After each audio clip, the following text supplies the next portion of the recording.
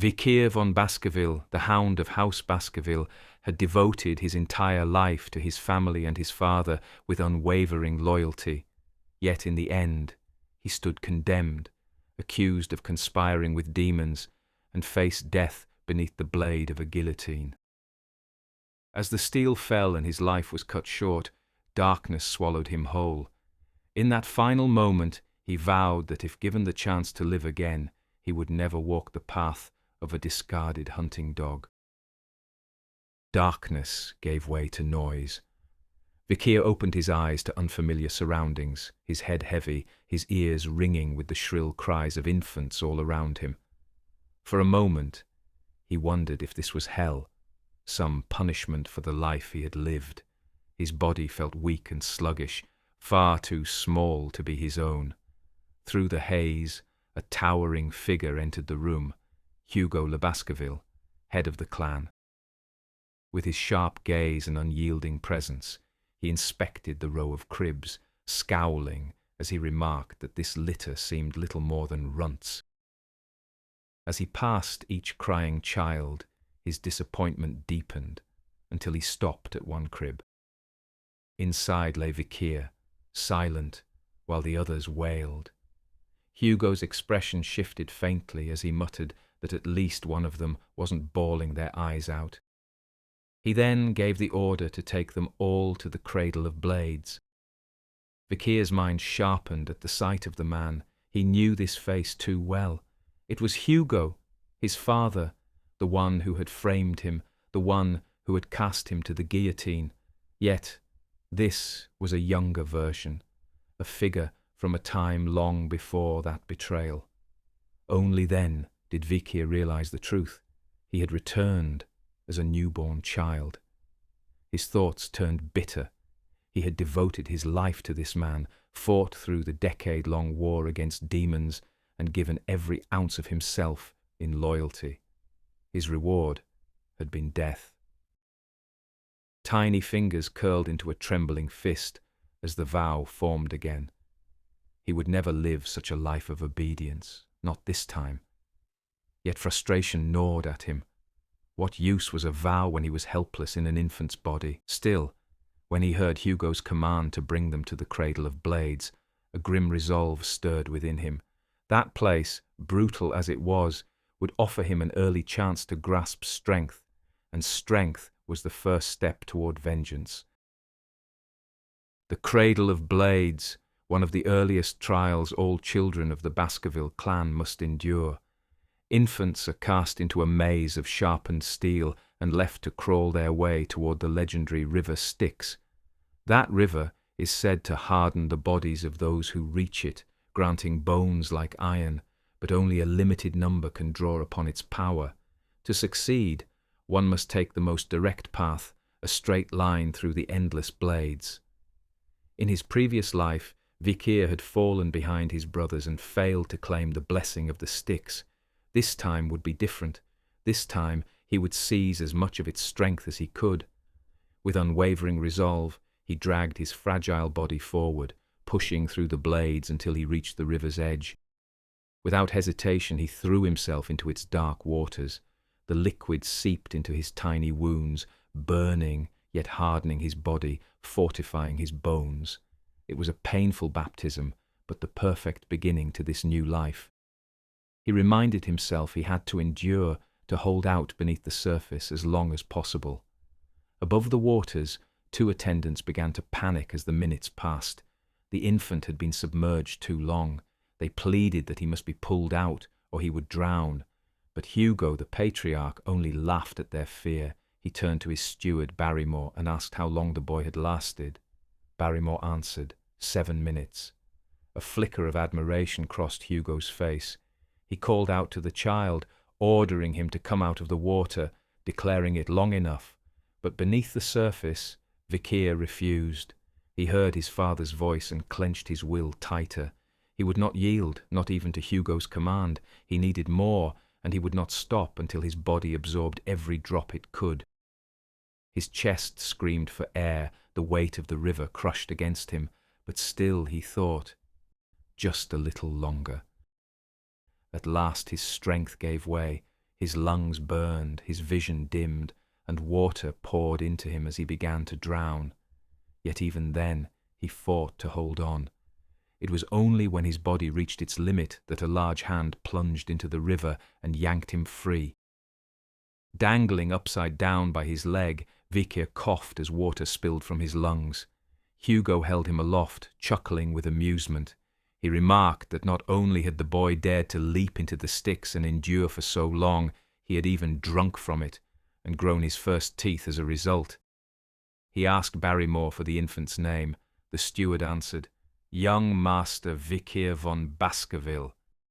Hugo grinned broadly, still holding the child upside down, and remarked that it seemed he had an exceptionally greedy son. Vikir thought to himself, "Laugh while you can, Hugo." Right now, he would bide his time, sharpening his fangs, but when the moment came, he would sink them into his father's neck once and for all.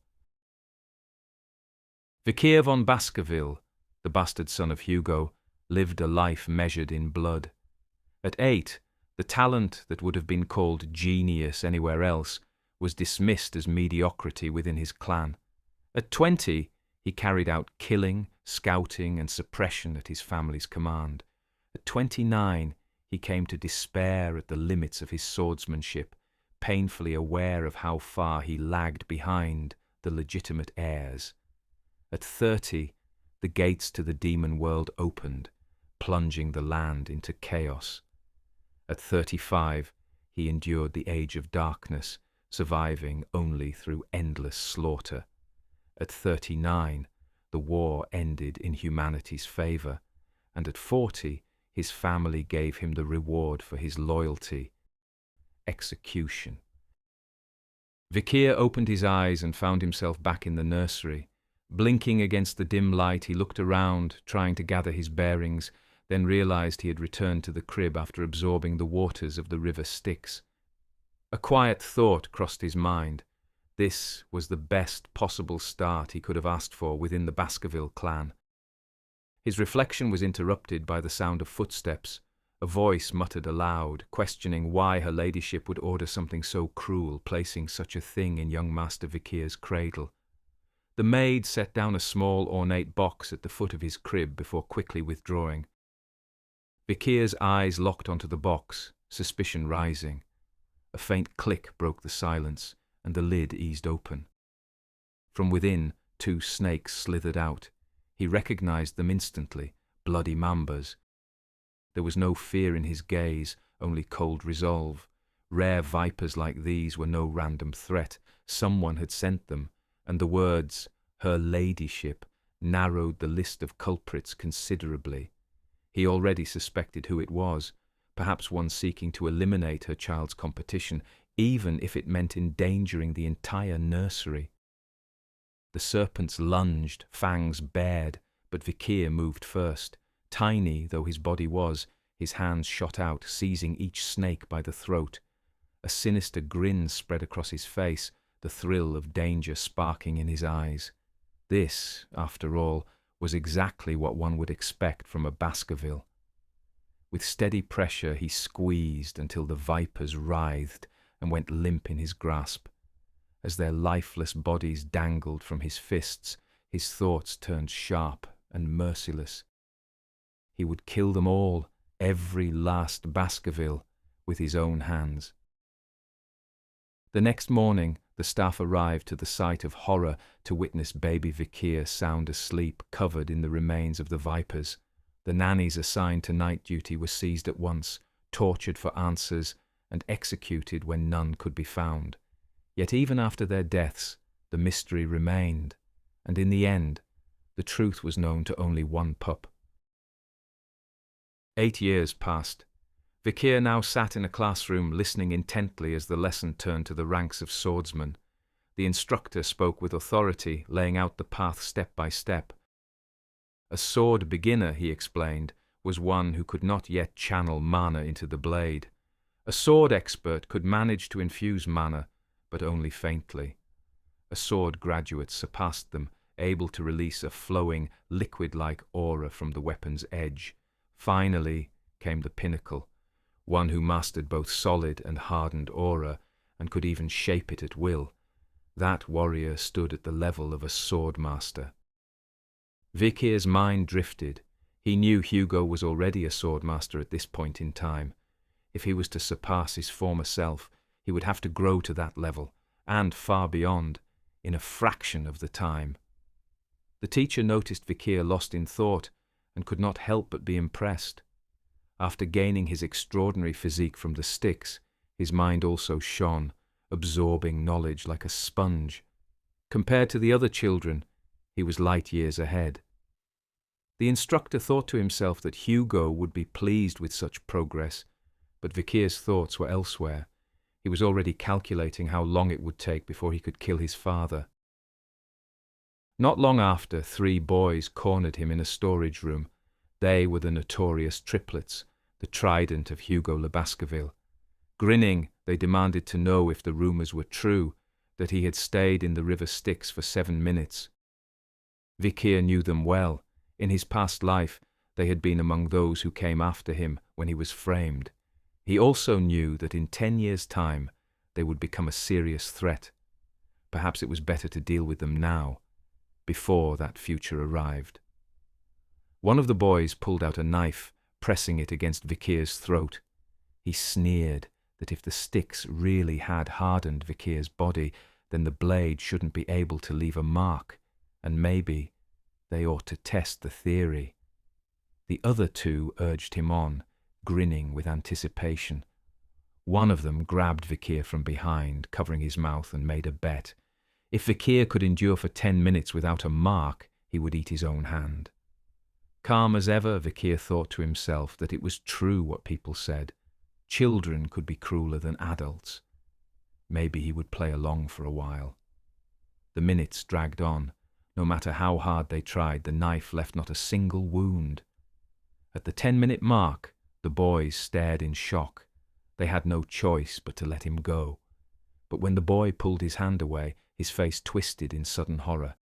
A finger was missing. Casually, Vikir spat it aside and remarked that the boy himself had promised to eat his own hand if the story was true. Surely he wouldn't go back on his word now. The triplets recoiled, claiming they weren't afraid, though their faces betrayed them. Muttering about finding a priest to mend the injury, they turned to leave. Vikir's voice stopped them cold. He asked in an icy tone who had said they could go. One of the boys, anger flaring, snatched the knife and lunged, declaring that they were a year older and he had no right to speak to them that way. The blade struck, but it was useless against Vikir's body. Vikir caught his wrist with ease. The boy cried out as a sharp crack echoed in the room. Vikir reminded them that in the Baskerville clan age meant nothing. Then a sinister smile spread across his face. It was time, he said, to have some fun. The boy recoiled, realizing the rumours were true, just as Vikir's fist smashed into his face. The other 2 froze in horror. One spat out an insult, calling him a bastard, but Vikir silenced him with a swift kick to the face. He told them coldly that none of them would be leaving this room. He would make sure they lived out the rest of their lives as invalids. Turning to the last triplet still on his feet, Vikir added that he was feeling generous. He would let one of them go. The 3 boys huddled together, trembling, and asked which one he would spare. Vikir tossed a dagger onto the floor between them. He said they would make that decision themselves. As he walked to the door, he glanced back with a grin and told them they had better decide quickly. He pulled the door shut behind him, his smile growing darker. Inside, the 3 stared at each other in dread. The silence broke into chaos as the room shook with the violent struggle of the triplets turning on one another. Outside, Vikir stood listening, his grin widening. The trident of Baskerville had already turned on itself. Elsewhere, Hugo was being briefed by Barrymore about a skirmish at the ruby mine between the Morg family and the Baskervilles. The Morgs were claiming it as their own. Hugo brushed it off, saying they'd be discussing the issue with them shortly, then asked what else there was to report. Barrymore shifted to the interim evaluation. Young Master Vikir had taken first place in the written exam. Looking pleased, Hugo asked when the practical would be held. Barrymore replied, in 5 days. But then his face darkened as he mentioned troubling news. There had been a serious confrontation among some of the young masters. Hugo asked how many had died. Barrymore explained none, but Hibbro had lost all his teeth, Midbro had suffered a broken jaw, and Lowbro had lost a finger. They'd received the best treatment and recovered physically, but the psychological scars remained. Hugo frowned. It sounded like they had fought each other, but that was impossible. They were a tight-knit group. Barrymore revealed the truth. The one who had inflicted those injuries was Vikir. Hugo's eyes widened in shock. Not long after, Vikir was called into his office. Hugo greeted him fondly, remarking on how much he had grown. Vikir smiled, thanked him politely. Then Hugo's expression hardened as he brought up the incident with the triplets. Vikir tilted his head, finger against his lips, as if in thought. He said they had received treatment and were fine, weren't they? But Hugo shook his head. He wasn't talking about their bodies. He meant their minds. Ever since the incident, the triplets hadn't spoken a word to each other. Their unity had been their greatest weapon, and now it was broken. He asked Vikir if he thought what he did was wrong. Vikir paused, then asked back, what exactly was wrong about it? Hugo said he had ruined the brothers' bond. Vikir's gaze turned cold. He answered that he was stronger than them, so how could he be in the wrong? Hugo told him the brothers had been in earlier and said they forgave him. Didn't he feel guilty after hearing that? Vikir laughed. Forgive him.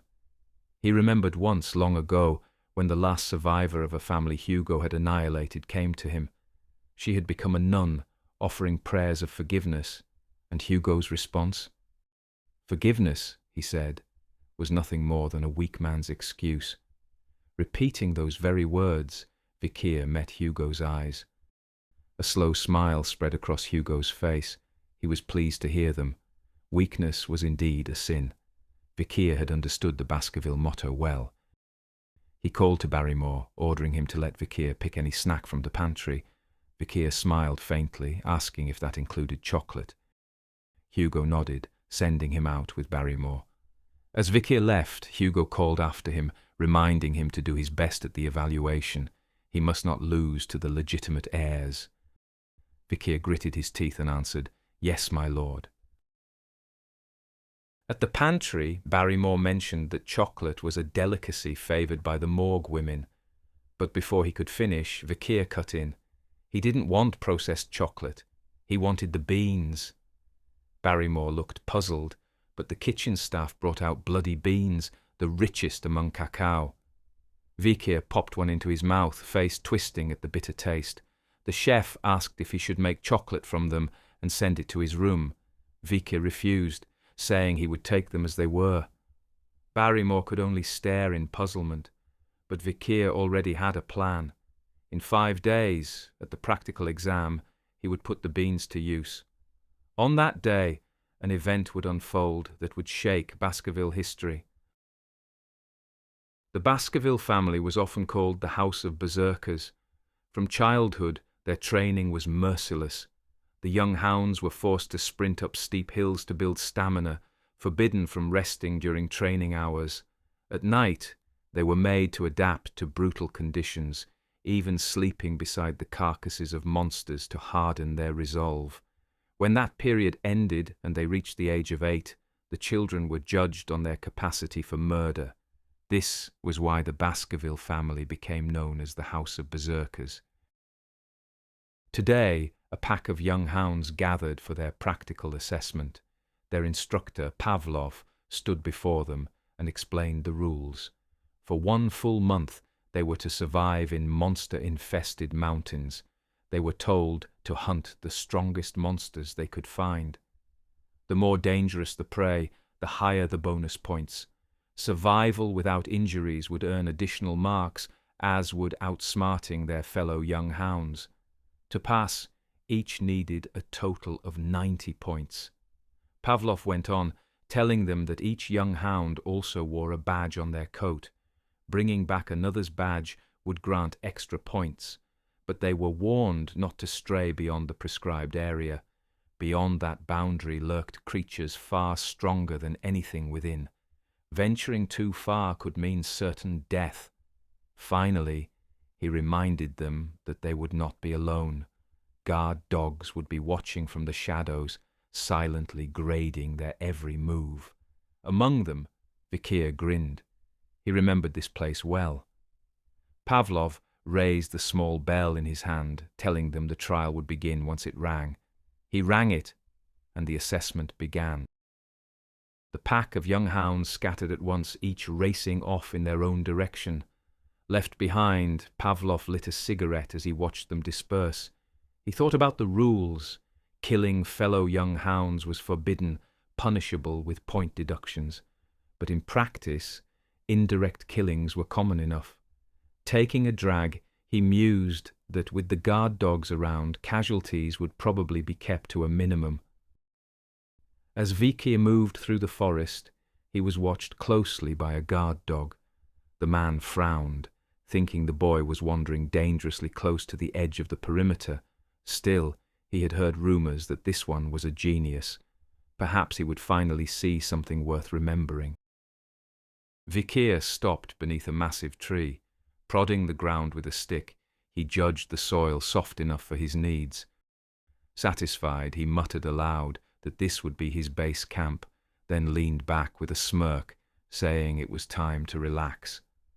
From the shadows, the guard dog's eyes narrowed, relaxing already. He was taken aback by the boy's calmness. Elsewhere, young hounds clashed with monsters and each other, their cries echoing through the mountains. Yet Vikir was doing none of that.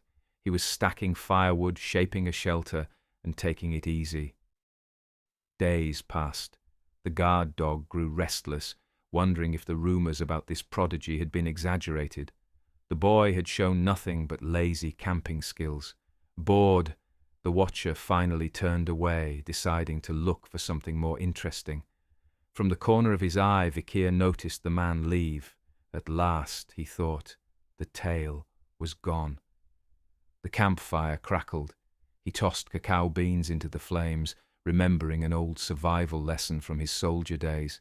The beans would mask the stench of meat and keep animals from catching his scent. With that done, he finally had everything prepared. Now, it was time to hunt, but not in the safe zone.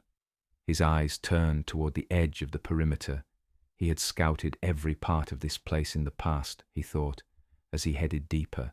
Then, a faint smell of ash reached his nose, leading him to scorched trees scattered ahead. He was close to its habitat, he thought to himself. Then came the crackle of flame, followed by the foul stench of burning dung. There was only one creature that left such a sign. A growl rumbled through the trees. Vikir looked up at the creature, lips curling into a smile. He had hated this beast during his scouting days. Even so, it felt almost nostalgic to see it again. The hellhound.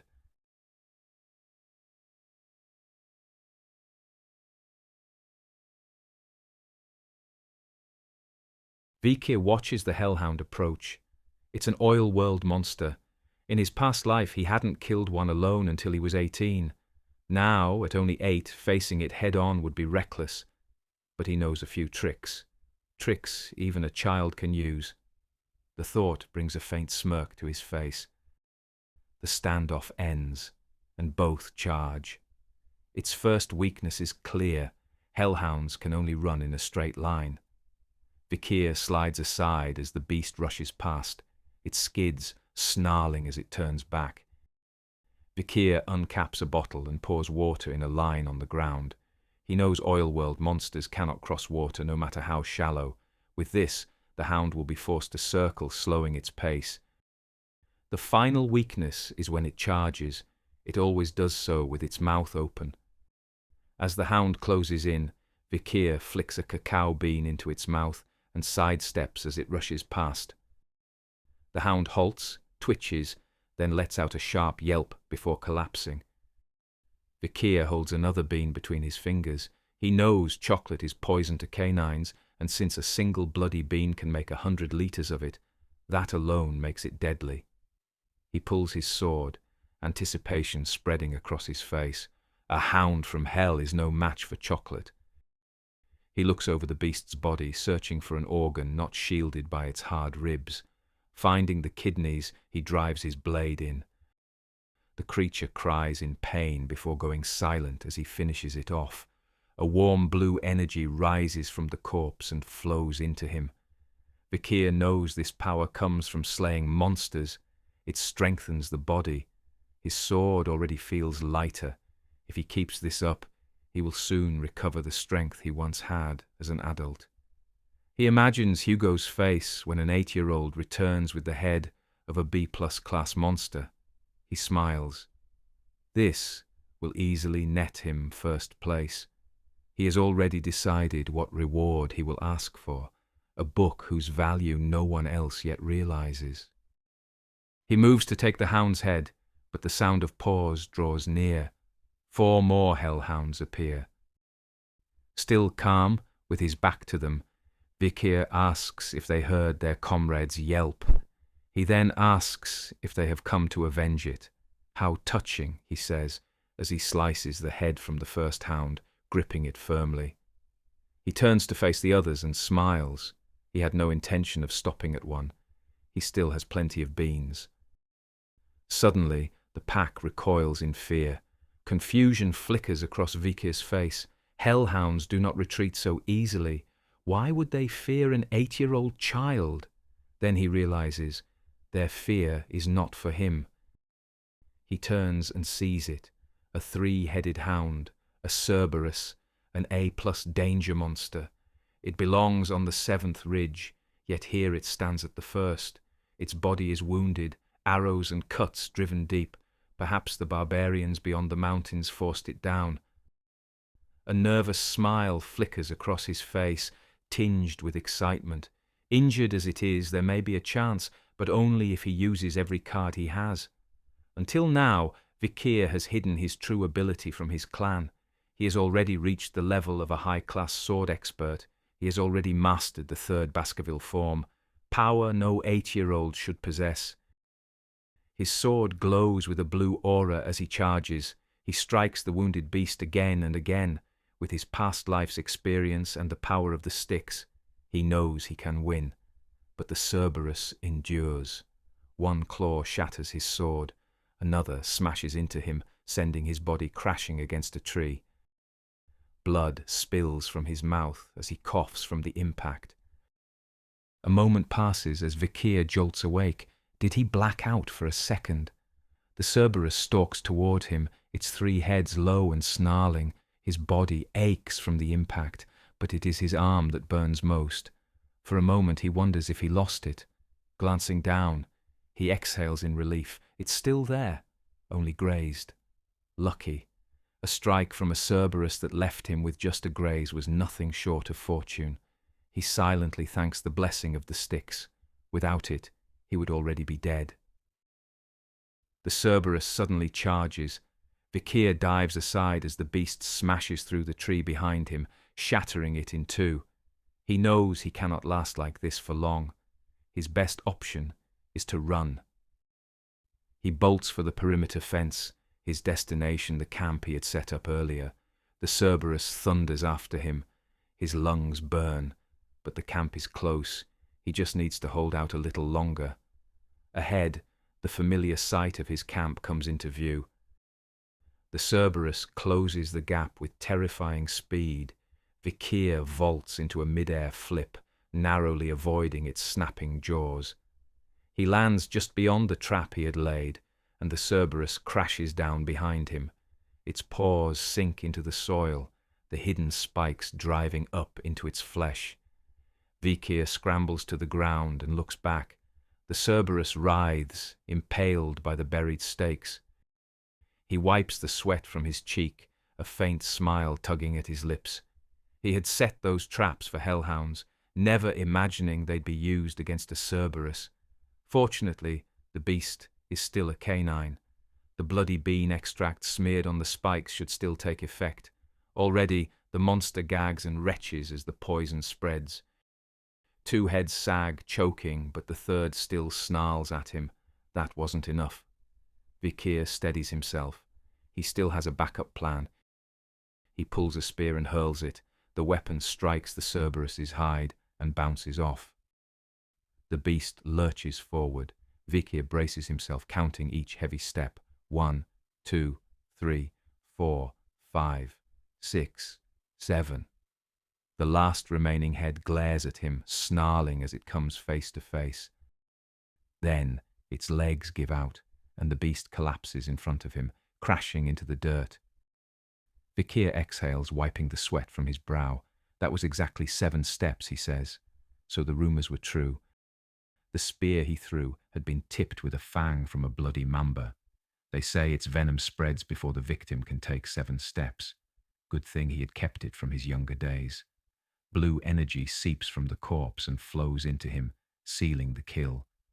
But then another thought strikes him. How is he supposed to bring this carcass back? He recalls that a Cerberus is a gatekeeper. Where there is one, there must be a dungeon nearby.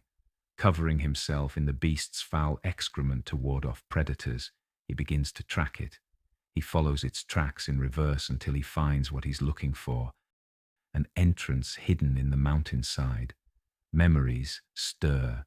In his past life, this dungeon would not be discovered for another 10 years, and when it was, it had already been cleared of anything valuable. But today, the heavy stench of mana still lingers beneath the rot. The air grows thick. The darkness inside is deep. A smile spreads across Vikir's face as anticipation builds. He steps into the shadows, saying he cannot wait to see what kind of treasure lies within. Vikir makes his way through the cave tunnels. Ruby veins glimmer faintly along the walls, and he realizes the dungeon must be connected to Red Spike Mountain, a branch of Le Rouge et Le Noir. Up ahead, a red light flickers. Could that be the main chamber? As he draws closer, the glow grows blinding, forcing him to shield his eyes. When he steps into the chamber, he sees the source, a massive ruby set atop a pedestal, flooding the cavern with crimson light. But on the far wall, a skeleton leans against the stone. Someone had already been here. Vikir examines the remains. The bones are pierced with stab wounds, and dried blood stains the walls and floor. Next to the corpse lies a note. He picks it up. The letter begins, "My name is of little importance. Call me Cain." The handwriting is unmistakable. Baskerville script. The writer was of his clan. Cain's words tell a grim story. He and his brother Abel had stumbled upon this place and fought their way here, only to face the test of the chamber. For 3 long years they lingered, struggling to solve the riddle that guarded the treasure. Vikir frowns. 3 years? Why stay so long? His eyes drift back to the glowing ruby. Was this the treasure? He studies the inscription carved into the pedestal. 1 journeys in, 2 arrive, but leave as 1. He returns to the letter. Cain explains how he and Abel mulled over the riddle until they reached their conclusion. As twins, they had once been one in the womb, but were separated at birth.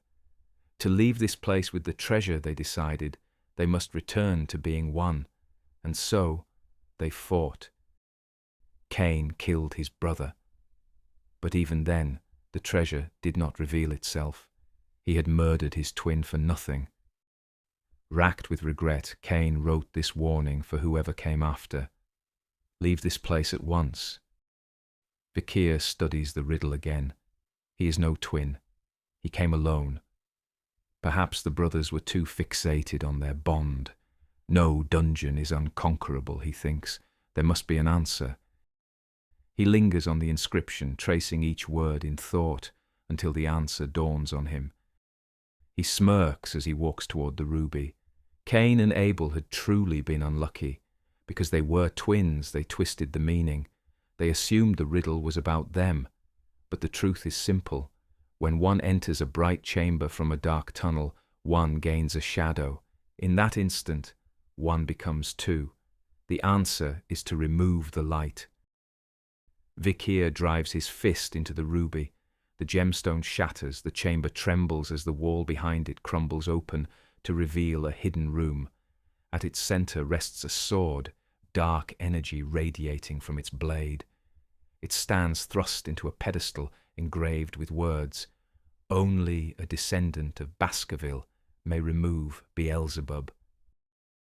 Vikir repeats the name in shock. Beelzebub, the gluttonous fly. Legends tell of mysterious supreme monsters that once invaded the continent, demonic constellations known as calamities. 7 noble houses rose to confront them. The first to fall to the Baskervilles was Beelzebub. Its remains had been preserved within their domain, but the lingering demonic energy drew monsters like moths to flame. So, the legend was true.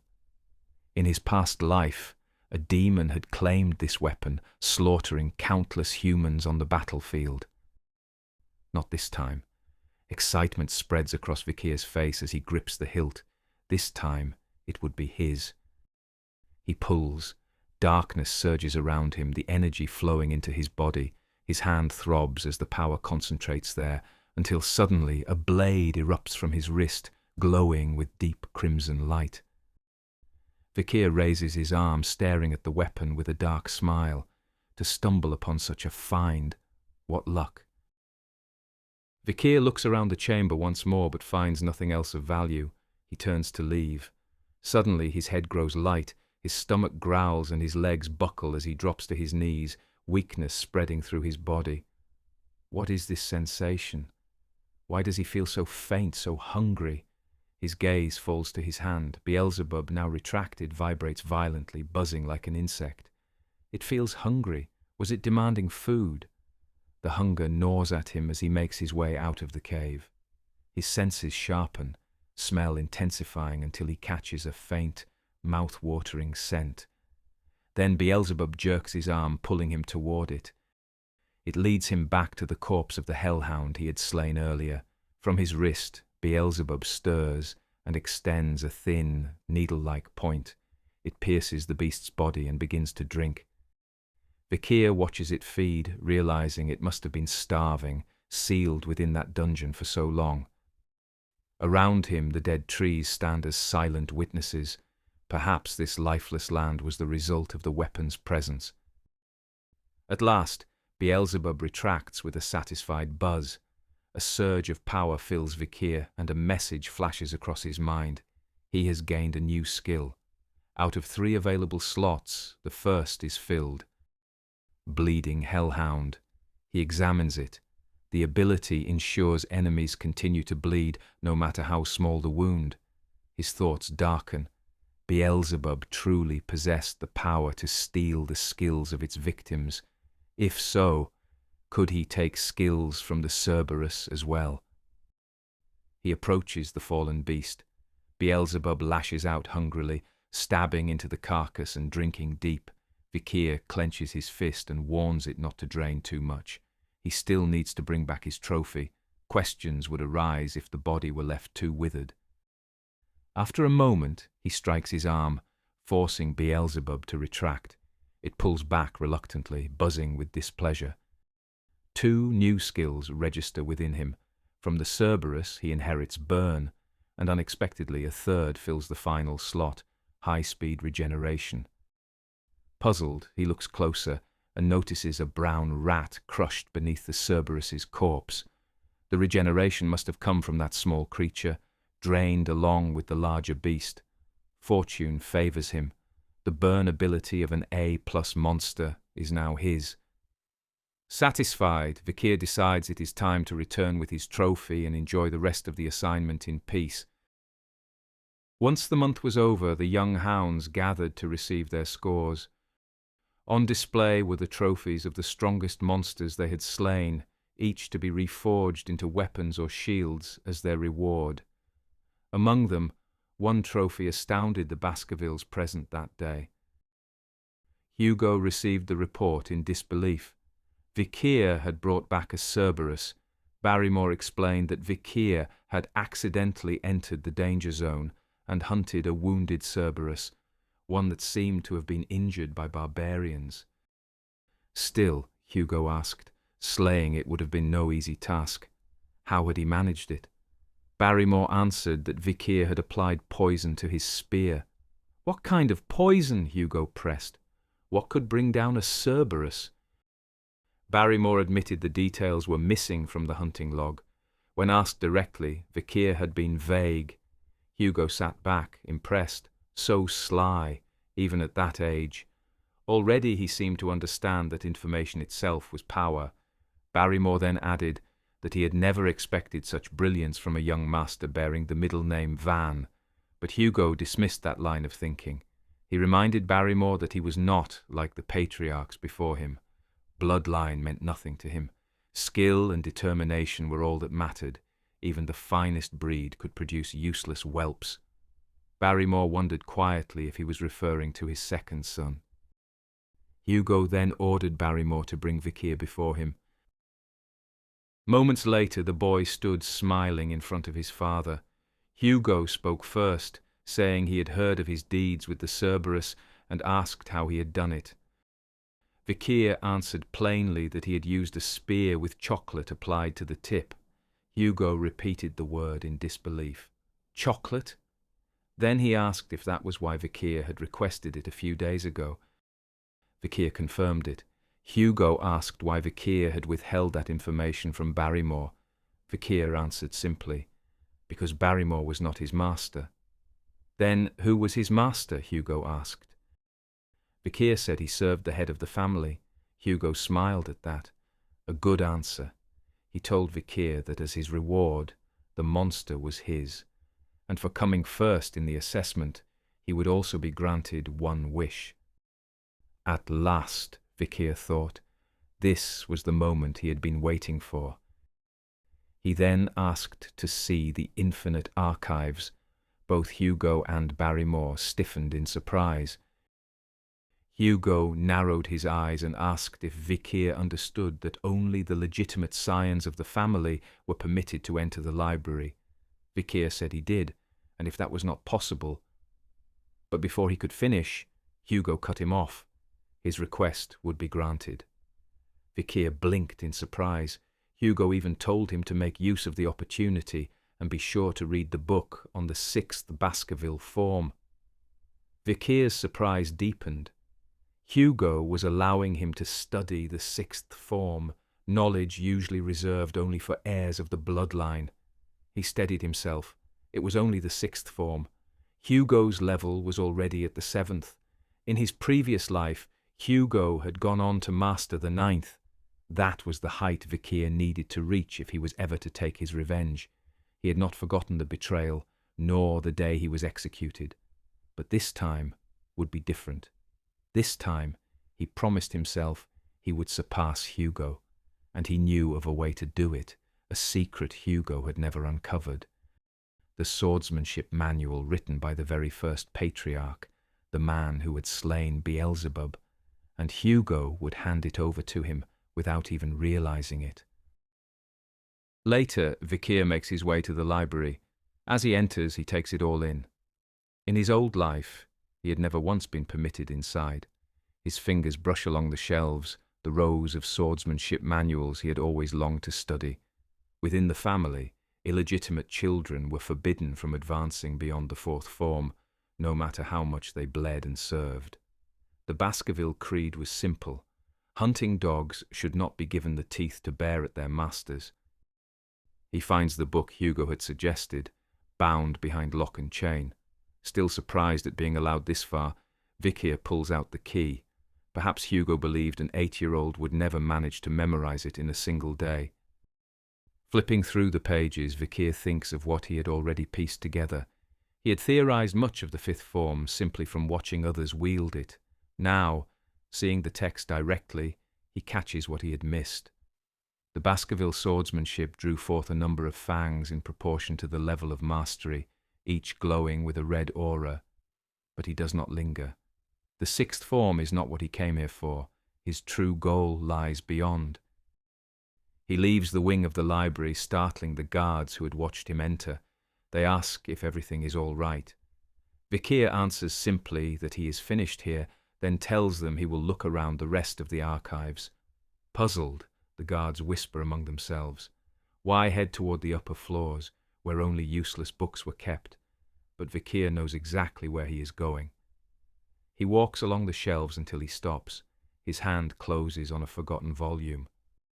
The lurking impacted tooth. It is a manual of the first form, discarded because several pages were missing. Even children no longer bothered with it. But Vikir knows its true worth.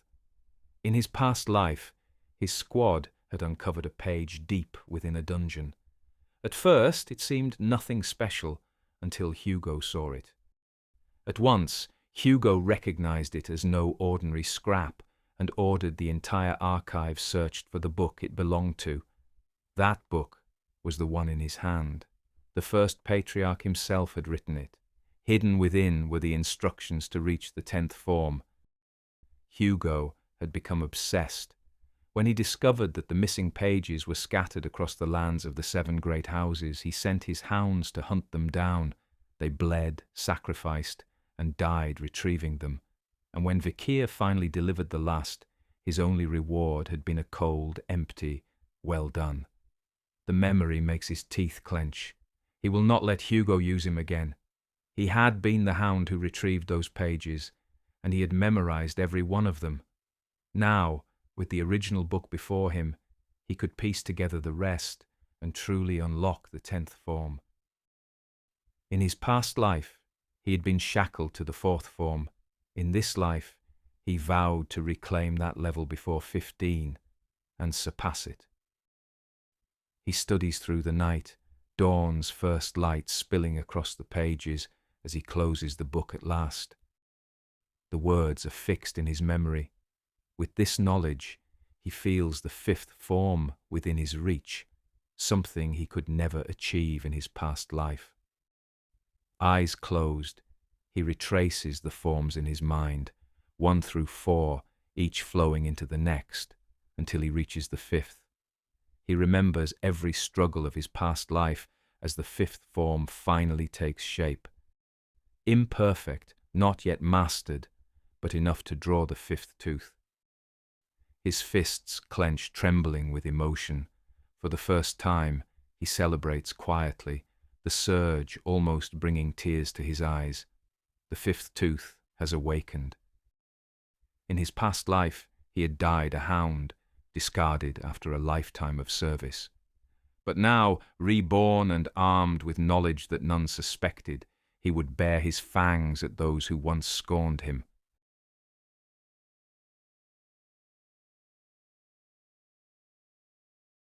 Vikir exhaled slowly as the final motion fell into place. The 5th tooth. He had grasped it. Power rippled through his body. His mana pool was growing steadier, his aura flowing more freely, taking on the weight of liquid. It was the mark of a sword graduator, a height he had only reached at 30 in his past life. To touch it now at this age left him certain he was already beyond the man he once was. His swordsmanship sharpened with every movement. The path to the 10th form no longer felt distant. The technique hidden in the book, the lurking impact, held a depth of power he had only begun to taste. He shut the book, thoughts turning to Hugo. How much could he reveal without drawing suspicion? Too much or too little, and the balance would break. From his pocket, Vikir pulled out a small magnifying glass. Tilting it toward the window, he let the sun's beam fall across the open pages. Smoke curled upward as the parchment began to burn. He smirked. No one else, not even Hugo, would discover the secrets inside. The sound of boots approached. 2 guards appeared, alarmed at the faint smoke, and asked what had happened. Vikir's face was calm as he feigned regret, saying it was nothing more than a careless accident. He offered to report it immediately. The guards shook their heads, worried, but Vikir gave a faint smile and suggested they simply forget the matter. The book was worthless, hardly worth troubling Barrymore over. The guards exchanged a relieved glance and agreed. As he left, they whispered in surprise that Vikir was unusually kind to servants. Vikir walked away smirking, the secret erased in smoke and ash. Vikir made his way back to Hugo's office. The man was waiting, his sharp gaze fixed on him. Hugo asked if he had learned much from his time in the library.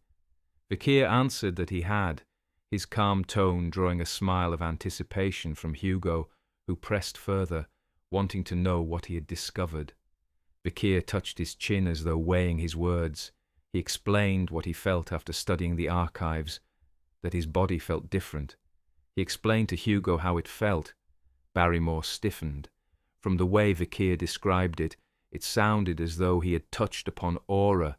Hugo considered it. Even prodigies usually reached aura at the age of 15, yet Vikir was 8. The thought left him excited, though he wasn't sure why. Finally, Hugo asked Vikir to show him what he meant. Vikir smiled faintly and answered, "Of course." Hugo had gathered all the young hounds in the arena to witness what Vikir had learned. Barrymore stood beside him and asked what he intended to do to test young Master Vikir's skills. Hugo replied that he would pit Vikir against a monster.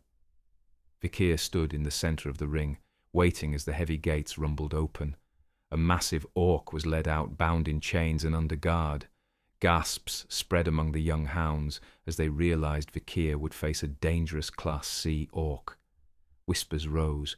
Why would an 8-year-old be sent against such a creature? Hugo raised his hand. The guards obeyed, releasing the chains. Then the orc let out a thunderous roar, then charged. Vikir did not flinch. As it closed in, his blade swept in a blur, severing the orc's arm. Another strike followed, and its foot was gone. The beast collapsed, stunned that a child had felled it so easily. Vikir watched it writhe.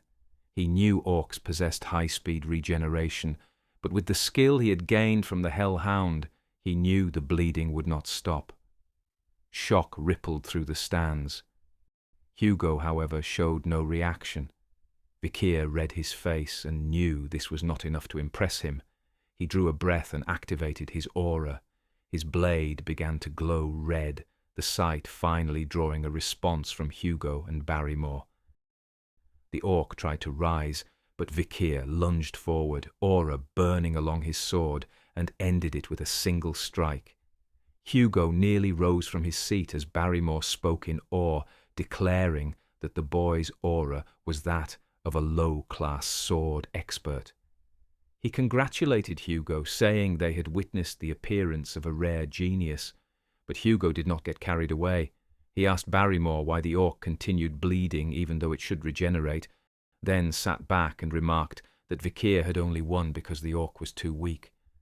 Vikir looked up at the stands, a faint smile on his face. He called out to Hugo and asked if he had anything stronger for him to fight. The crowd murmured in disbelief at Vikir's request. No one expected an 8-year-old to ask for something stronger after slaying an orc. He knew he needed to do more to impress Hugo. If he showed enough, he might be rewarded with the chance to train away from his watchful eyes. Hugo grinned at the boy's boldness. He turned to Barrymore, asking if they still had the monster they recently caught. At his order, it was brought out. Gasps rippled through the arena as a massive troll was dragged forward in chains. Vikir looked at it with anticipation and asked Hugo if he may begin right away. Hugo raised his hand for the chains to be removed, then announced that he could start. The troll roared as the iron restraints fell away. It swung a massive fist down, the ground trembling under the blow. Vikir darted aside, avoiding the strike, and briefly moved in behind it. Then he pulled back, retreating to a safe distance. The crowd whispered in confusion. Why retreat after gaining the advantage? Hugo, however, smiled. He called it a smart move. Trolls had remarkable regenerative powers. One needed the right moment to take it down with a single blow. Vikir kept moving, dodging strike after strike, watching carefully for an opening. The troll's breathing grew heavy. The onlookers began to wonder if Vikir's plan was to wear it out. To Vikir it was tedious. He could end this quickly, but he needed to make it look like a struggle. He couldn't reveal too much. It had to be believable. At last, He saw his chance. He darted in and slashed at the troll's shoulder. The beast let out a howl of pain and crashed to its knees. The blow wasn't fatal, but the crowd erupted in awe. To them, it was astonishing. An 8-year-old had wounded a troll, something even seasoned hounds would struggle to do. Vikir knew it wasn't enough. He had to finish it, but he also had to be careful. It needed to look like a hard-won fight. Hugo raised his voice, saying Vikir had shown enough, but Vikir called back that he was almost there. Give him one more strike. If he failed, he would yield. Hugo narrowed his eyes, then after a moment allowed it. Vikir steadied himself, gathering aura into his blade. He weighed how much power to reveal, deciding to make it look as though the sudden danger had forced him to break through. The troll roared and charged, shaking the arena with each thunderous step. Vikir lowered his stance, aura spilling from his blade. This was the moment. Hugo would see exactly what he wanted him to see. He surged forward, aura blazing. The two met head-on, and with one clean sweep, his sword cut through the troll's neck. Its head rolled across the dirt as the massive body collapsed. The arena fell into silence. The crowd stared with open mouths, unable to believe what they had seen. An 8-year-old had just attained the second form, exactly as Vikir intended them to believe. He feigned surprise, lowering his sword as though stunned by his own power. Hugo's eyes widened, and for the first time, even he looked shocked. 1 week later, Vikir sat in the dining hall. He ate in silence, noticing how the atmosphere around him had shifted. Since the fight with the troll, everyone had grown distant. The others looked at him differently, cautious and withdrawn. Still, seeing Hugo shocked had been worth it. They now recognized him as a mid-level sword expert who had reached the second form, but that was only what they believed. His true strength was far beyond, already touching the level of a low-class sword graduator with the incomplete 5th form, and after taking the troll's unique ability of high-speed regeneration, he was likely stronger than any ordinary graduator. He frowned. His appetite had grown even sharper since acquiring Beelzebub. Footsteps sounded behind him. Vikir turned, glaring as the triplets approached. His eyes narrowed. Were they here for another beating? But the three raised their hands quickly, insisting they weren't looking for a fight. They told him they had only come to say how impressed they were with his deeds. First the Cerberus, now the troll. Vikir blinked, then spat out his soup in surprise. What game were they playing? Anger began to stir, but before he could speak further, Barrymore appeared. He informed Vikir that his lordship was calling for him at once. At the main castle, an important guest had arrived. Hugo greeted Alfonso Morg, though his expression showed little enthusiasm. Alfonso had come for the annual event that set House Morg against House Baskerville in friendly competition. Alfonso remarked that he hoped there would be no serious injuries this year, unlike the last. Hugo dismissed him, saying the so-called injury was barely a graze, and that Morg children were simply fragile. Alfonso replied, annoyed, that Morg children were not fragile, but elegant and graceful. The two men glared at one another, Master of Mages against the iron-blooded Master of Swords. The two houses had not always been at odds. Magic and swordplay were once considered perfect partners by the Emperor, and that was why the event was created. Children between the ages of 8 and 15 were chosen to compete, but peace fractured when blood was spilled in the ruby mine, each house claiming it by right. Since then, the rivalry had deepened, though the training continued by imperial decree. That was why Alfonso had come in place of his sister, the family head. He looked to Hugo, remarking that he had heard a prodigy had emerged in House Baskerville. Hugo feigned indifference, saying it was nothing of note. Alfonso, knowing him well, recognized the satisfaction hidden beneath his calm. Then he smiled and said Morg had a prodigy of their own. He called for her to enter. A young girl with red hair stepped into the room and sat beside Alfonso. He introduced her as Camille, his sister's daughter. He told her to greet Hugo. Camille paused, then asked if he was the bad man who had stolen their ruby mine. She told him to give it back, speaking with blunt rudeness. Hugo's eyes narrowed. He repeated her words. Bad man. Alfonso hurried to hush her, stammering that she was being impolite, but Camille said he was the one who had called Hugo a bad man first. Alfonso grew flustered and tried to deny it. He asked Hugo to forgive her, saying she must have misunderstood. Hugo smiled coldly. He told Alfonso not to worry, that it was only natural. After all, Morgue children received inferior education. But Camille blurted again, demanding her rubies back for her research. Hugo's smile vanished. He slammed the armrest and shouted enough, his voice heavy with menace. He said it seemed Morgue children were not taught manners. The room fell silent. Then the doors opened, and Vikir stepped inside. His voice was calm, yet cutting. He asked whether the Morgue family taught their children to covet what did not belong to them. Barrymore announced his arrival. Alfonso's eyes flicked toward him, curious. He wondered if this was the prodigy everyone had been whispering about. Was this really the one who had defeated a troll? Alfonso narrowed his eyes, trying to measure him, yet before he could think further, he noticed Camille had vanished from her chair. She now stood directly before Vikir, meeting his eyes. "What did you say?" she demanded. Alfonso called to her, and Vikir's eyes sharpened at the name Camille. He knew that name, the Iron Blood Empress of Morgue. In his past life she had risen as the strongest mage of her house. She slaughtered monsters and barbarians without mercy on Le Rouge et Le Noir, impaled bodies, and burned them alive.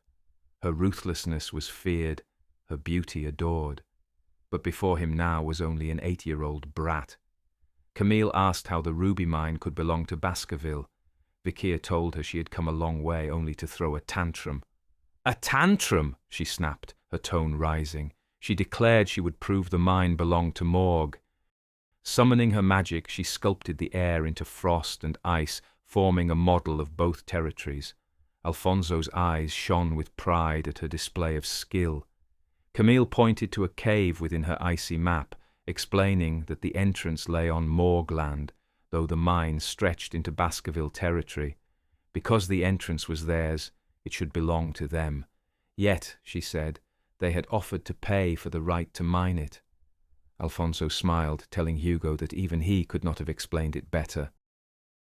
Vikir asked if Morgue required rubies for magical research. Camille agreed. Vikir replied that it was a pity, but Baskerville would not yield to such demands. Camille grew annoyed. If Baskerville had no use for the rubies, why not accept Morgue's offer? Vikir's eyes were cold. The land belonged to Baskerville. Why should they allow trespass? The loss lay with Morgue, not with them.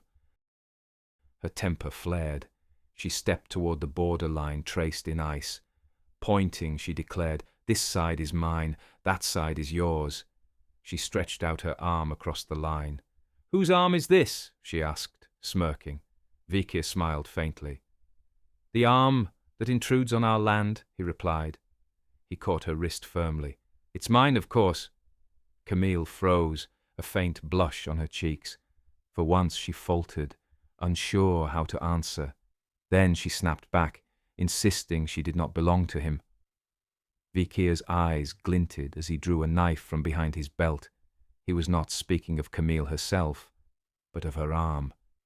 Camille's expression faltered, her voice edged with fear as she asked what he meant. Vikir moved his knife to Camille's wrist.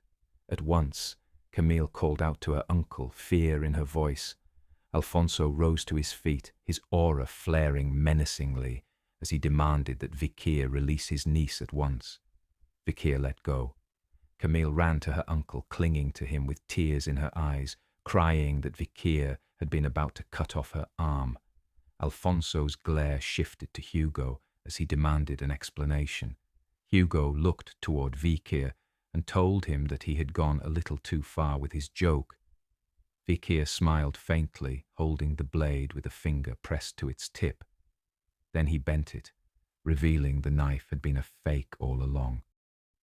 He explained that this was the way Baskerville children would play. Alfonso was left stunned that it had only been a toy. He wondered what kind of children would call such dangerous things a game. Vikir bowed respectfully to Alfonso, apologizing for making Camille cry. Hugo chuckled and remarked that perhaps it was best not to interfere with the games of children. He then turned to Alfonso, suggesting that he might have a solution in mind regarding the ruby mines. It would be better, he said, to discuss it after the training. Camille, still teary-eyed, glared at Vikir and told him he would pay for this. And so the joint training commenced. The focus of the event for most of the watchers was on one battle above all others: Camille of House Morgue against Vikir of House Baskerville, the two prodigies from each side. The bell rang to begin the duel. Camille warned Vikir that she would not go easy on him and immediately began to cast. Magic circles bloomed in rapid succession and the crowd gasped in awe. She was weaving 4 spells at once. A barrage of elements surged toward Vikir. He slipped through them easily, advancing on her position. He noted that while her display looked impressive, her accuracy was poor, and she would be better off focusing on a single spell. Camille scowled at the suggestion and raised a wall of earth to block his approach. Vikir smashed through it with ease, leaving her stunned. She closed her eyes as he closed the distance, berating herself for letting her guard drop. Bracing for the blow, she waited, but nothing came. Opening her eyes, she found Vikir standing before her, hand raised as though to flick her. Then, with a sharp snap, his finger met her forehead, and she went tumbling back. Up in the stands, Alfonso rose in disbelief. He could hardly believe what he had seen. Had the boy just flicked her? Camille pushed herself up, glaring, her pride stung. Had he really flicked her? Was he mocking her? Was he holding back? Vikir stood grinning, remarking that it looked painful. He told her it might be best to concede before she ended up hurt even more. Her face burned with anger. She summoned 2 walls of sand, raising them as a challenge and taunting him to try breaking through. Vikir thought to himself that he could simply walk around them, but where would the fun be in that? He drove his fist straight through both barriers, his arm bursting out the other side, his hand inches from her face. He asked whose hand it was that now crossed to her side, and answered his own question. It belonged to whoever was stronger. Then he flicked her forehead once more and smashed through the wall completely. Camille looked up at him, holding her forehead and grimacing. Her fury spilled over. Spells flew in all directions, but her rage had ruined her accuracy. Vikir barely needed to move to avoid them. To him, it was like swatting aside the tantrums of a child. He thought grimly that he could end her life here and now without effort, but killing her would bring nothing but problems. The challenge was finding a way to make her stop without hurting her too badly. His eyes drifted briefly toward another fight behind them, a clash that looked like a battle between 2 fools. Perhaps he could use that chaos to his advantage. Camille, screaming in frustration, demanded to know why she could not land a single hit. Her temper snapped, and she rushed him, calling him a brat. Vikir's sharp eyes caught movement over his shoulder. A morgue mage was standing further back, charging a massive flame spell. Vikir smiled at Camille, warning her to put up a defensive spell. He fell back a few steps from the platform, and the spell rushed past him. Camille, still on the stage, was caught in the blast as the flames struck. Then the arena shook with the explosion. A cloud of dust and smoke engulfed the arena. Alfonso called out for Camille, his voice tight with worry, but he could see nothing through the haze. Camille heard her uncle and froze, unsure what to do. She had saved herself at the last second with a defensive spell, but her clothes had been scorched. Her shirt was barely clinging on, and though the smoke hid her shame for now, once it cleared, She knew she would become a laughingstock. She prayed desperately for someone, anyone, to spare her from the humiliation. Through the smoke, a figure appeared. Camille looked up and saw Vikir standing before her, telling her to cover herself before the smoke cleared. She hesitated, asking why he would help an enemy, but he only asked whether she wanted it or not. Grateful, she pulled it around herself, her thoughts clouded with confusion as she wondered why he would look out for her at all. As she clutched the coat, she noticed something else. His arm was bleeding. Vikir glanced down and saw the cut, no doubt caused by a fragment of an infused blade scattered in the explosion. The smoke began to thin, and the arena slowly came into view. Gasps filled the air. Alfonso cried out in relief, seeing his niece alive and safe. But the sight left the crowd murmuring. Camille was on the ground, but Vikir was the one bleeding. They looked at one another in confusion, asking themselves who had truly won. Not long after the battle, Vikir walked through the halls with Hugo. Hugo asked how it felt to fight a mage. Vikir answered that it had been an interesting experience.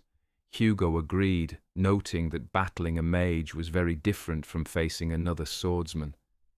Then he asked why Vikir had held back against her. Vikir admitted he had not been sure how to fight a girl.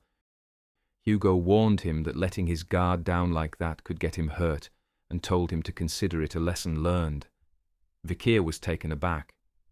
Had Hugo just expressed concern for him? He could not remember much about Hugo from his early childhood in his previous life. All he had ever known was the strict and cruel man he later became. Rumours had said that Hugo changed after losing his first wife and daughter. Hugo soon shifted the subject, asking Vikir's thoughts on the ruby mine. Vikir suggested they give it to the Morgs. Hugo pressed him for his reasoning. Vikir explained that their true priority was conquering the wildlands and expanding their borders. The mine lay at the base of the mountains, a place crawling with monsters that harassed the Baskervilles. Better to use the Morgs to help keep that region clear. Hugo was impressed, praising him for an excellent answer. Then, with a sinister edge, Hugo added that they could even drive monsters toward the mine, turning the rubies even redder. 2 birds with 1 stone. He rubbed Vikir's head, saying the boy's plan was in line with his own. Of course, Vikir thought, that had been the very plan in his previous life.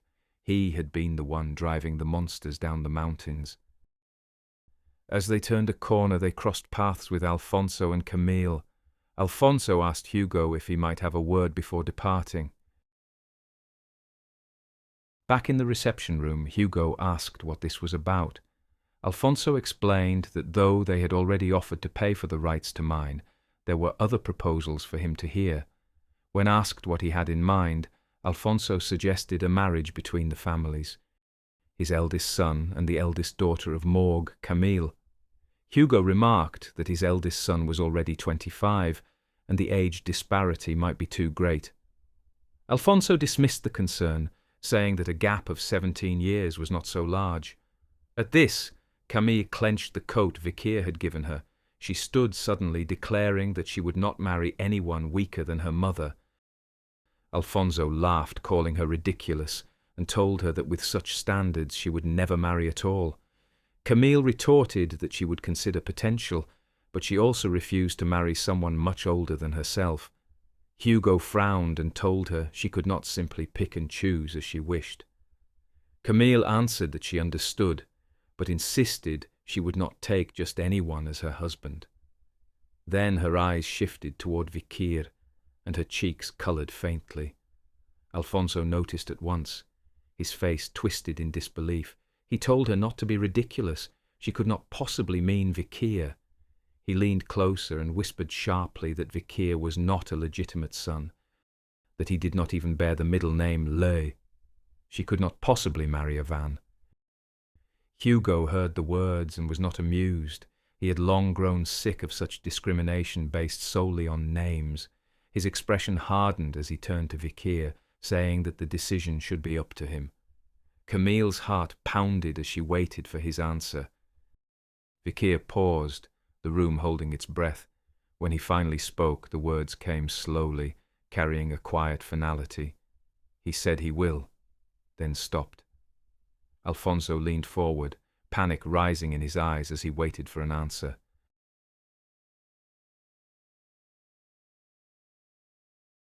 After a brief pause, Vikir said, "He will do as his father commands." Camille, her cheeks faintly flushed, wondered to herself, did that mean he wasn't against the idea? Hugo turned to Alfonso, his tone firm as he declared that bloodline meant nothing within the Baskerville family. Even some of the Lair were inferior to the Van, he said. Alfonso gave a quiet chuckle, studying the boy before him. He remarked that Hugo seemed to hold Vikir in unusually high regard. Was the child truly that talented? His eyes trailed over Vikir from head to toe, weighing his presence, measuring his worth. Vikir did not look away. As their gazes met, he recalled what he knew of the man. Alfonso, a sixth circle master and one of Morg's most powerful mages, a man known equally for his formidable skill and his overprotective fondness toward his niece. Alfonso crouched slightly, lowering himself to meet Vikir's eyes. He said that he would not allow just anyone to marry his dear Camille. Resting a hand on Vikir's shoulder, he added that if Camille were ever to marry, he alone would judge the man's worthiness. Then, as his hand lingered, Alfonso's brow furrowed in surprise. The boy's body was solid, pure muscle, and at such a young age. 8 years old, and built like this. He turned to Hugo, an intrigued glint in his eyes. He asked permission to test the boy, to have what he called a heart-to-heart. Hugo's voice carried a hint of irony as he asked whether the great sorcerer of Morg wished to intimidate a child. Alfonso replied that this was no ordinary child. This could very well be his niece's future husband. He asked not as the deputy head of Morg, but as an uncle who deeply cared for his family. Camille protested quietly, urging him to stop, but Alfonso waved her off, saying this was how such matters were meant to be settled. He turned back to Hugo and asked once more for his approval. Hugo granted it. Back in the training grounds, Vikir stood opposite Alfonso. The air was quiet now, no audience, no guards, only the 4 of them, Camille, Alfonso, Hugo, and Vikir. Alfonso stood there and told the boy that he would be testing his abilities, so he should not hold back. Vikir stayed silent, thinking that if he truly unleashed everything, Alfonso might collapse from the shock. With a faint smile, Alfonso added that he would give himself a handicap. He summoned a wave of earth mana, shaping the soil into a clay pot. Camille watched, her eyes widening as Alfonso filled the pot with water using magic, then carefully placed it on his own head. He declared that he would remain in place. If Vikir could make him spill even a single drop of water, he would concede defeat. In his past life, Vikir would never have stood a chance against a mage like Alfonso. But now, this was the perfect opportunity to test how far he had come. He glanced at Hugo and thought that his father was probably thinking the same thing. Alfonso motioned for him to begin. Vikir's body tensed for an instant, then he darted forward, his movements sharp, precise, and fast. Let's see how powerful he really is, he thought. Camille's voice rose in panic, warning him not to attack Alfonso head-on. But before Vikir could even strike, his sword clashed against an invisible wall. A flash of light rippled outward, and he stumbled back as the barrier absorbed the blow completely. Alfonso chuckled, reminding Camille that she was not supposed to interfere. Shield magic, he said, was the perfect defense against swordsmen. Then his tone darkened. Flames gathered around him as he conjured 4 fire projectiles that hovered in the air. He told Vikir it was now his turn to attack, and sent them flying. Camille gasped, shouting that Alfonso was going too far. He had never used that level of magic while training with her. Alfonso, half amused and half wounded, asked whose side she was on. his expression exaggerated into mock sorrow as he accused Vikir of turning his beloved niece against him. Hugo, quietly observing from the side, recognized that Alfonso was still holding back. The fireballs moved just slow enough for Vikir to evade them. For now, there was no need to intervene. Let's see what he can do against a true sorcerer, he thought. Vikir weaved between the incoming flames and charged again, striking the barrier in rapid succession. Alfonso smirked. He told the boy that no sword could ever pierce his shield. But Vikir's strikes grew faster, each one aimed at the exact same point. A faint crack began to form in the air where his blade connected. Alfonso's eyes narrowed. The boy's precision and focus were far beyond his years, truly remarkable. Then, with one final blow, Vikir's sword shattered in his hands. Alfonso straightened and said that it was futile.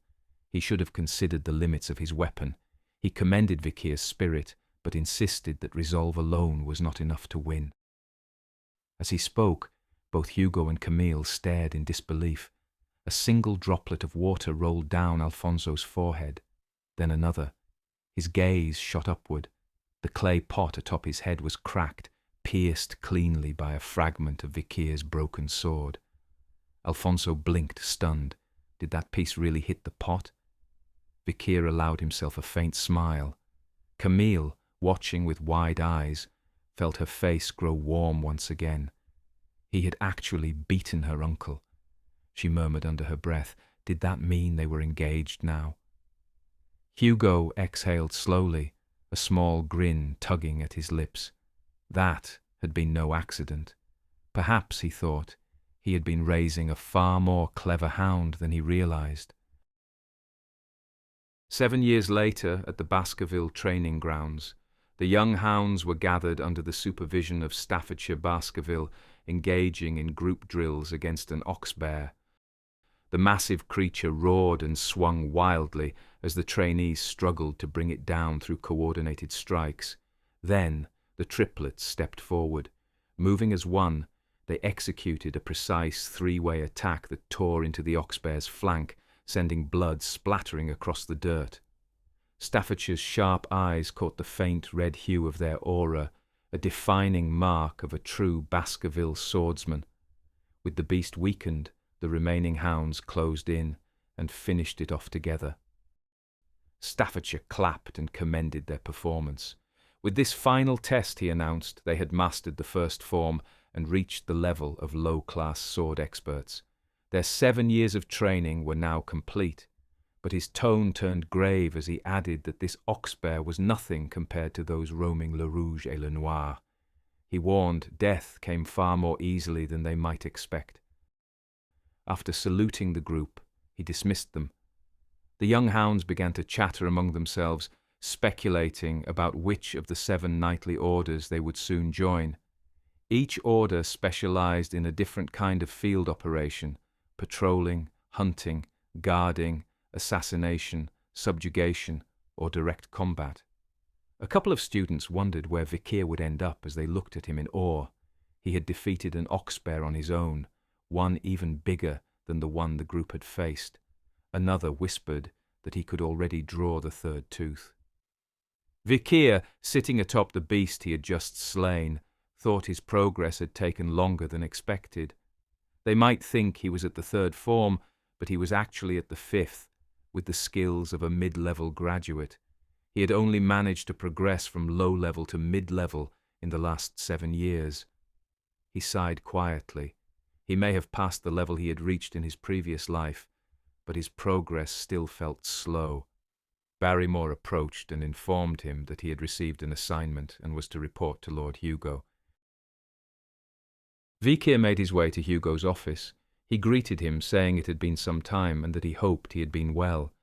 His eyes then caught a faint scar running across Hugo's nose, and he asked where it had come from. Hugo touched it and said he had earned it while hunting barbarians on Le Rouge et Le Noir. A skilled archer had caught him off guard. Vikir asked if he had killed them in return. Hugo shook his head. He hadn't, but he had left a mark of his own on that woman's face. Then he shifted the topic, congratulating Vikir for completing his training. Vikir thanked him and wondered what kind of assignment he had been given. In his previous life, he had joined the Pit Bulls and spent 21 brutal months stationed at Le Rouge et Le Noir, fighting for his life on the front lines like an expendable mutt. Once the children of the clan turned 15, they were divided into two categories: the expendables, who served on the front, and the elites, who studied politics and governance. Because the elites were trained in politics, they were granted access to the fifth form, allowing them to catch up to and surpass the expendables. That had been the reason he never advanced beyond the fourth form before. Hugo probably wouldn't allow an illegitimate son to join the ranks of the elites. Then Hugo spoke. He told Vikir that he would take the office of a lower house representative. Vikir looked at him, startled, and asked what he meant. Hugo clarified that he would be overseeing matters concerning the family itself. It was hard to believe. Was Hugo truly giving a bastard son the path of an elite?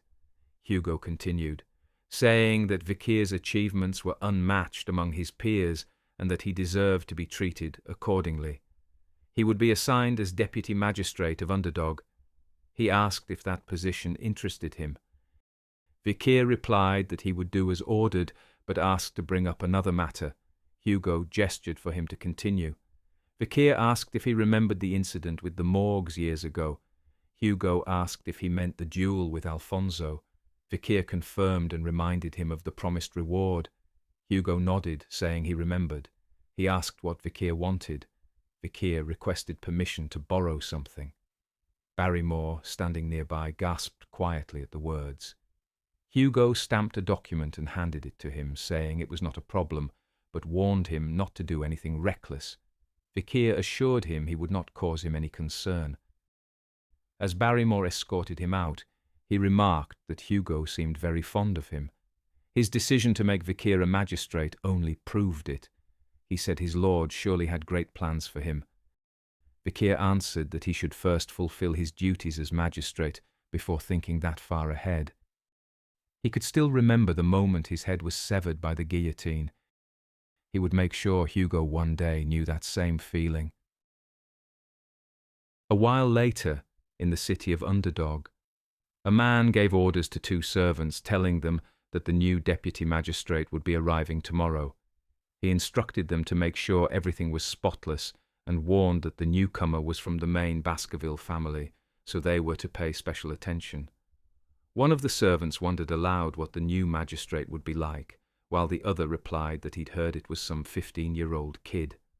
The first frowned, saying things in the city would probably stay the same, and they should prepare for more years of misery. Then one of them noticed a boy walking past. He stepped forward, placing a hand on the boy's shoulder, and told him he shouldn't be wandering around these grounds. Vikir turned slowly and told him, in a low, menacing voice, to take his hand off him. Then he pulled out a piece of parchment and held it up in front of them, revealing his identity. The servant's face went pale as he stammered that the magistrate had arrived earlier than expected. Vikir pointed at him and ordered him to fetch liquor and women at once. He was going to throw a party. Later, the party was in full flow. Chihuahua Baskerville, Underdog's chief administrative officer, looked out the window in disbelief. His new superior had just arrived, and on his first day he was already throwing a lavish party. It was bad enough that his former magistrates had all been dismissed on bribery charges. Now his new boss was throwing drunken parties at the workplace. He muttered that if this was the regime, then he wouldn't care about the city anymore either. He was done trying to keep this place above water. A voice came from behind him. Vikir stood close and asked if he was the chief administrator. Chihuahua jumped at his sudden presence and turned to face him, asking when he had arrived. Vikir introduced himself, and Chihuahua, composing himself, did the same. Vikir asked if he had a middle name. Chihuahua didn't appreciate the question. He was sick of the discrimination surrounding middle names. He had none, as he wasn't related by blood to the Baskervilles, although he carried their name. Vikir took his silence as confirmation, placed his hand on his shoulder, and smiled, saying that was perfect. The man stood there, confused. Vikir pulled out a book and told Chihuahua that he had read he was a local of this city. Chihuahua confirmed, born and raised. Vikir asked if that meant he was familiar with the ins and outs of the place, then said he was well aware of the hard work Chihuahua had put into this city and had no intention of getting in his way. He told him to continue the good work he'd been doing. Chihuahua, surprised, replied, "Yes, sir." Vikir noted that he saw no problems with the civil law of the area, but found the judicial system strange. Impressed, Chihuahua asked if he was already up to speed. Vikir said the problem with Underdog was the illegal businesses that had been left unchecked. They had allowed the underground to gain power. Now it had more influence than the law itself. He planned to go after the big players in the city and enforce the laws of the land, but he would be adding one new law. After that, he said, he would bleed the underground economy dry. He just needed justification, and creating this law would give him that. Chihuahua asked why he needed justification to remove unlawfulness. Vikir said it was because he was young and he needed to be persuasive for anyone to listen to him. He would lay down the filth to attract the flies, he said, smirking as he watched out the window. The next day, a crowd gathered along Underdog's main street. Vikir stood on a podium as murmurs spread through the people below, everyone wondering what was going on. He called for their attention and introduced himself as the new deputy magistrate. Whispers rippled through the crowd. Many couldn't believe it. A boy that young, a deputy magistrate. Most were dismissive. Vikir pointed toward the bulletin board behind him. He said they were all familiar with the laws posted there, and that they should be no strangers to the laws of the land. They might have a new deputy magistrate, but the laws behind him remained the same, and they would be upheld. Scoffs broke out across the crowd. Some shouted that those laws only applied to people like them, that the rich broke them all the time. Others muttered it wouldn't be long before this new magistrate was bribed like the rest. Chihuahua barked for the crowd to settle down and show respect, reminding them that this young man came from the main Baskerville family. The noise gradually quieted, though a few murmured that they'd rather have Chihuahua in charge. Vikir lifted a metal rod high into the air. Then, with one sharp motion, he slammed it into the ground, driving it deep into the stone with immense force. The crowd gasped at the sight. Vikir announced that under the power vested in him, he was declaring a new law. The Vikir Special, Article 1, Section 1. Whoever pulls this rod from the ground shall receive 100 million gold. For a moment, silence fell over the crowd. Then the noise rose again as confusion spread through the street. They began whispering among themselves, asking if he would really pay such a sum, but no one came forward. Vikir raised his voice, asking if there was truly no one willing to try. When no one answered, he paused, then said he had no choice, and raised the reward to 1 billion. The crowd stirred. People muttered that it had to be some kind of stunt. Clearly, they didn't believe him. Vikir asked again if no one was willing to try. Still, the crowd stayed silent. Then he announced that he would raise it to 10 billion. Would anyone come forward now, he asked. The murmurs grew louder. One man whispered that anyone who tried would probably be cut down by the sword at Vikir's side. Another said it was best not to get involved. Chihuahua tried to stop him, leaning closer and whispering for him not to raise it again. The city coffers couldn't afford it. Then, suddenly, a hand went up. A young girl stepped forward, saying she'd like to try. An elderly man reached out to stop her, warning that she would only be struck down, but she shook her head and said she would risk it. Her mother was sick. She smiled faintly and asked the man to look after her mother if the worst happened. She walked toward the podium. The crowd fell silent. The girl looked up at Vikir, wondering if he would kill her. She hoped that, at the very least, she might earn a few coins for trying. Vikir pointed at the rod and told her to pull it out. She knelt down, swallowed hard, and reached for it. To her shock, the rod came free with almost no effort. The crowd erupted in disbelief. "She did it," they asked each other. "She actually pulled it out." The girl froze, staring up at Vikir, unsure what would happen next. Vikir's hand moved and she shut her eyes, expecting the worst. Then she heard the clink of coins drop in front of her. Opening her eyes, she saw him holding out a heavy sack of gold. Vikir handed it to her as the entire street looked on in stunned silence. He snapped his fingers, calling for his staff, and asked for her address. He told her she wouldn't be able to carry the rest, so he would have it delivered, and guards would escort her and her money home safely. He placed his hand gently on her head and told her that this was how laws should work and how they should be obeyed. The crowd could only stare, mouths open in complete shock. After that, Vikir's law became more known than the Baskerville Constitution itself. It was simple: break the law, be punished; obey the law, be rewarded. The people of the city were relieved to have an honest man in charge. Crime fell, quickly cutting in half. Now, in his office with Chihuahua, Vikir listened as the man spoke. Chihuahua said he had never seen anything like it in his 20 years on the job. Vikir replied that it made sense they would not trust him after what his predecessors had done. He had thought long and hard about how to win the people over. Chihuahua began to sob and told Vikir he would follow him until the day he died. All the pain and suffering he had endured was worth it now. Vikir thought of something similar Camille Morgue had done in the distant future when she became head of the family, though her reign of terror never truly won the favor of her people. He told Chihuahua this was only the beginning. He opened a map of the city and said they needed to make money back. He marked every known place where criminal organizations hid and said they would raid those places and confiscate their dirty money. Chihuahua, shocked, asked how Vikir knew all the hideouts. Vikir pointed to his nose and said he could smell them. In truth, he had already found those places in his past life when he had raided them. Chihuahua wondered how much of the city Vikir had investigated before arriving. He always seemed one step ahead. A staff member burst in, alarmed. He said the community watchman of youths requested an audience with Vikir.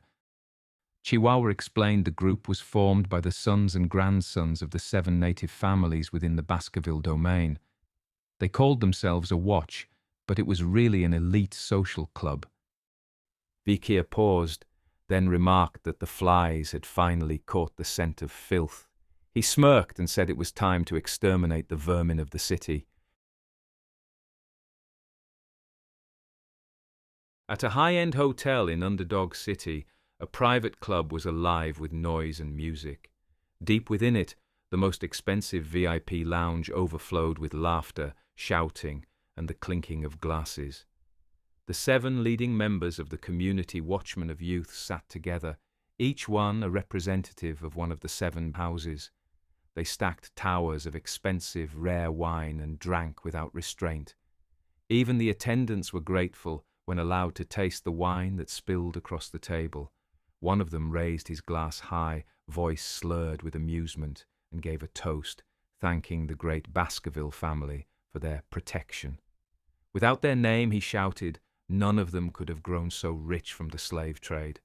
Another laughed, calling the main family idiots for not realizing how their name was being used. All the Baskervilles cared about, he said, was expansion.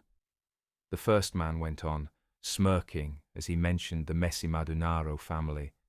After that incident, the blame had been pushed onto the Baskervilles, who never even learned the truth. Because of it, the Messi Madunaro line was wiped out, leaving only 7 families in the city. The others raised their glasses and laughed, saying that was what happened to anyone who tried to challenge them. Then the topic shifted. The same man who had been leading the talk leaned back in his chair and asked if they had heard of the new deputy magistrate appointed to the city. The others looked at him and shook their heads. He smirked, tapping his glass against the table, mentioning that the man's name was Vikir, and that he had made quite a scene when he first arrived, only 15 and already drawing attention. He added that he had already sent him an invitation, thinking it would be amusing to meet him in person. He then wondered if someone like that might fit in with them, or if he needed to be shown his place. He went on saying they would bring him here, throw a grand party in his honor, and when the bill came, leave it in his name. Once he couldn't pay, he would be under their thumb. They all laughed, proud of their plan. The door opened as one of the help stepped in, announcing that he had brought the women. A man at the table noticed a male among the escorts. It was Vikir. He asked if anyone had requested a male escort.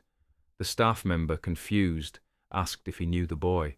The man replied that he didn't.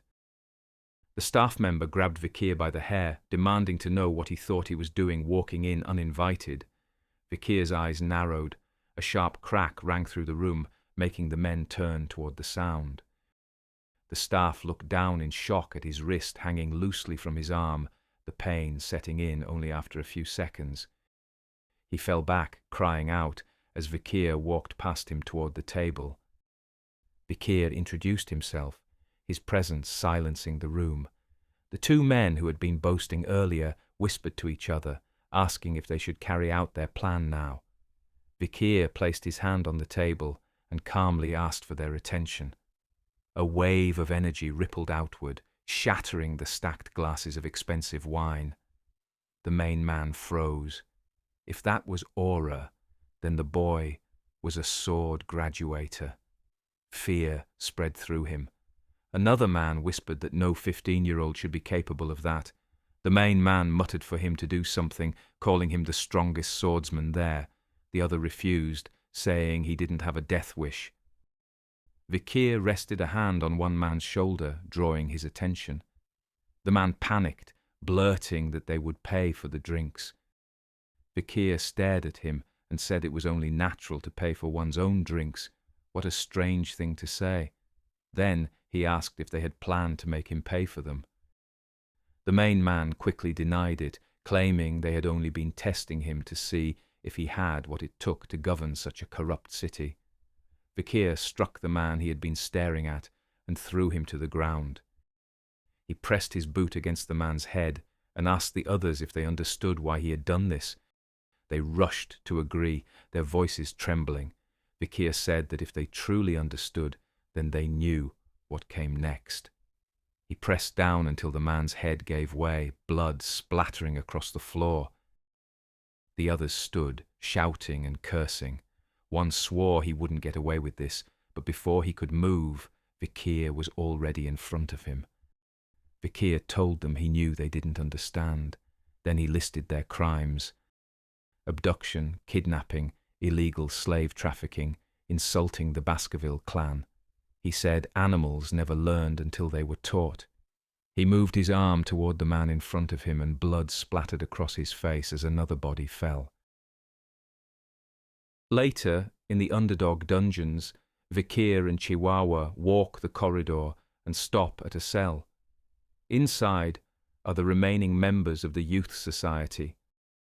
The man at the front of the bars warns Vikir that once his father finds out what he did, he will kill him and demands immediate release.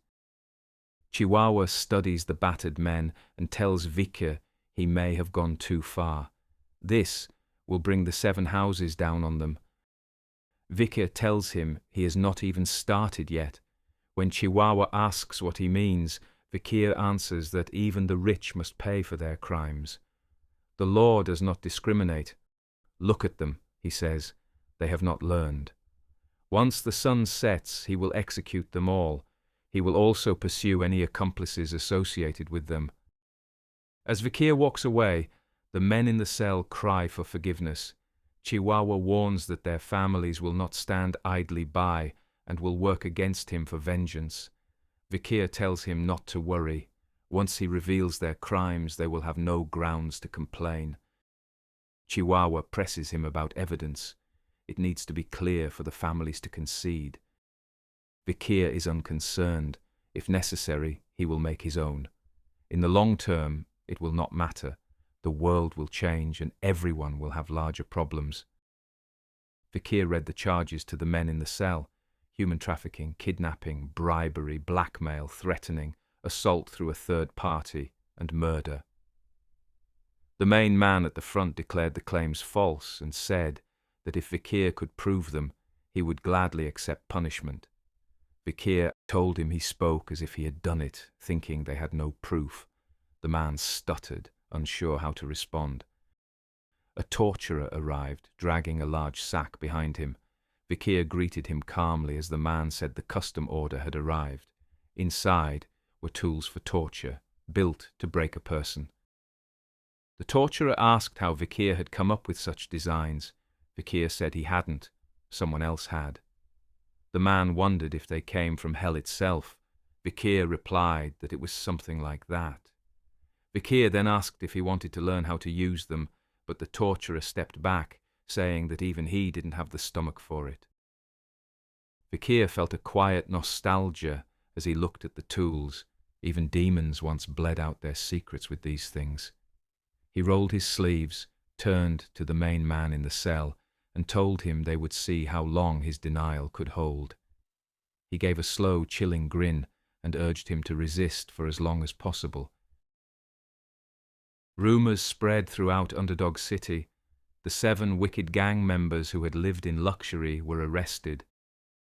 People muttered that it would be a mere slap on the wrist, certain the men would be freed soon. Most called it a power play, meant to force the houses to bend the knee. Nothing had really changed, they said. The 7 main families delivered an apology to the new magistrate, offering gold for the freedom of their sons and grandsons. Everyone expected release. They were wrong. In the main square, 7 heads were displayed, preserved in salt for all to see, their faces frozen in the agony of their final moments. Above them hung a public notice listing the crimes and the punishments. The crowd watched in stunned silence. Vikir watched from a window and smiled. He told Chihuahua that they should not be surprised. These were laws that had long been in place. Perhaps, he added, the common people were simply surprised that those laws also applied to the 7 houses. Vikir warned that after sending that message, there might be a bloodbath. He told Chihuahua to be ready because Chihuahua would be joining him on his next plan. Chihuahua stood deep in the wilderness, far from any watchful eyes. A masquerade mask covered his face. Flickering torchlight illuminated the clearing where rough tents and cages had been set up among the trees. He glanced back toward one of the cages and asked if this was really a good idea. Vikir, now disguised as a young barbarian boy with long hair, smiled and told him to trust him. The cages began to move as masked figures in luxurious carriages made their way toward a large tent at the center of the camp. Watching them, Chihuahua hesitated, wondering if being sold as a slave was really a good idea. The slave gathering, of course, was an illegal one, a trade never reported to the Baskerville family. The goods on offer ranged from abducted barbarians to captured aristocrats and commoners alike. At the center of the tent stood a man who acted like a ringleader in a circus, calling out to the masked crowd and welcoming them to the circus. His voice carried above the noise, rich with false cheer. He approached Chihuahua, who was under cover as a member of the Manblanc family, bringing his goods into the auction. Surprised, the ringleader checked his papers, remarking that it was strange. According to their ledgers, the Manblancs were always buyers, never sellers. He asked if Chihuahua had been disappointed with his earlier purchases. Chihuahua told him not at all. Their quality had always been top-notch. The ringleader's eyes shifted to Vikir, studying him closely. He noted the boy's long black hair and red eyes, rare traits for a slave. Smiling, he assured Chihuahua that this one would fetch a great price. The show began as the crowd gathered inside the tent. Excited whispers filled the air as masked buyers speculated about what would be offered tonight. The ringleader stepped onto the stage, spreading his arms wide and announcing the start of the auction. He wished everyone luck with their purchases before the first item was brought out. It was a monster known to have 19 hearts, a murcielago. The bidding started immediately, voices overlapping in excitement until the creature was finally sold for 250 million. The auction continued for some time, deal after deal striking through the dimly lit tent. Then a member of the circus leaned in close, whispering something to the ringleader. His expression fell. He asked quietly how they were supposed to sell something like that, but after a moment he forced a grin and stepped forward. He announced the next item, a rare slave from the depths of the jungle, a warrior from a tribe said to live in Le Rouge et le Noir. A girl was escorted out, bound and muzzled, thrashing like a beast. The ringleader introduced her as one of the Valak tribe. She growled and fought against her restraints, and he muttered under his breath, wondering how they expected him to sell something like this. He started the bidding at 5 million gold, but the crowd remained silent. He lowered it to 1 million, yet still no one moved. Finally he sighed and told a hooded man to take her away, saying there was no point trying to sell unwanted goods. The man tried to drag her off, but she struggled violently, snarling like a wild animal until he struck her across the head, knocking her out before carrying her away. The ringleader returned to the stage, bowing slightly as he apologized to the crowd for the last offering. To make up for it, he promised that the next one would be extra special. From the shadows, Vikir was led into the center of the tent. The crowd's mood shifted immediately. Murmurs spread through the masked faces as their interest grew. The ringleader declared that this boy was the finest slave on offer, obedient enough to need only light restraints. Before he could even finish his introduction, a woman stood and offered 600 million. Another voice cut through, raising the bid to 800. The two began to argue, the woman scoffing and asking what a man could possibly want with a boy like that.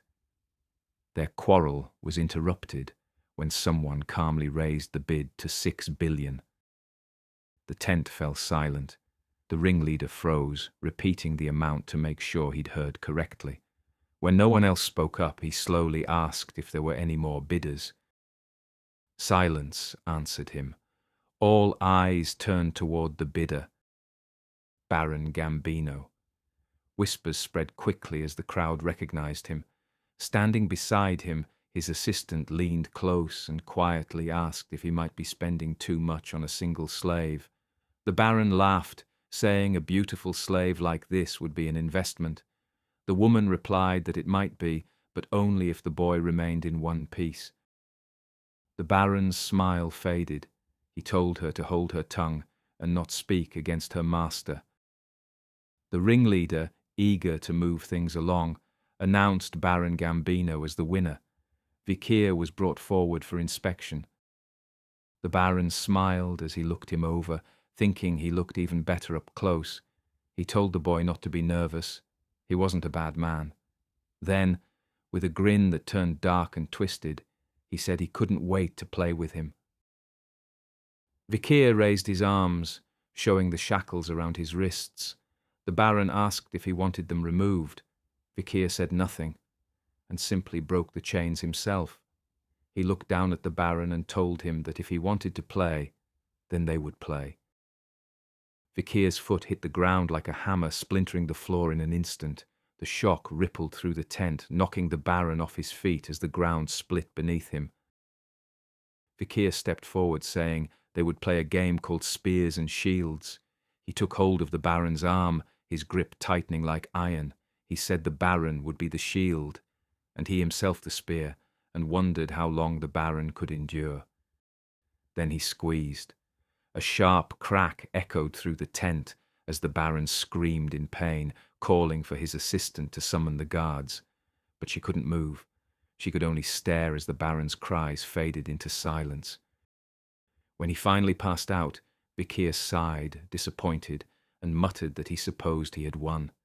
He reached up, pulled off his long wig, and tossed it aside. The assistant's eyes widened in shock. She recognized him instantly. Vikir van Baskerville. The crowd began to murmur, fear spreading like wildfire. Someone whispered, asking if the deputy magistrate himself was here. Vikir's voice cut through the noise. He told everyone in the tent that none of them should expect to return home in one piece. The ringleader barked for the guards to get rid of the deputy magistrate. 3 leapt forward, blades raised. Vikir unsheathed Beelzebub and in one fluid motion decapitated all 3. Their heads hit the ground before their bodies did. The ringleader saw the red aura spilling from Vikir and realized with a frozen stare that they faced a sword graduator.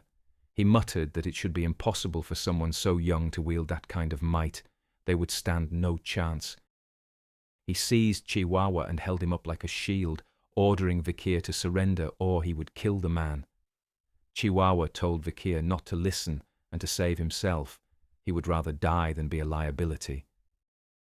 Vikir laughed and called him loyal, then said not to worry, he still had one card to play. From a strap behind his leg he pulled a whistle and blew. The sound shredded through the tent. Everyone cupped their ears and staggered. The ringleader sneered, expecting no more than noise, then stiffened as a blade pierced through his throat from behind. He collapsed forward, revealing a hooded figure standing with a sword. A guard lunged at the hooded man. The stranger didn't even step back. His blade flashed once and the guard fell in pieces. The crowd froze as blood hit the floor. From the corners of the tent, more hooded men emerged, forming a ring around everyone inside. The air thickened. A few guards muttered in disbelief as they recognized the insignia on the hooded men. It really was them. The young assistant looked closer and saw the emblem on their chests, the mark of the Pitbull Order. Her face drained of color.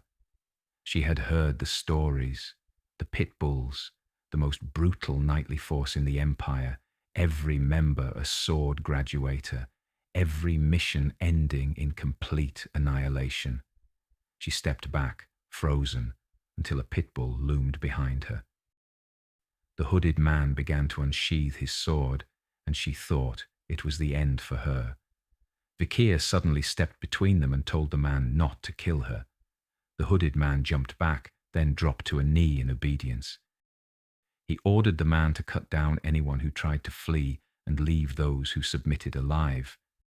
He obeyed and vanished in a flash. Vikir considered himself fortunate. Hugo had granted him authority over the pitbulls when he asked. He had not expected him to agree. As the pitbulls moved through the tent, subduing and separating the crowd, one man lay trembling on the floor, planning to stay still until the chaos passed so he could slip away. He watched a pitbull approach and, desperate, offered to be cuffed. The pitbull stared coldly and said they did not carry cuffs. The man, trembling on the floor, asked what now. The pitbull raised his blade and, with a single motion, severed the man's legs. He told him he would not need limbs to attend his execution. After the operation was complete, Vikir met his uncle outside, the leader of the pitbulls, Boston Terrier. Boston greeted him with a grin and asked his dear nephew what he thought of the pitbulls and if they were satisfactory. Vikir calmly told him they were. Boston laughed, pleased, and assured him that if he ever needed help again, all he had to do was say the word.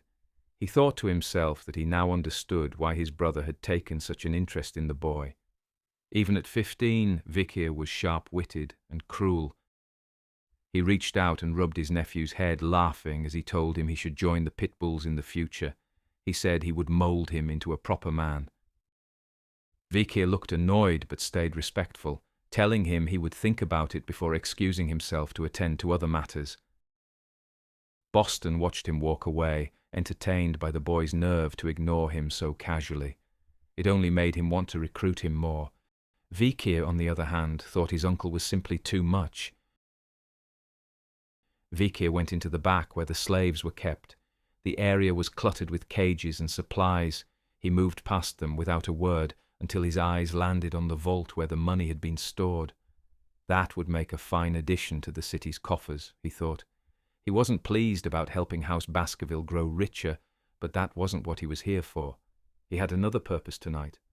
Pulling the tarp off one of the cages, he revealed the slave from earlier, the wild girl from the auction. She was battered and bruised, lying still and unconscious inside the cage. Vikir knelt beside the cage, studying the girl closely. Her body was covered in heavy bruises, her skin pale and weak from exhaustion. She had clearly been beaten nearly to death after the auction. He clicked his tongue, disgusted by the slaver's cruelty. From his belt, he drew out a small vial of crimson liquid and poured a little into her mouth. The potion worked quickly, the bruises across her skin fading within moments.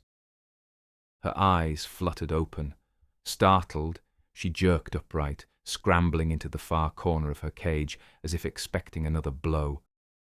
Vikir said nothing. The sharp click of metal echoed through the dim room as he turned the key, unlocking the cage door. He addressed her in the barbarian tongue, telling her to go. She froze for a moment, unsure. Crawling closer, she watched him warily until he repeated himself, this time saying run. He'd spent years fighting barbarians in his previous life, enough time to learn a few fragments of their tongue. The girl hesitated, then spoke to him in her own language. Vikir shook his head and muttered that he didn't understand. She rose unsteadily, stepped out of the cage, and paused at the doorway. Turning back, she said something he couldn't decipher before leaving the corridor. He exhaled softly, murmuring that he would assume it was a word of thanks. Now it was time to claim what he truly came for. Vikir found what he was looking for and pulled the tarp away, revealing the carcass of the murcielago. He thanked his luck that the creature hadn't been butchered yet, then unsheathed Beelzebub. The blade began to buzz in anticipation. Vikir smiled, asking how long it had been since it last fed on a Class A monster. Then he told it to hurry and feed before the pit bulls arrived. As the next day began, rumours spread about what had happened at the illegal slave trade auction. That same day, the club that had housed the notorious gangs went up in flames. The 7 heads were left out for a while longer to serve as a reminder of what happened when you break the law. The 7 families sent letters of protest, but received only a blunt response. The men had recovered all the evidence and transaction records from the operation, and an investigation was ongoing. Once the inquiry finished, the report would be sent to the imperial family. After that reply, the letters stopped. Instead, the heads of those houses came in person to formally apologize. Vikir remained steadfast in their presence. He told them that, after finding the evidence of their sons' and grandsons' involvement, the Baskerville Constitution required the 7 families to forfeit their assets, be charged with treason, and that every member of the families be executed. More blood would be spilled on the execution platform in the coming days, as Vikir made sure to cleanse the city. As a result of those events, the city needed more manpower, which greatly reduced unemployment in Underdog. With the rise in tax revenue, the economy received a large boost, making Vikir even more popular among the common people. A couple of days later, the office was quiet as Vikir worked through a stack of reports. Chihuahua stepped in, carrying a cup of coffee. While busy with paperwork, Vikir remarked that bringing him coffee wasn't part of his job description. Chihuahua told Vikir to take it as a token of gratitude. After all, his life had been saved not long ago. Vikir smirked, asking if he really valued his life the same as a cup of coffee. Chihuahua smiled back, saying it wasn't just coffee. It had 2 sugars and a dash of milk. Vikir gave a small smile and set the cup aside. Then Chihuahua glanced at the papers on the desk and asked how Vikir's penmanship training was coming along. Vikir handed him the paper he was working on and told him to see for himself. Chihuahua looked it over, clearly impressed. He said Vikir had improved remarkably for such a short time practicing. Vikir replied that he still had a long way to go before matching his skill. Chihuahua thought to himself that Vikir was an exceptionally talented man. He had written all these new laws with steady handwriting and sharp understanding of the law. If he remained in underdog, the city might truly have a chance to move forward. That evening, Vikir visited the underdog dungeons.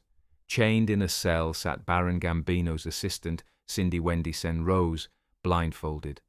She heard someone approach and asked why she was still alive. Vikir removed the blindfold and told her it was because he had questions. She glared and asked what questions. Vikir said he found it strange that Gambino had gone from a man chasing after boys to suddenly expanding his power and riches, and that it was because of her. His investigation showed she had a talent for making money. He told her she would have made a fine merchant under different circumstances. He pulled up a chair and sat opposite her. He offered a deal. Answer his questions and she would be free to go. Refuse and she would regret it. She bit her lip, then agreed to answer what she could. Vikir asked what she thought of his enforcement of the law. She called him an accomplished magistrate. He pressed her to tell the truth. Fear flickered across her face, but she steadied herself and said he was doing it all wrong. Vikir's smile widened as he rose from his chair and approached her. The air grew tense as he stopped in front of her, his presence cold and heavy. He leaned closer and told her to explain. She froze, unable to speak under the weight of his gaze, until he finally turned and walked back to his chair. Only then did she find her voice. She said the most important quality of a noble magistrate was virtue. Heavy-handed authority might make the city better now, but in the long term, innocence would suffer and the people would come to resent him. House Baskerville would not welcome the absolute authority he wielded. If the people respected him more than their lord, the family might see him as a problem. When Vikir asked what he should do, she said he should surrender his authority to House Baskerville and credit all his accomplishments to the head of the family. Then he should leave, go to the front lines or the academy to hone his skills without being noticed. Any criticisms that might have fallen on him would instead fall on the head of House Baskerville. Vikir paused, then stood and asked whether that sounded like asking a young hound to bite his master's neck. Cindy Wendy, feeling his presence looming, answered that it was the only way she could think of for him to survive. For a moment, the pressure in the room hung heavy, then it eased as Vikir's presence fell away. He let out a quiet chuckle and said he liked it. It was similar to what he had been thinking. He unlocked her cuffs and told her she was free to go. Rubbing her wrists, she asked if he would really let her go. Vikir said he was a man of his word. She turned to leave the room, and as she reached the doorway, he asked if she had heard of the Messimadnaro. She stopped at the name. Vikir said there had not always been 7 families in the region. There had once been one more, the richest of them all, the Messimadnaros. One day something tragic happened. The youngest son demonstrated a new sword skill at his birthday, and the skill was unmistakably that of the Baskerville family. The main house learned of the leak and unleashed their hounds to contain it. That day, the entire Messimadnaro family was wiped out. There was more. The young devils of the 7 families had stolen a book on Baskerville swordsmanship and given it to the Messimadnaro child to learn. Cindy Wendy asked nervously what any of this had to do with her. Vikir answered that there had been a sole survivor of that family. Those 7 monsters hid her away and subjected her to cruelties he would not repeat. Cindy Wendy gritted her teeth and said she did not want to hear more, then walked away. Vikir told her there was more to the story. Years later, a new deputy magistrate arrived in the city, exposed their crimes, and imposed severe punishments. He tortured the criminals until they confessed to every crime and uttered their last words. Vikir said their last words were apologies for committing mortal sins. Cindy Wendy shouted in anger, her voice breaking as she demanded how they could dare to apologize. She asked who they were even apologizing to. Vikir looked at her and asked who else but the one living under the false name Cindy Wendy Sen Rose, the last surviving Mesimadnaro. She demanded proof that he had truly tortured those men and made them confess. Vikir produced a lit torch from the wall and led her to another cell. He held the torch near the bars and showed her inside. The cell was full of headless corpses. Final words written in blood on the walls admitted what they had done to her family and apologized. Cindy Wendy cupped her mouth as tears ran down her face and vomited. Vikir told her that even with those deaths, the Mesimadnaro revenge was not complete. There was still one more family to punish. He said she was entitled to resent and loathe the Baskervilles. She looked up at him, tears in her eyes, and asked why he was helping her. He was a Baskerville too. Vikir smiled and said that was a foolish question. She rose to her feet and promised to repay her debt to him. She walked away, promising that wherever he was and whatever he did, he would never be short of money for the rest of his life. Vikir smiled and said he would hold her to that. Several days later, Chihuahua went to wake Vikir in the morning. His smile froze in horror when he saw the room sprayed with blood and a corpse lying at the foot of the bed.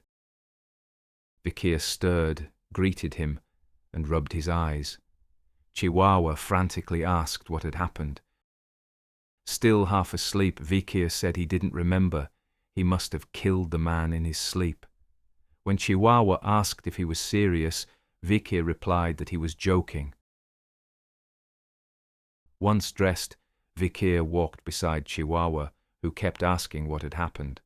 Vikir thought for a moment and said that now that he considered it, incidents like this had been happening quite often lately. Someone had tried to kill him with poison arrows, then poisoned drinks, acid sprays, arson, even an attempted carriage collision, he said calmly. It seems a lot of people were paying attention to him now. Since receiving his new skill from the Murcielago, his body had become even sturdier. Even the blade of a graduator assassin the night before had failed to pierce his skin. Still, it was starting to get irritating. He told Chihuahua he should probably track down whoever was behind it all. As they talked, a carriage bearing the Baskerville flag stopped outside the manor. Vikir wondered if someone from the main house was visiting. They approached as the door opened and Barrymore stepped out. He bowed respectfully and Vikir greeted him in return. Barrymore said he had always known Vikir would do a great job and that he hadn't disappointed. Vikir brushed off the praise. Watching from the side, Chihuahua realized who it was, Barrymore, who had served the main house for years. Few ever lasted as long as he has.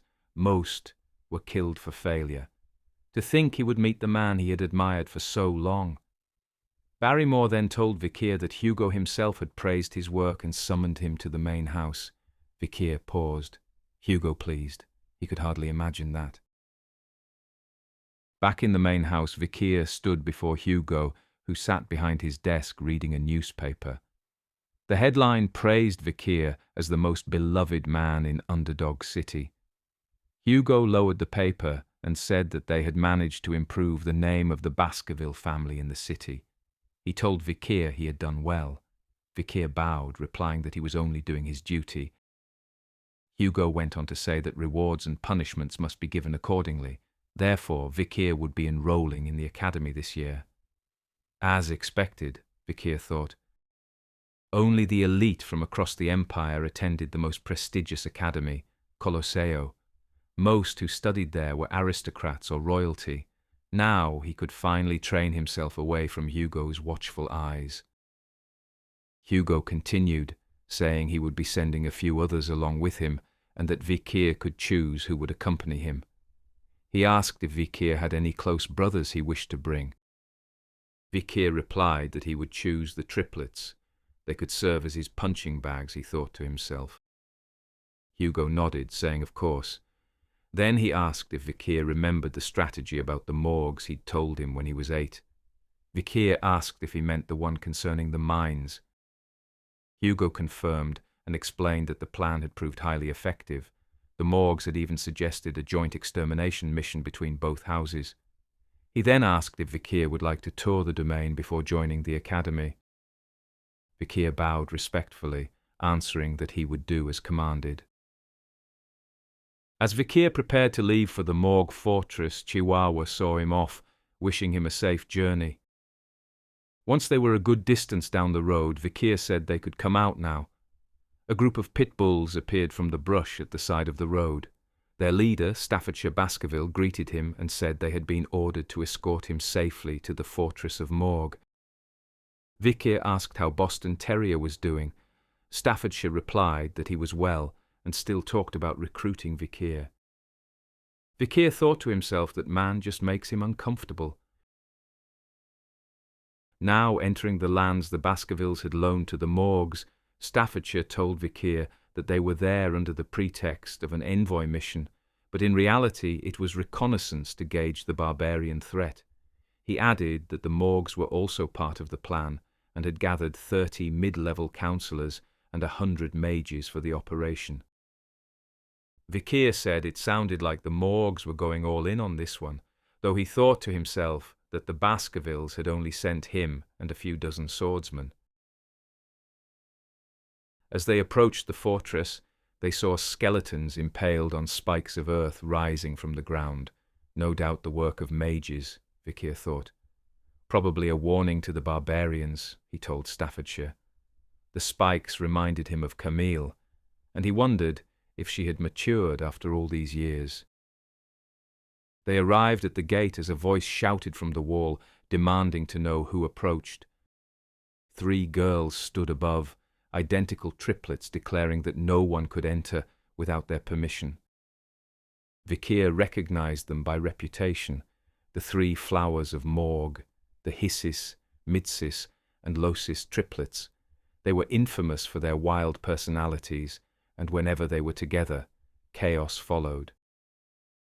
Vikir called up that he was expected, that they were an envoy from the Baskerville family, and ordered them to open the gate.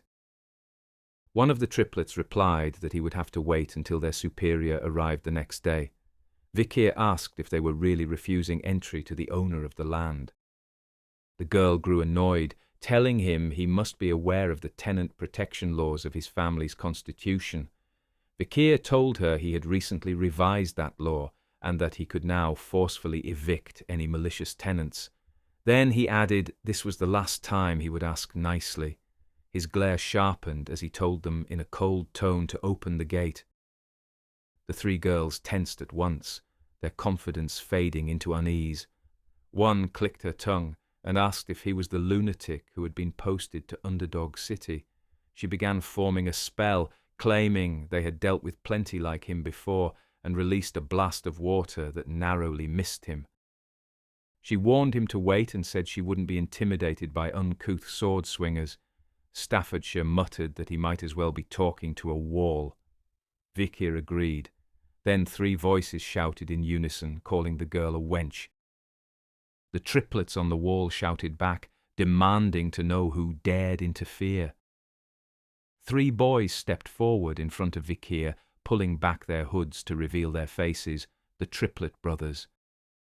They looked back at Vikir and told him to leave it to them, much to his growing irritation. Now his annoyance had been squared, he thought to himself. Vikir frowned, wondering why the triplet brothers were getting themselves involved. One of them called back that they owed him for recommending them to the academy, telling him to leave the rest to them. Vikir thought to himself, is that why? He had only brought them along to act as punching bags. Still, the triplets were capable. They would one day become lethal weapons, not clever enough to be a threat, but frighteningly efficient when given orders. If he could tame them early, they might be useful. He smiled slightly and told them he would leave it to them then. The Morg triplets shouted from the wall, calling the boys idiots, and the Baskerville triplets shouted back with insults of their own. Watching the exchange, Vikir recalled that the Morg sisters were known for their mastery of 3 elements, water, earth, and grass. When combined, their magic amplified dramatically. The girls cast their spells together, and massive earthen vines shot up from the ground, forming a twisting barrier. They mocked the boys, saying they would never get through their wall. One of the Baskerville triplets smirked, saying as if a few weeds could stop them. He used the first Baskerville form to slice through one of the vines, but another lashed from the side and nearly struck him. The girls laughed, saying their pathetic swords couldn't reach them. The boys grew angry and began hacking wildly at the vines, while Vikir and Staffordshire stood back, watching. Staffordshire remarked that sword and magic battles were always entertaining. Vikir thought this was a waste of time. He still needed to discuss important matters with their commander. Suddenly a sharp voice cut through the noise, demanding to know what was going on, as fire formed in their hand. Just as one of the boys closed the distance to one of the Morg triplets, a massive vortex of flame swept toward them. The explosion rang out, engulfing the area in fire and smoke. Vikir smiled faintly, wondering if they were actually dead. But as the smoke cleared, the triplet boys, singed and coughing, retreated back to his side. They demanded to know where the fire had come from, suspecting the Morg sisters, but the girls were in no shape to gloat either, crying that they had nearly died themselves. Then Vikir looked up and saw her. A red-haired woman stood on the wall, flame still flickering in her palm. She declared that she would not tolerate disorder on her turf. She jumped down from the wall as the Morg triplets called her name, Camille, trying to explain the situation. Camille ignored their excuses and ordered them to call her deputy commander before they ended up on one of the spikes. Then her eyes met Vikir's. Her tone softened, and a smile curved her lips as she brushed her hair behind her ear. She walked toward him and said it had been a while, 7 years in fact. Vikir smiled and greeted her, saying it was good to see her again. So this is the beauty that captures the heart of every man in high society, he thought. In his past life, she had ensnared countless men and fueled endless rumours.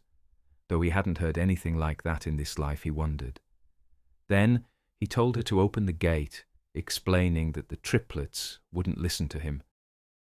Camille scowled, asking if that was really all he had to say to her after so long. Vikir asked what else did she expect him to say. She shouted that he had 0 points. What kind of attitude was that toward his future wife?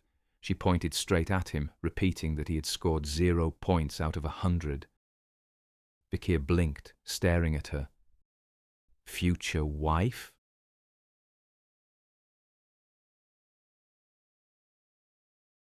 Two horses moved steadily through the farmlands. Vikir and Camille rode side by side, speaking as they surveyed the fields. Camille remarked that the Baskervilles must not know much about barbarians. Vikir turned his head slightly. He said the Baskervilles had fought them more than anyone. If anything, they knew them better than the Morgs. Camille narrowed her eyes and asked why they had brought so few men. Most of them were young and inexperienced. Vikir reminded her that the main force was to join them beyond the mountains. It had already been agreed upon with the Morgs, something she should have known. Camille chuckled lightly, saying she was only testing how much he knew. Vikir replied that he was the one in charge here after all. She smiled, telling him she was simply testing whether his family trusted him enough to give him all the information. Then she asked another question. If he knew which tribes in the region caused the most trouble. Vikir narrowed his eyes, wondering why she was so full of questions. Still, he answered. The Valak and Rococo tribes. The Valaks in particular were unmatched with a bow anywhere in the empire. Camille congratulated him with a teasing tone, giving him a score of 8 out of 100. Vikir asked why only 8. She told him it was because he knew too much. She preferred men who were simple and dumb. She went on grading him over trivial things. Vikir sighed, his expression flat and unamused. Eventually, he told her to stop her pointless assessments. Camille asked why. She claimed she needed to evaluate him to see if he was fit to be her husband. Vikir frowned and asked why he would ever be her husband. She reminded him that he'd already passed her uncle's test. Vikir's expression hardened as he recalled the event from 7 years ago. He told her to forget it. He would pretend it never happened. Camille's temper flared. She shouted that she couldn't forget, not when it did happen, and hurled something in his face before riding ahead. Vikir looked at it, puzzled, then realized it was the same coat he'd given her 7 years ago. They continued along the perimeter wall. Camille shifted back to business, explaining the current situation. Barbarians had been raiding the mines, stealing slaves and crops, then selling the captives to unknown buyers. She gestured toward the massive stone wall surrounding the settlement. It had been built with earth magic, completed in barely a month. Vikir studied the structure for a moment, then said that something like this would have taken a full year to build by ordinary means. He noticed deep dents across its surface. He asked if those marks were from the Valaks. Camille confirmed. Their arrows carried powerful aura, she explained. One had even pierced her uncle's shield spell and left him gravely injured. Thankfully, he recovered. Vikir remembered something similar. His father had suffered a wound to the face from such an arrow long ago. It seemed the Valaks had a remarkable archer. Camille told him it was a girl. Before he could respond, a Morg mage came sprinting toward them. They had captured some barbarian scouts. Back at the camp, they were led to a tent where several barbarians were restrained. Vikir studied their markings and said they were from the Rococo tribe. Camille asked the mage if they had learned anything. The mage shook her head. He wasn't talking. Camille asked if they had tried magic to make him speak. The mage replied that it didn't work. They couldn't read his memories. A powerful spell had been cast on them to block any mind reading. Camille stepped closer and asked if he remembered capturing some of her people a few days ago. She specified a 12-year-old girl among them, red hair, red eyes, her cousin, Rose. The barbarian said something in his language. The 3 other captives snickered. Camille ordered an interpreter and asked for the barbarian defectors. The mage lowered her head. They were all dead or taken in the last raid. Camille asked if there was no one left who could translate. Vikir spoke up. He said he understood a little of their language. Camille looked at him, surprised. He said he wasn't fluent, but he knew the basics. She told him to ask where her cousin was, the 12-year-old with red hair and red eyes. Vikir addressed the barbarian in their tongue. The man laughed and muttered something. Vikir's jaw tightened. He told Camille the man said the girl was dead. Camille went still, anger burning in her eyes. She announced that she was the highest-ranking person present and had the right to pass judgment. Her voice turned cold as she delivered the verdict. A stone spike shot up from the earth, impaling the barbarian. Flames took him as he shouted in his tongue. Camille stared and said his language would only be spoken in hell. Then she ordered everyone to leave. Vikir stepped out of the tent and saw her alone, shoulders trembling. She might act strong, he thought, but she was still only 15. He asked if she had been close to her cousin. Camille nodded faintly. She said Rose had looked up to her, that she was kind and innocent. Vikir told her he was sure the girl hadn't suffered. Camille turned, eyes sharp. She asked who he was trying to fool. She didn't speak the language, but she knew some words. She told him to say what the barbarian had really said. Vikir lowered his gaze, then said the man claimed they ate her. Camille broke down, sobbing that she was sorry she couldn't protect her.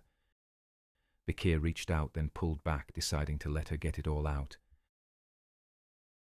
Once Camille calmed down, she commended Vikir for not trying to comfort her. She said if he had, she would have killed him. She told him she didn't have time to mourn. She needed to pull herself together and get revenge. Vikir held out his hand to help her up, a faint smile forming. He told her she was right. She reached for his hand, but a bell began to ring in the distance. Camille stood quickly, her eyes sharp. She said it was a barbarian attack. Outside the walls, riders on massive wolves charged across the fields. Among them, A young woman raised her bow and fired a single arrow glowing with aura. It struck the stone wall and exploded, blasting open a gaping hole. She ordered the rest to advance through the breach she had made. Barbarians poured through the gap, killing and capturing everyone in sight, ropes tightening around necks as they dragged prisoners away. Vikir moved toward the chaos, wondering if he was the only one who'd made it there so far. 2 barbarian women on wolves threw ropes around his neck, laughing that they'd found a fine man for their husband hunt. He recognized the words immediately, a husband hunt. Then he remembered their custom, capturing spouses to strengthen bloodlines.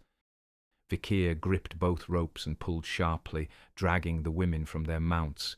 He told them he wouldn't be their husband. More barbarians closed in. His father's words echoed in his mind. Do not engage until the main force arrives. But he couldn't stand idle while the outpost was under attack. Arrows streaked toward him. He deflected them all with clean, precise swings of his sword. The barbarians faltered, shocked. Then a burst of fire struck the ground ahead. Vikir turned as Camille approached from behind. She asked why he wasn't killing them. She stepped closer, her eyes narrowed, as she asked if she'd just seen him using liquid form aura. Vikir nodded. Camille smirked, impressed. She said he truly was the only man worthy of her. He then told her his father had ordered him not to engage until the main unit arrived. She raised her hands, magic circles blooming in the air around her.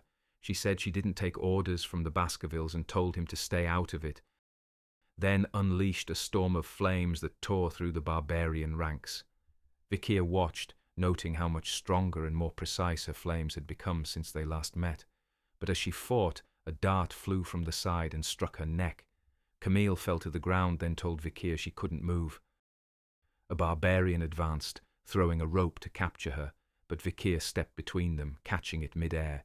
He told her they needed to retreat. Camille refused.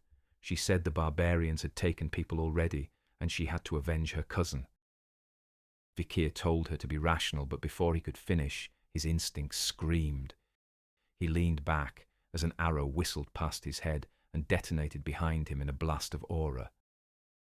A barbarian girl stood before him, eyes fixed on him. That must be the one Camille mentioned, he thought. But while his focus shifted to her, another barbarian darted in, slinging Camille over his shoulder and riding off on a wolf. Vikir cursed under his breath. It was happening again. In his past life, Camille had been captured at 15, escaping only after slaughtering the entire tribe, earning the title Queen of Le Rouge et Le Noir. He had to try to save her. Before he could move, the barbarian archer lunged forward, leaping high and slamming her bow into the ground. Aura exploded, shaking the earth. Vikir dodged, startled by her attack. She was already on him again, throwing a punch that forced him back. He evaded, but she spun mid-air and struck him with a kick to the stomach, driving him a few steps back, though he stayed firmly on his feet. She didn't fight like the others, he thought. He steadied himself. He might have to go all out. Then she spoke, in broken Imperial. She said, "You, me, meet again." A faint smile crossed her face. Vikir's eyes narrowed. He recognized her, the slave girl he had freed at the auction. He asked if this was how she repaid him. She replied again, "Capture slave for revenge. Morg no matter. You not Morg." Then she jumped onto her wolf and looked back at him. "You woman. You want? Follow." More Morg soldiers rushed into the area before Vikir could respond. He couldn't reveal his full power in front of them. Alfonso Morg appeared at the front of them, shouting for Camille. He struck the ground with magic, the earth trembling beneath the retreating barbarians as he demanded they return his niece. But they vanished into the distance, narrowly avoiding his spell. Vikir looked around at the devastation. The attack had been swift and efficient, barely 3 minutes. There was no time for reinforcements. Camille's inexperience and her fixation on revenge hadn't helped either. A mage ran up to Alfonso, reporting that the barbarians were heading toward the danger zone.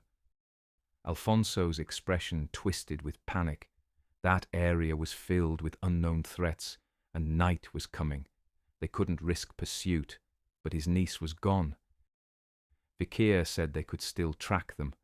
Alfonso turned, only now realizing he was there. He rushed over, asking how. Vikir thought back. He knew the region well. He had scouted these lands in his past life. A mage warned Alfonso that entering the danger zone at night would be reckless. Alfonso told them those who wished to stay behind could do so without repercussion, but he knows this boy is gifted. Vikir was the only one he could rely on right now. He turned to him and said, "Please, help me find my niece." A short distance from the Baskerville domain lay the deep woodlands of Le Rouge et Le Noir. There, countless creatures thrived. Marrow-sucking mosquitoes, lurking giant spiders, and worse. It was no wonder the place had earned its name, the forest that devours life. A mixed group of Morgue mages and Baskerville swordsmen, led by Alfonso, made their way through the dark forest. Vikir darted ahead with remarkable speed, the men struggling to keep up. Alfonso turned to Staffordshire, asking if all Baskerville children could move like that. Staffordshire shook his head, telling him Vikir wasn't an average hound. He was special. Vikir cut through the brush without slowing, slicing apart a swarm of giant wasps in his path. The Baskerville triplets stared in awe, watching him clear the way like it was nothing. Vikir suddenly halted, stepping behind a tree as his eyes narrowed. He signalled for the others to stop.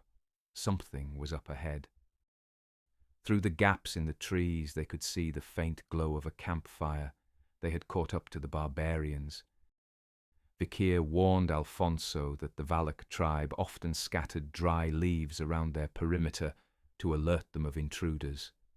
From here on, they would need to move carefully. Alfonso nodded and cast a silent spell over Vikir, allowing him to move without sound. He told Vikir he would handle things from here, adding that he owed him a great debt, calling him his dear nephew-in-law. Vikir frowned. Where was he getting that from? At the barbarian camp, Camille struggled against the ropes binding her to a tree, shouting that she would kill them all once she escaped. The barbarians ignored her. Two women nearby sighed in disappointment, complaining that the boy they had lost earlier had been cute. Camille scowled, irritated by their indifference, wondering why they kept saying husband and hunt. A male barbarian approached, smirking as he looked her over. He thought the others would envy him once they saw the new bride he was bringing back. Camille glared at him, demanding to know what he was staring at. He grabbed her face roughly, muttering that he couldn't understand her words, but he could tell she was feisty. Maybe she needed to be taught a lesson, he mused, licking the tip of his arrow. Before he could do more, the barbarian girl who had fought Vikir earlier stepped forward, ordering him to get away from her slave. The man sneered, saying he was the one who caught her, and she was his. After all, he had hit her with the poison. The girl crossed her arms and said if she hadn't stopped the boy, he would have killed him already. The man barked a laugh and asked why she even wanted this one. She was a woman. The girl's expression hardened. She asked what that had to do with anything. Camille watched their exchange, realizing the girl must be strong to have stood against Vikir. Finally, the man lost his temper, shouting that he wouldn't hand the prisoner over just because she was the leader's daughter. The girl's hand shimmered with aura as she told him to come and take her if he had a problem. Fear crossed his face and he backed down, not daring to challenge her. The barbarian girl turned toward Camille. She commended her spirit, saying her blood was strong, just as it should be for the next leader of Morgue. Then she kicked Camille hard, telling her it was the Morgues who had captured her long ago and sold her into slavery. She said she had been lucky once, Someone had helped her escape, but Camille wouldn't be so fortunate. Her gaze darkened as she promised to break her. By the time she was done, Camille would be licking the dirt from between her toes. Suddenly, an explosion ripped through the camp. Flames erupted around them as chaos spread. The barbarian girl turned sharply toward the blaze as Alfonso Morg stepped through the fire, his expression cold. He said he had a score to settle. Camille's eyes widened when she heard his voice. Her heart leapt with relief. Her uncle had come. The group fought the barbarians as Vikir watched from a branch high above, observing the battle below. Something felt off. The barbarians were scattered and frantic, nothing like the coordinated force he had seen at the fortress. They shouted to one another in alarm, their voices rising through the trees. "What are these lunatics doing? Don't they know not to disturb the forest at night?" Alfonso shouted for his men to chase them down. The barbarians were retreating, and he wouldn't let them escape. Camille smiled brightly at the sight of her uncle leading the charge. Relief washed over her. He had come for her after all. Then she heard rustling from behind the tree she was tied to. She turned and found Vikir there, motioning for her to stay quiet. He cut the ropes binding her, then helped her up, placing her arm over his shoulder. But before they could move, the barbarian girl stepped into their path. She smirked, saying she knew he would come, the skilled boy with the sword. She said she was impressed he had made it through the forest so quickly, passionately chasing after his woman. Then she told him it didn't matter who he was. He passed. Vikir narrowed his eyes. Passed? What was that supposed to mean? Camille glared at the girl, sensing her intent. Vikir thought he might have to use his full power to defeat her, but why didn't he remember anyone like her from his past life? Could she be the knight vixen, the Valak archer who scarred Hugo? She was too young. As his thoughts turned, a dart whistled through the air. Vikir raised his wrist, blocking it with Beelzebub. The dart bounced harmlessly away. The barbarian who fired it froze in disbelief. Vikir adjusted his grip, lifting Camille into his arms. He told her to hold on. He'd take her to her uncle. Camille blushed faintly, thanking him. Vikir wondered if she was still delirious from the poison. He darted through the trees, moving swiftly between the flames.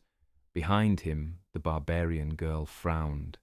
She had wanted him alive and whole.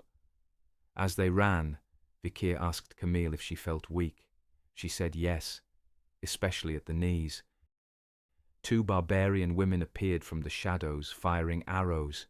Vikir deflected them with sharp, controlled swings. The barbarian girl behind them drew her bow, aura pulsing through the string. She muttered that she might as well get rid of the girl before she took her man, and fired. A streak of blue light shot through the darkness, shrieking through the forest. It nearly struck Camille, until it froze in mid-air, encased in ice. Alfonso stepped forward, rushing to Camille. Alfonso held her in his arms, trying to purge the poison, but it was too strong. He couldn't remove it completely. When she started to feel a little better, she pulled away and ran straight to Vikir, wrapping her arms around him. Alfonso watched, heartbroken. His niece had rejected him. Suddenly, a rope whipped from the darkness, looping around Vikir's neck. The barbarian girl yanked hard, but he didn't move an inch. Her eyes widened. How could he be this strong? Vikir grabbed the rope and tore it apart with his hands. Something wasn't right. Why were they so restless? Then a low rumble echoed through the forest. The barbarian girl froze, her voice trembling. "She's awake." Beelzebub buzzed violently, warning Vikir. The girl shouted, "She here!" A massive spiked pillar erupted from the ground, towering above the trees. The barbarians screamed in panic. They knew what was coming. Camille looked up, alarmed, asking what that pillar was. The pillar split apart, forming legs, long, jagged and covered in bristles. Vikir's expression darkened. He hadn't expected to see her here. If he remembered correctly, Madame Eight Legs was classified as Danger Class S. The giant spider screeched, its cry echoing through the forest as it rose above the treetops. Alfonso stared in disbelief. A creature like this had been hiding in the woodlands all along. Camille started to shout something, but Vikir quickly covered her mouth. He told her not to make a sound. The spider had poor vision, but exceptional hearing. In his past life, he had once met an old man who claimed to have lived deep within these woods. The man spoke of a horror lurking in the shadows, calling it Madame Eight Legs. Not long after, official records confirmed its existence. A single monster of Class S was enough to wipe an entire nation from the map. The spider screeched and spat a torrent of acid in their direction. Alfonso shielded his niece, conjuring a barrier around them as Vikir dove aside. Nearby, a few drops splashed onto a barbarian's braid. He shouted in alarm as his hair began to corrode and smoke. The barbarian girl swiftly cut the braid off, telling him to stay quiet. She signaled her people to retreat.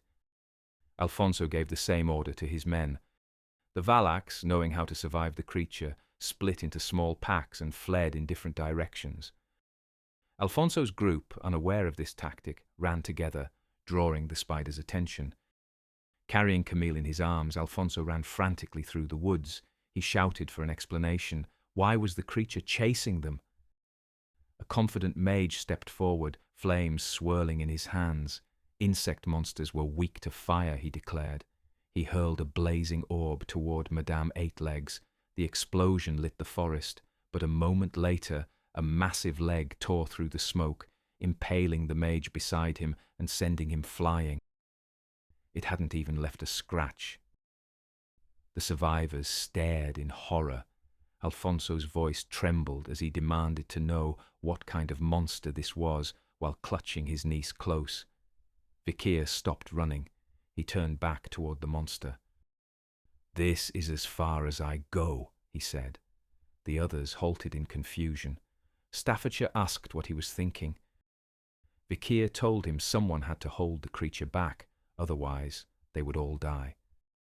Staffordshire offered to do it himself.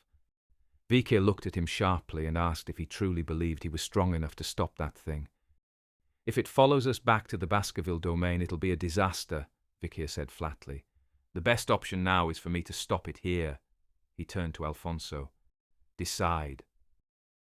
Now Alfonso cursed under his breath. Then he shouted to his men, ordering them to move. "Don't let my nephew-in-law's sacrifice be in vain." The group resumed their escape. Camille struggled against her uncle's hold, shouting Vikir's name, demanding they go back. As their figures disappeared into the trees, Vikir exhaled slowly and let his sword drop. He wouldn't need it. Now they're gone. The spider wasn't fully grown. He might still have a chance. This was his opportunity. If he could fake his death here, he could finally escape Hugo's reach. He could train in secrecy, master the 10th form, and return to exact his revenge. He drew Beelzebub. If he didn't give everything he had, he would die here. Every skill, every ounce of power, he would use it all. He darted forward, leaping from tree to tree, moving faster and higher until he launched himself into the air. Suspended above the creature, he gathered all his strength into his blade. Then he struck. A blinding red flash tore through the forest as his sword came down, the impact shaking the ground. Camille, looking back over her uncle's shoulder, saw the crimson light. A towering pillar of red energy rose into the night sky from Vikir's strike. She cried out his name as the forest burned beneath the scarlet glow.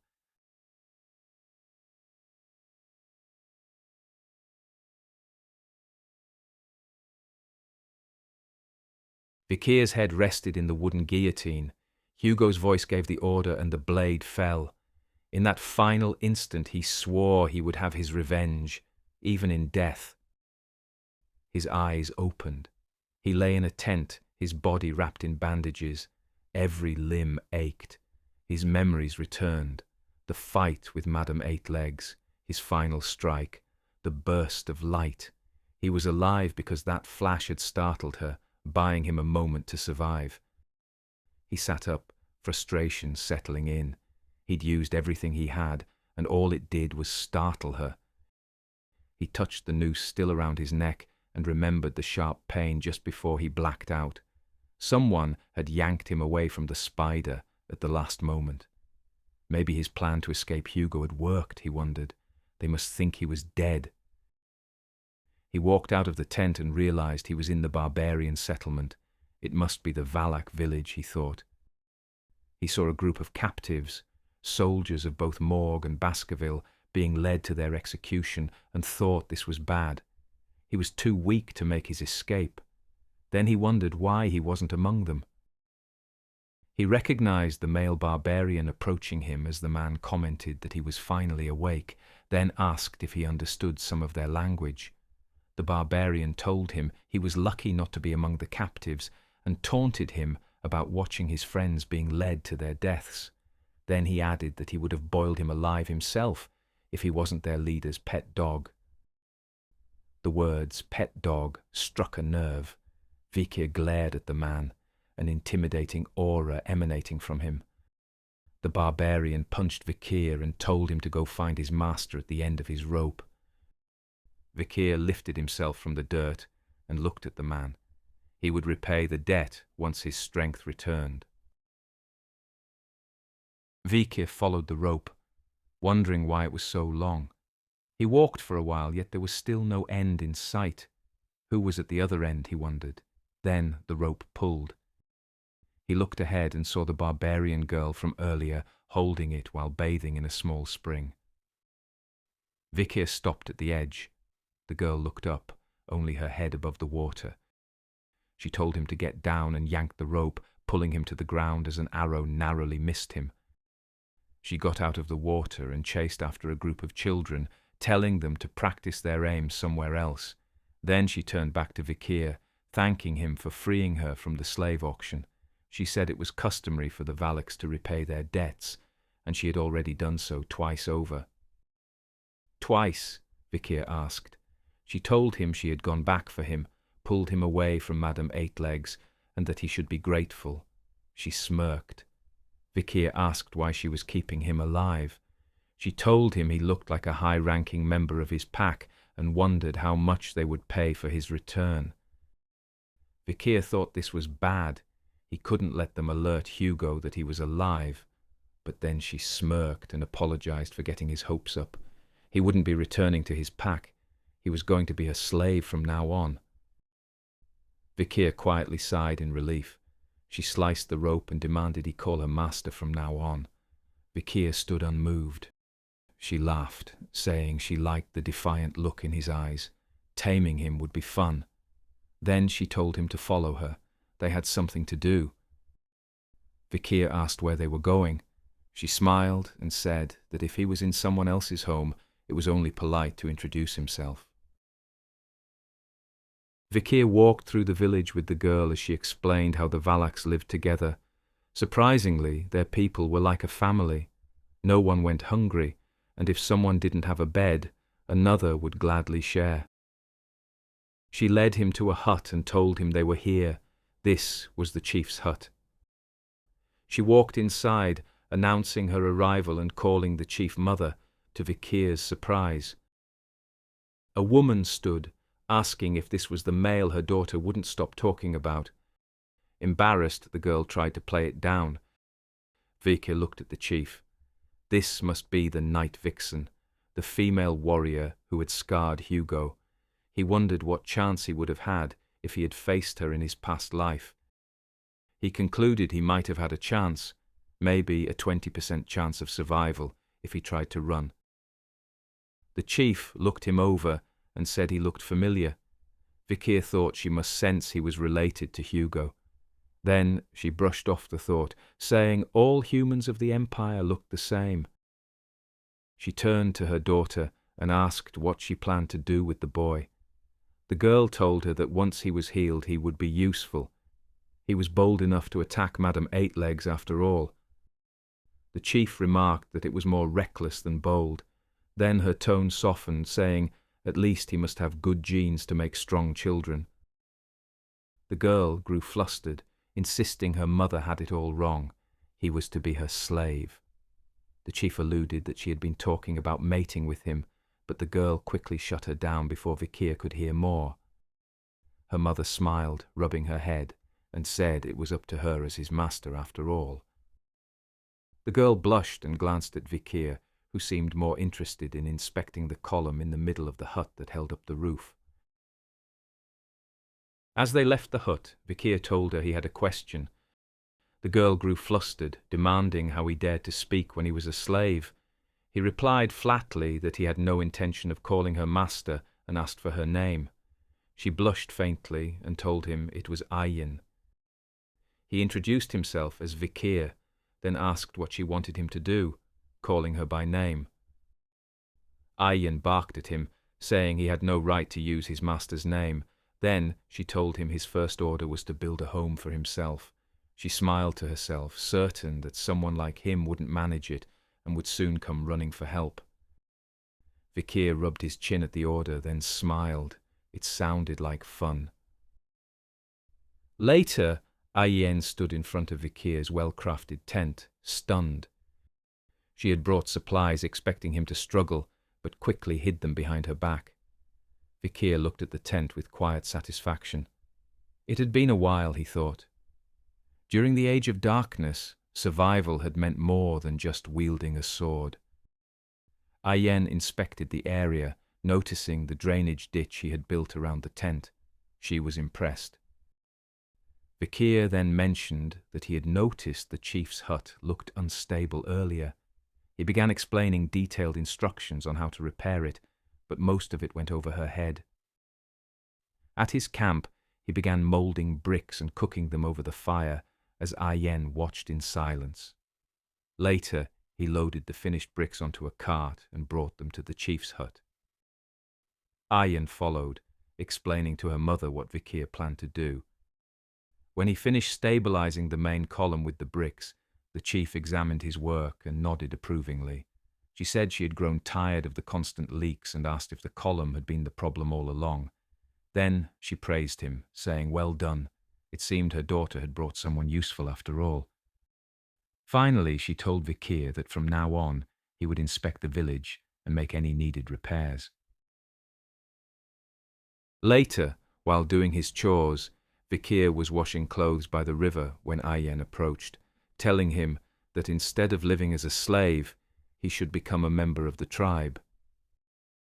Vikir said he didn't mind it, thinking it was more peaceful than his duties as a Baskerville. Ayin smiled, saying she had done a good job of taming him. As Vikir carried the clothing back, she walked beside him, repeating that he should join the tribe. She said she would help him. Maybe even remove the noose, she joked. Vikir gave in and told her fine, then asked what she wanted him to do.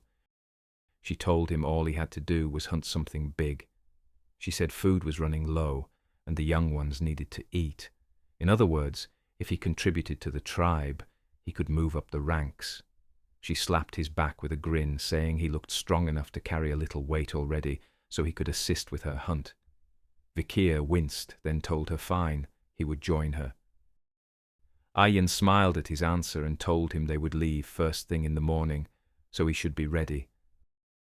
Not far away, the male barbarian from before watched them from behind a tree, clearly not amused by what he heard. The next morning, the tribe's shaman called for the hunters to gather. It was time for the pre-hunt ritual. They all lined up to receive his blessing as Ayin quietly explained the process to Vikir. They applied charcoal to their faces to hide themselves from the god of death. Vikir thought back to his knowledge of the Valak tribe from his previous life. He couldn't remember them ever having a shaman. The hunters around him whispered to one another, clearly not believing the powers the man claimed to have. From what they said, his fortune-telling was wrong more often than not. Vikir thought it sounded familiar, a man in a powerful position who was simply incompetent. It was the same everywhere in the world, it seemed. Later, Ayin returned with a mark painted on her face that looked more like a joke than a blessing. Vikir told her she looked stupid. She wiped it off, saying she wasn't on good terms with the shaman. Then she handed him a spiked collar and told him to wear it around his neck. Vikir asked why, and she put one on herself, explaining that it was to protect their necks from being bitten. Vikir thought he might as well try to fit in while he was here, then put the collar on. Vikir rode through the forest, sitting behind Ayin on her wolf. She told him to hold her by the waist. Vikir said it was fine. She picked up speed abruptly as Vikir fell off the wolf. She looked back with a teasing smile. She said that if he had held her waist, he would not have fallen. Vikir lay on the ground unamused. His body felt weak. He looked up and saw the familiar barbarian man standing there, looking displeased. Ayin called his name, Ahun. Ahun asked if she was really taking the hunt seriously, or if she'd rather play with her slave. He taunted that he would bring back the biggest game and become the next leader of the hunting pack, all for his grandfather's honor. She replied that his grandfather was just a shaman who didn't know how to hunt. Annoyed, Ahun turned to Vikir and kicked him in the head, sending him sliding across the dirt. He mocked Ayin for giving a slave a huntsman's neck guard and said the broken whelp would only get in her way. Then Ayin's face turned into a grin as she asked if he was sure about that and told him to check his waistband. He looked down and found his arrows were gone. Vikir spat blood and with a snarky smile told Ahun he should treat his weapons like he would his woman.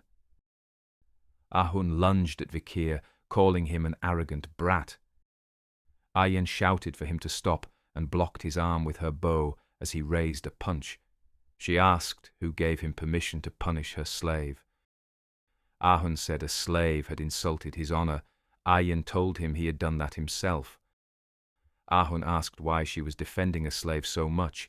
Had she fallen in love with him? Ayin said nothing, then sighed and declared that if the slave must be punished, it would be by her hand, not his. She punched Vikir repeatedly. Ahun stood shocked at the brutality. Vikir fell to the ground.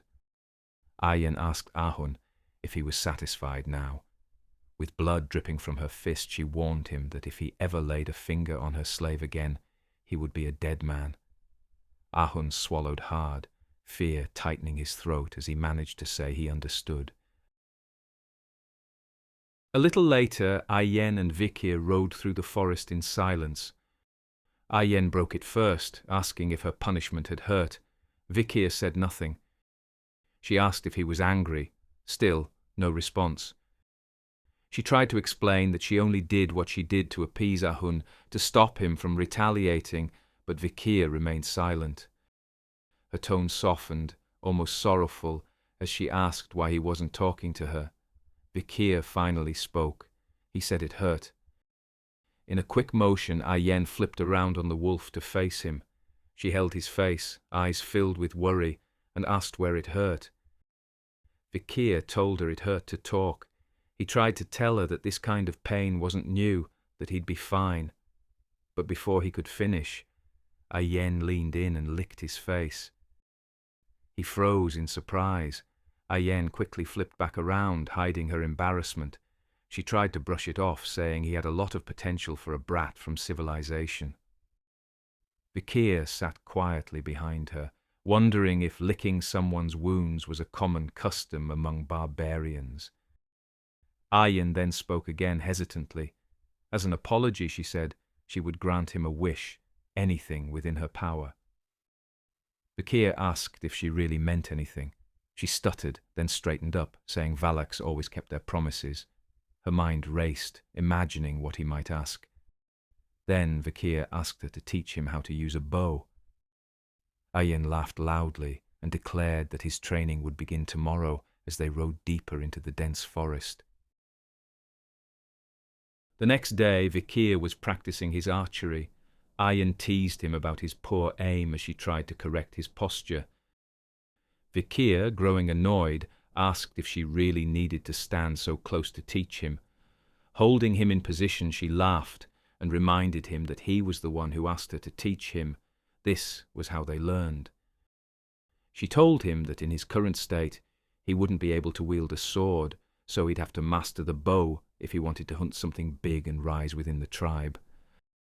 Suddenly, Ayen's wolf emerged from the bushes behind them. Ayen turned as Vikir fell flat on the ground when she let go. She asked her wolf, Vakira, if it had found what she sent it for. The wolf barked in reply. Ayen smirked and told Vikir, calling him a slave, to get up. It was time. Vakira led them to a river where they both crouched low to remain undetected. Ayen whispered that this river flowed into the ocean and sometimes sea creatures could be found in its waters. She explained that her grandmother once told her a story, that salmon believed they could evolve into massive creatures if they succeeded in climbing the waterfall, but most failed, dying on the jagged rocks below. Those stragglers, she said, became prey for the ox bears. Now, watching an ox bear feasting on the salmon impaled on the rocks, Vikir asked if that was really an ox bear. It looked different. Ayen told him it wasn't an ordinary one. It was a monster born with superior blood, one that had survived this deadly place for many years. Vikir gave her a side glance, asking if she really expected him to catch such a beast. Of course not, she said. Their target was its mate. They watched as several males approached the female, each trying to win her attention, but she rejected them all, nearly killing some with her massive claws, until she finally accepted the smallest one. Vikir frowned, confused, and asked why she would choose the weakest. Ayen told him it was because the female wanted a mate she could control. Strong males tended to kill the female during mating out of sheer excitement, so they were avoided. She smiled at Vikir and said it wasn't so different from the Valak tribe. When choosing their mates, all that mattered were superior genes. They usually take them young and weakened from injury. The two ox bears wandered into the forest to find a place to mate. Ayen turned to Vikir, saying they just needed to wait. The female would wear the male out for them. Vikir waited outside the cave where the ox bears were mating. Roars of ecstasy echoed from the cave mouth. Unamused, he set down a platter of food outside the entrance, then walked back to their nearby camp where Ayen was waiting. He asked when it would end. It had already been 3 days. Ayen told him they needed to keep the beasts mating without going hungry. Holding up a berry from the platter, she explained that it increased strength, but at the cost of one's life force. She warned him that both ox bears probably knew what they were planning, but the male would have no choice but to eat it if he wanted to keep up with his mate. Vikir now understood why she had chosen to hunt such a strong female. The stronger the female, the more exhausted the male would become. Ayen handed him something to drink as they waited. Vikir muttered that the two inside really were going at it like crazy. Ayen tilted her head and asked, "Wasn't that normal?" Vikir spat out his drink in surprise. She giggled, teasing that all Valak men could perform like that, then asked if it wasn't the same in the Empire. Grinning mischievously, she leaned closer and asked if he could perform to that level as well. A loud roar cut her off. She turned toward the cave and told Vikir to get ready. The female was now convinced of conception and was kicking the male out. The ox bear stumbled from the cave as they both hid up in a nearby tree, watching closely. Ayen whispered that after going for 3 days straight, it would need to rest. Once it settled down somewhere safe, they would move in for the kill. They followed the ox bear from afar, keeping to its tracks. Vikir commented that it was travelling quite far. Moving through an icy crevice, Ayen explained that it was searching for an area with few threats, and with this place being so cold, it wouldn't have to worry about marrow-sucking mosquitoes. Vikir rubbed his arms, muttering that it was getting rather chilly. Ayen noticed and told him to huddle up, but Vikir insisted he was fine. She warned that he'd only hinder the hunt if he froze up, asking if that was what he wanted. Vikir frowned. She was quite good at arguing, it seemed. He gave in and wrapped his arms around her waist. Ayin grew slightly flustered, thinking she was only allowing it so her slave wouldn't freeze. Then Vikir stopped, ears raised, sensing something ahead. The wolf began to growl. Ayin checked the tracks, confused as they suddenly disappeared. She wondered where the ox-bear had gone.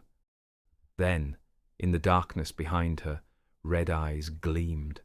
The ox-bear lunged out, waiting in ambush. Meanwhile, back at the Valak settlement, Ahun returned with his kill, a massive boar. A crowd gathered, cheering that it was large enough to feed the entire tribe. They spoke of how such a kill would surely win the hunt, and that Ahun might become the next leader of the hunting pack.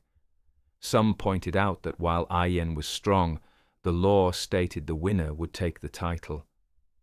Ahun stood tall, basking in their praise.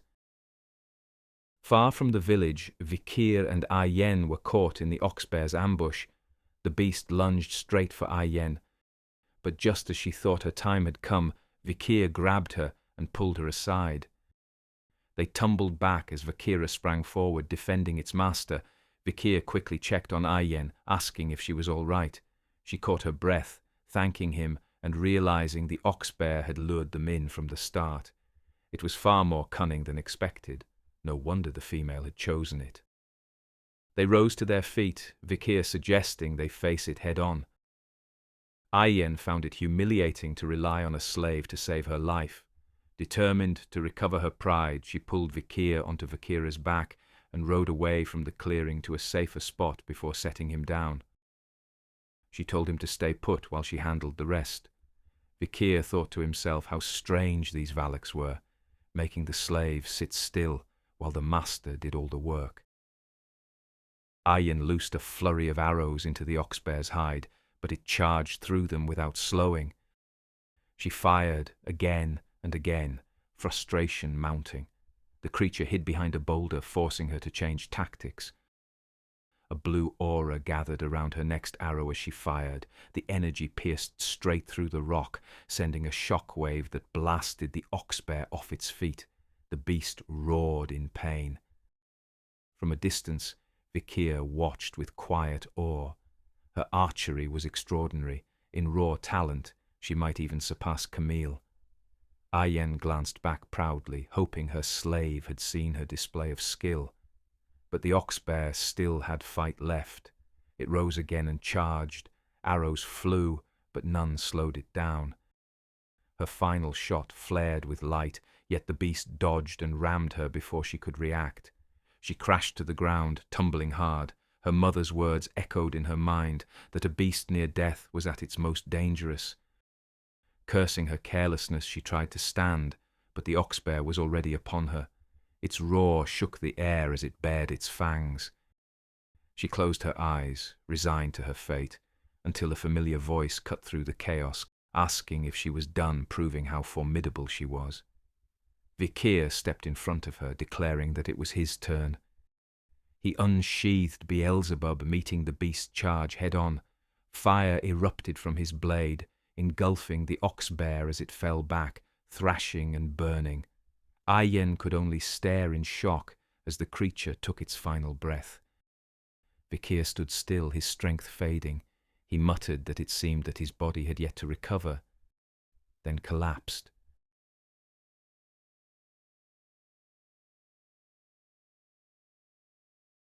The hunt was over, and the tribe gathered to celebrate their bounty.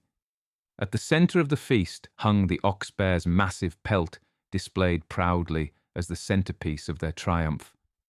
Vikir sat beside Ayin, both wearing ceremonial headdresses. She smiled, asking how it felt to be the hero of the hunt. He answered calmly that it didn't feel any different. Ayin laughed softly, saying the ox-bear was not only powerful and fierce, but also intelligent, making their victory worthy of any warrior's respect. That, she said, was why he had earned the title of hero for this feast. Then, raising her voice just enough for Ahun to hear, she declared that it was far better than slaying a cowardly boar that soils itself when it runs, her eyes drifting toward him. Ahun, standing nearby with an annoyed look, handed Vikir a wooden bowl filled with stew. He told him flatly, "This is your share, slave." Vikir looked down at the bowl and muttered that there was barely any meat in it. Ahun barked that if it were his decision, he'd have filled it with meat, then turned away in irritation. Ayen leaned closer, explaining that this was tradition. Those who contribute the most receive the least meat, but in return, they gain greater honor. Vikir thought to himself that honor did little to fill an empty stomach. Ayen then laughed, saying it was satisfying to see Ahun in such a foul mood. While the tribe feasted, Vikir reflected silently. Thanks to Beelzebub, he had gained a new ability from the ox-bear, tenacious existence, Murcielago. He could now increase his body weight to nearly 600 kilograms by holding his breath. Not only that, but his strength had fully recovered after Beelzebub absorbed the ox-bear's essence. Ayen interrupted his thoughts, catching his attention as she handed him another bowl containing a peculiar piece of meat. She explained that the shaman had wanted it, but she claimed it instead, saving it for the hero of the hunt. Vikir replied that he'd already received extra meat, a jar of blood, and the entrails. Ayen grew flustered, insisting that this was different, something he had to eat. She explained that eating particular parts of the beast was believed to strengthen a warrior's vitality in more ways than one. Vikir looked down at the bowl, assuming it was some kind of intestine. He wondered if she thought he had digestion problems. A group of barbarian women nearby began to boo Ayen, asking in irritation if she intended to benefit from what she'd just given him. Flustered, Ayen stammered and told them to be quiet. Vikir decided to eat it without another word. The texture was tough, difficult to chew, but he forced it down while Ayen watched intently, her face brightening with every bite. Then she told him, with satisfaction, that now he would be able to perform properly. Vikir paused, confused, thinking he had already performed well enough during the hunt. Later that night, Vikir and Ayen went to a large tree stump deep in the forest. They began placing chunks of meat from the feast on top of it. Vikir asked why they were leaving food here when the tribe already had a shortage. Ayen said it was an offering to Madame Eight Legs, so the tribe could continue living in the forest. As he thought back to the fight, Vikir realized how foolish it had been to strike at that creature. The spider wasn't just another beast. It was something feared, a force of nature whose very presence inspired terror throughout the forest, a god only in the sense that nothing dared to challenge it. The next day, Vikir made his way through the village and noticed a long line of barbarian women gathered outside the chief's hut. They stood chattering among themselves, excitement and anticipation clear in their voices. He wondered if it was some kind of ritual. It wasn't. The women were talking about him, about how Vikir would soon become a member of the tribe, which meant he would be allowed to choose a mate. They were here to offer themselves. Before he could make sense of it, Ayen appeared, carrying a freshly hunted deer across her shoulders. Her expression darkened as soon as she saw the crowd.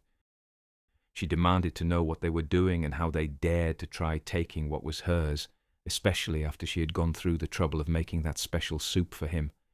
She threw the deer to the ground with a heavy thud. The women retorted that she should at least share. Why should she keep him to herself? Ayen snapped that they could go catch their own husbands if they wanted one so badly. The women grumbled that they had tried and failed. Her eyes narrowed, her tone sharp as a blade. She asked if they wanted to find a husband in hell instead. That was enough. The women scattered in fear. Once they were gone, Ayen sighed and placed a hand on her head, muttering that she needed to claim Vikir before he fully recovered. She added that she had already managed to feed him the ox-bear's thing, then froze as realization struck. Vikir was standing behind her. Ayen froze, her face paling as she asked how much he had heard. Vikir's silence said enough. He finally understood what she had fed him. Desperate to change the subject, Ayen quickly said that her mother had called a meeting with the elders. As the hero of the feast, he would be able to demand something from her. Still flustered, she began suggesting what he should ask for. Vikir's eyes widened at her suggestion. Inside the chief's tent, the elders had gathered in a circle beside the tribe's leader. Vikir entered quietly and bowed, saying he came as summoned. The chief, Aquila, smiled faintly and said she had heard he was the one who brought down the ox-bear. She thanked him for providing such fine meat for the tribe. Vikir replied respectfully that he had only done his part. Aquila commended his modesty but told him praise should be given when it was earned. She noted that he had recovered surprisingly fast from his injuries, her tone calm but curious. Vikir answered that it was thanks to the kindness of the tribe that he healed so quickly. He looked up at her. The night vixen of the north. She was the reason the empire feared a tribe of barely 300 barbarians. Her presence was as imposing as Hugo's, yet she carried herself with a gentler, warmer air. Aquila rose to her feet and told him that he must be rewarded for his success in the hunt. From this day forward he would no longer be a slave. He was now a member of the tribe, one of their own. A murmur rippled through the tent. The shaman looked displeased, and Vikir recalled Ayen's warning that some of the elders opposed him joining their ranks. Still, Aquila's decision stood firm. She told him he could ask for one wish as a new member of the tribe. He could claim any available tribeswoman as his mate, or, if he preferred, take a slave. Ayen subtly waved her hands, signalling something toward him. Her gestures were clear enough. She was telling him to choose what she had suggested earlier. Vikir closed his eyes for a moment, then said calmly that he had a request. When he opened them, his gaze met Aquila's. He asked if he might bathe in the spring of valor. Gasps echoed through the tent. Even Aquila's composure faltered for a moment, surprise flashing across her face. Meanwhile, Ayen smiled, pleased that he had followed her advice. Aquila studied him in silence. Then she asked whether he truly understood what he was asking of her.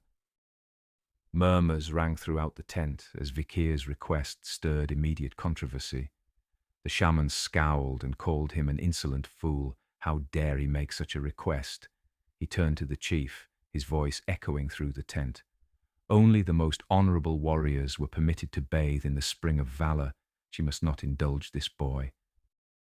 His grandson, Ahun, added that Vikir had no right to demand such a thing.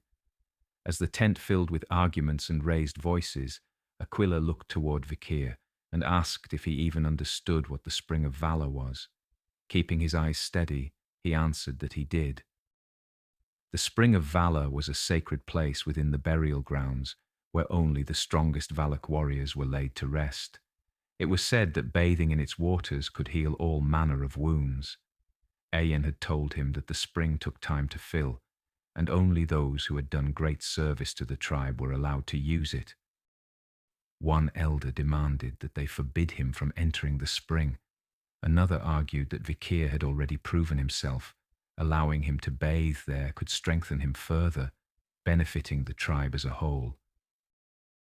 The tent fell into heated debate. Aquila remained silent, her expression thoughtful. She wanted to grant his request, but he had not yet done enough to demand it without question. Going against the majority of the elders now would only create unrest within the tribe. Then a deep gong rang out, silencing the tent. Vikir tensed, scanning the tent and asking if they were under attack, but Ayen rose with a smile, saying it meant they had guests. Aquila lifted a hand to calm the room. She announced that the discussion would continue later and dismissed the gathering. The tribe gathered as merchants arrived with goods to trade. Ayen told Vikir the merchants came often, bringing things they could not find in the forest. The tribe always looked forward to their arrival. Vikir noticed the flag the merchants carried, the bourgeois family, one of the 7 houses that ran a merchant guild. To get here, they would have to pass through Baskerville or Morgue territory, and those houses would never grant permission. These men were smuggling goods. One of the men at the front raised his voice, shouting in the Valak tongue that it was market day once again and calling for anyone who wanted to trade to step forward. Vikir watched as trades began. Common goods from the empire were exchanged for rare items from the forest. The merchants were taking advantage of the Valaks, who didn't understand the true value of what they were giving away. Then Ayen shouted for them to stop, saying the trade was unfair. She argued that her diamond was worth far more than a single ear of corn. Vikir thought at least someone had sense, until she demanded 2 ears instead. When the merchant agreed, she grinned, thinking she had made an excellent deal. The rest of the tribe was no better, trading away valuable items for vegetables and simple goods worth nothing in the empire. Then a young girl approached the merchant, asking to trade a beetle larva for a glass ball. Disgusted, the man slapped the larva from her hands and spoke in Imperial to his men, calling the barbarians stupid and saying the girl would fetch a good price as a slave. Vikir placed a hand on the girl's head and replied in fluent Imperial that the merchant's trades here were void. The merchant froze, shocked that someone had understood him. Ayen looked on, unsure what was happening. Vikir told the merchant he'd heard everything and that he needed to reverse every unfair trade he had made that day. The merchant demanded to know what he meant. Vikir explained that the prices they charged here were completely different from those in the empire. The merchant leaned closer, realizing Vikir must be the only one who spoke their language. He told him the shaman had blessed their trade and that a brat like him should stay out of such matters. Vikir listed the values without hesitation. The diamond they traded was worth at least 2 million gold.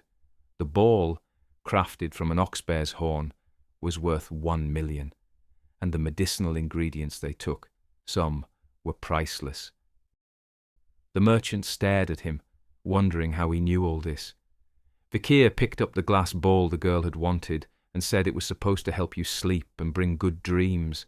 He explained it released a narcotic that slowly poisoned the body over time, which was why it was banned in the empire. Then he crushed the ball in his hand, glaring at the merchant. He told him how dare he bring such a thing here. One of the merchants asked nervously what was happening. Ayen stepped closer and repeated the imperial words she had caught, drug, harm, body, to make sure she'd heard right. Vikir confirmed she had. Anger crossed her face. She demanded if that was the reason some of their people had fallen ill recently. Realizing the situation was turning against them, the merchant tried to call it a misunderstanding and started backing away.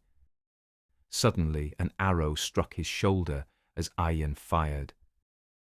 Ayen glared at them, calling the merchants fiends and shouting how dare they deceive her people. Panic spread among the merchants. Their leader shouted for everyone to run, abandoning their goods as they fled. Vikir asked Ayen why she was letting them go. The merchants wouldn't take their loss lightly and would surely retaliate. Ayen told him they weren't letting them go. The merchants would return to their camp, gather reinforcements, and the tribe would ambush them there. Night had fallen by the time the merchants returned to their camp. A band of hired mercenaries waited there as the merchants angrily recounted how the Valaks had stolen their goods and ordered them to prepare for battle. Not far from the camp, Ayen stood on a ridge overlooking the area with her eagle perched nearby. Vikir stood beside her in silence. She told him there was only one punishment for those fiends: extermination. Below, the merchants and mercenaries set out toward the Valak village, ready to reclaim their merchandise by force. One of the mercenaries smirked and told the merchant leader that they shouldn't bother dealing civilly with barbarians. They should all be killed or enslaved. The merchant warned him not to underestimate the Valak tribe or the forest itself. The mercenary scoffed, asking why they had been hired if he was so afraid of them. He struck a match, lighting a cigarette, saying they would take all the loot once the village was ransacked. The merchant hesitated, then told him to do as he pleased. The mercenary reassured him that the Valaks wouldn't stand a chance. He passed the match to another mercenary, who lit his own cigarette. A third asked to use it as well, but the man refused, saying the rule was never to share a match 3 times. It brought bad luck. The third man snatched it anyway, saying he didn't believe in superstition. The words had barely left his mouth when an arrow struck him square in the forehead. Before anyone could react, the man beside him fell with another arrow to the head. The leader who had been speaking to the merchant dropped next, an arrow buried deep between his eyes. The merchant froze for a heartbeat before shouting for the men to extinguish their lights. From the ridge, Ayan drew her bow and ordered her archers to fire. She told them to show these invaders what it meant to face the Valak tribe. A rain of arrows filled the night sky. Vikir watched nearby, impressed by their precision even from this distance. Another tribesman approached and set a barrel beside him, the one Vikir had asked for. Down below, the mercenaries scrambled for cover, hiding behind shields and shouting for their mages. But before they could recover, a barrel soared through the air, propelled by 2 arrows tethered to its sides. The arrows struck trees, leaving the barrel hanging above the mercenaries. More barrels followed, dangling overhead, dark liquid dripping from the cracks. A moment later, flaming arrows streaked across the sky. They struck the barrels, setting off a chain of fiery explosions that tore through the enemy line. The blast engulfed the front ranks, burning men and horses alike, leaving only a few survivors scrambling in the chaos. The leader of the merchants stumbled away from the inferno, coughing and burned, but alive, or so he thought. A figure emerged from the darkness behind him. The merchant turned and froze. It was the same Valak brat from earlier. Panicking, he stammered out a warning that they'd regret this if they killed him. He held up a parchment stamped with an imperial seal, declaring it to be a permit signed by the new deputy magistrate of Underdog. If they harmed him, the Baskervilles would come for them. Vikir stepped closer. He asked if the man meant the new deputy magistrate, Vikir. The merchant nodded quickly, saying yes, the infamous Vikir himself. Vikir's gaze hardened. He told the man he didn't recall giving such permission. The merchant's eyes widened in disbelief. He stared at Vikir's face, recognition dawning too late. Before he could speak another word, several arrows struck him, killing him instantly. Vikir lowered his bow. He told the corpse that the punishment for forging the seal of the Baskervilles was execution. Ayan rode up on her wolf, calling out to him and telling him to get on, calling him slave as always. Vikir replied that he wasn't a slave anymore as he climbed onto the wolf behind her. The remaining mercenaries tried to regroup as the rain of arrows suddenly ceased. The abrupt silence unsettled them. They looked around, wondering if the Valaks had fled. Then the ground began to tremble. Something vast moved in the darkness. The forest fell silent as the sky filled with enormous shadowy legs. Madame Eight Legs had been awakened. Ayen and Vikir rode off through the trees as fire and chaos erupted behind them. She told him his plan with the fire had been brilliant, that he was now a true Valak. Vikir glanced back at the monstrous silhouette looming behind him. No matter how many times he saw her, Madame Eight Legs was truly terrifying. Back at the village, the chief granted Vikir's request. She would allow him to bathe in the spring of valor. He had earned it. Catching an ox bear to ease their food shortage, protecting the village from invaders with his plan using oil barrels, and ensuring no Valak lives were lost. He had also uncovered the true cause of the sickness spreading through the tribe. There was now no denying his worthiness as a warrior. The chief turned to Ayen and told her to guide Vikir to the spring. Ayen grinned and slung an arm around his shoulders, asking if he didn't feel satisfied.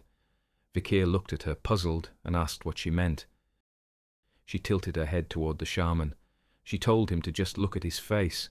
The man who'd claimed the illness was a curse. After what Vikir had done, his words no longer held any weight. Vikir's gaze lingered on the shaman. He recalled how the merchant had claimed to possess the shaman's blessing for his trades, and suspicion began to grow. Later that evening, Vikir bathed in the spring of valor. He could feel his mana stabilizing, his weakened bones and muscles slowly regaining their strength. It reminded him of the river Styx, though not nearly as potent. At least there was no age limit, he thought. He glanced over and asked Ayen why she was there with him. Wasn't he the only one granted permission to bathe? Ayen smiled, twisting a strand of her hair, and said he shouldn't be so petty. Who cared? She told him he should thank Adonai for finding the spring. Vikir asked who that was. She explained that Adonai was a legendary warrior of the Valak tribe, strong enough to face even Madame Eightlegs. She added that he should show proper respect now that he was a Valak himself. Vikir remarked that if Adonai truly fought the Madame, then he was worthy of respect, Valak or not. Ayen fell silent for a moment, thinking back to her mother's words. Aquila had told her that Vikir would make a fine husband, and that she should claim him before anyone else tried. She looked at him again, the thought lingering in her mind. Maybe now was the right time. The conversation soon drifted to the merchants. Ayen claimed she had known all along that they were being overcharged. Vikir chuckled and asked if she really had. She told him not to laugh. She knew diamonds were worth more than corn. He asked her how much more. Ayen hesitated, thinking for a moment, then said confidently that 1 diamond could buy 20 ears of corn. Vikir shook his head. When he told her the real value, her eyes widened in disbelief.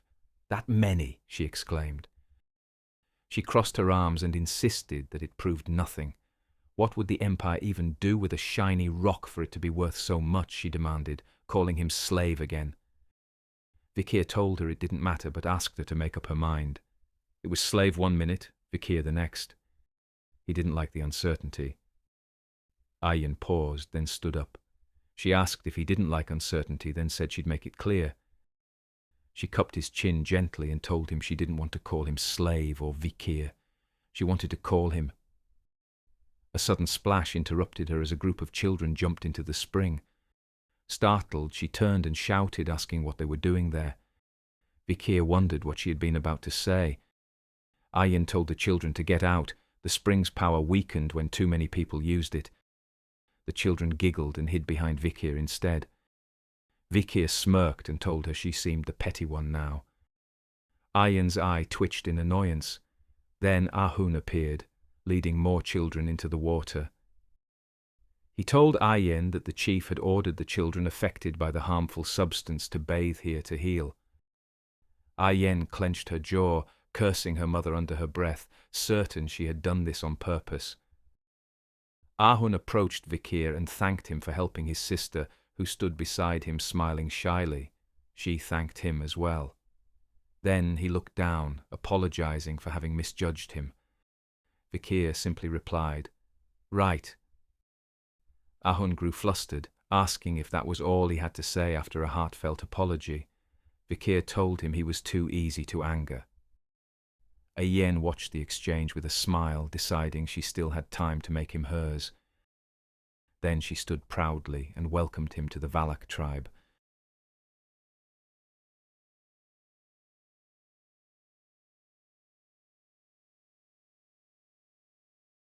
Two years later, Vikir sparred with Ahun, who was quickly overpowered. Ahun hit the ground, defeated, while the 17-year-old Vikir stood victorious. Ahun asked for another round, but Vikir told him training was over and walked away. Ahun's friends helped him up. He called Vikir an obnoxious brat, but admitted his strength was impressive. Another mentioned that even his archery now matched Ayen's. The third scoffed, saying Vikir wasn't that great. He'd made Ahun's nose bleed before too. Ahun rubbed his nose and said Vikir hadn't hit him. They stared at him, confused. Ahun explained that Vikir stopped before impact. The force from his strike alone had made him bleed. Vikir stood in the forest, catching his breath. The cliff before him was riddled with large holes, remnants of his training. He let out a quiet sigh of relief. He had finally mastered it. The sixth form was complete. He could now draw the sixth tooth perfectly. There was still a long way to go before reaching the 10th, but achieving this much at 17 was already remarkable. He unsheathed Beelzebub and counted 6 mana circles within him. He had become a high-class sword graduator. With the strength he'd built, he might even be able to defeat a swordmaster graduator. He turned toward the village, thinking about the 2 years that had passed since he became part of the tribe. Soon, it would be time to leave. Vikir went on a hunt with Ayen. He knelt beside a trail examining the ground. The tracks belonged to a Mushasu snake. When he glanced back, Ayen seemed lost in thought. He snapped at her, asking if she was daydreaming in the middle of a hunt. She jolted upright, claiming she was listening. Trying to shift the mood, she mentioned another hunting group had found something strange and wanted his opinion. She walked to Vikira's saddle, reaching into a pouch and pulling out a dagger. She said they'd found it on a trespasser in the forest and asked if he recognized the crest engraved on the blade. Vikir said he did. It belonged to the venomous house of Leviathan, one of the 7 houses of the Empire, alongside the iron blood swords of Baskerville. Ayen continued, saying they first thought the stranger might have been a survivor from the incident 2 years ago, but the group saw the person pour something into the river before leaving. When captured, they swallowed poison before they could be questioned. Her expression grew tense as she asked what had been on her mind. Did he want to return home? Vikir frowned and asked why she was suddenly asking that. Ayen looked down, saying she didn't want to hide anything from him. Someone else had been seen in the forest, a woman with red hair, searching for him. She'd been looking for 2 years. Then she asked again, did he want to go back? Vikir paused, then said he wasn't going back. Ayen's shoulders relaxed, the tension leaving her body. Her face brightened as she asked if he truly meant it. Vikir gave a small nod. She smiled and celebrated with Vikira. As she celebrated, Vikir thought they might still believe he was alive, but he couldn't return yet. Only once he could conceal his true power from Hugo would he make his return. The red-haired woman had to be Camille. Perhaps she felt indebted to him for saving her.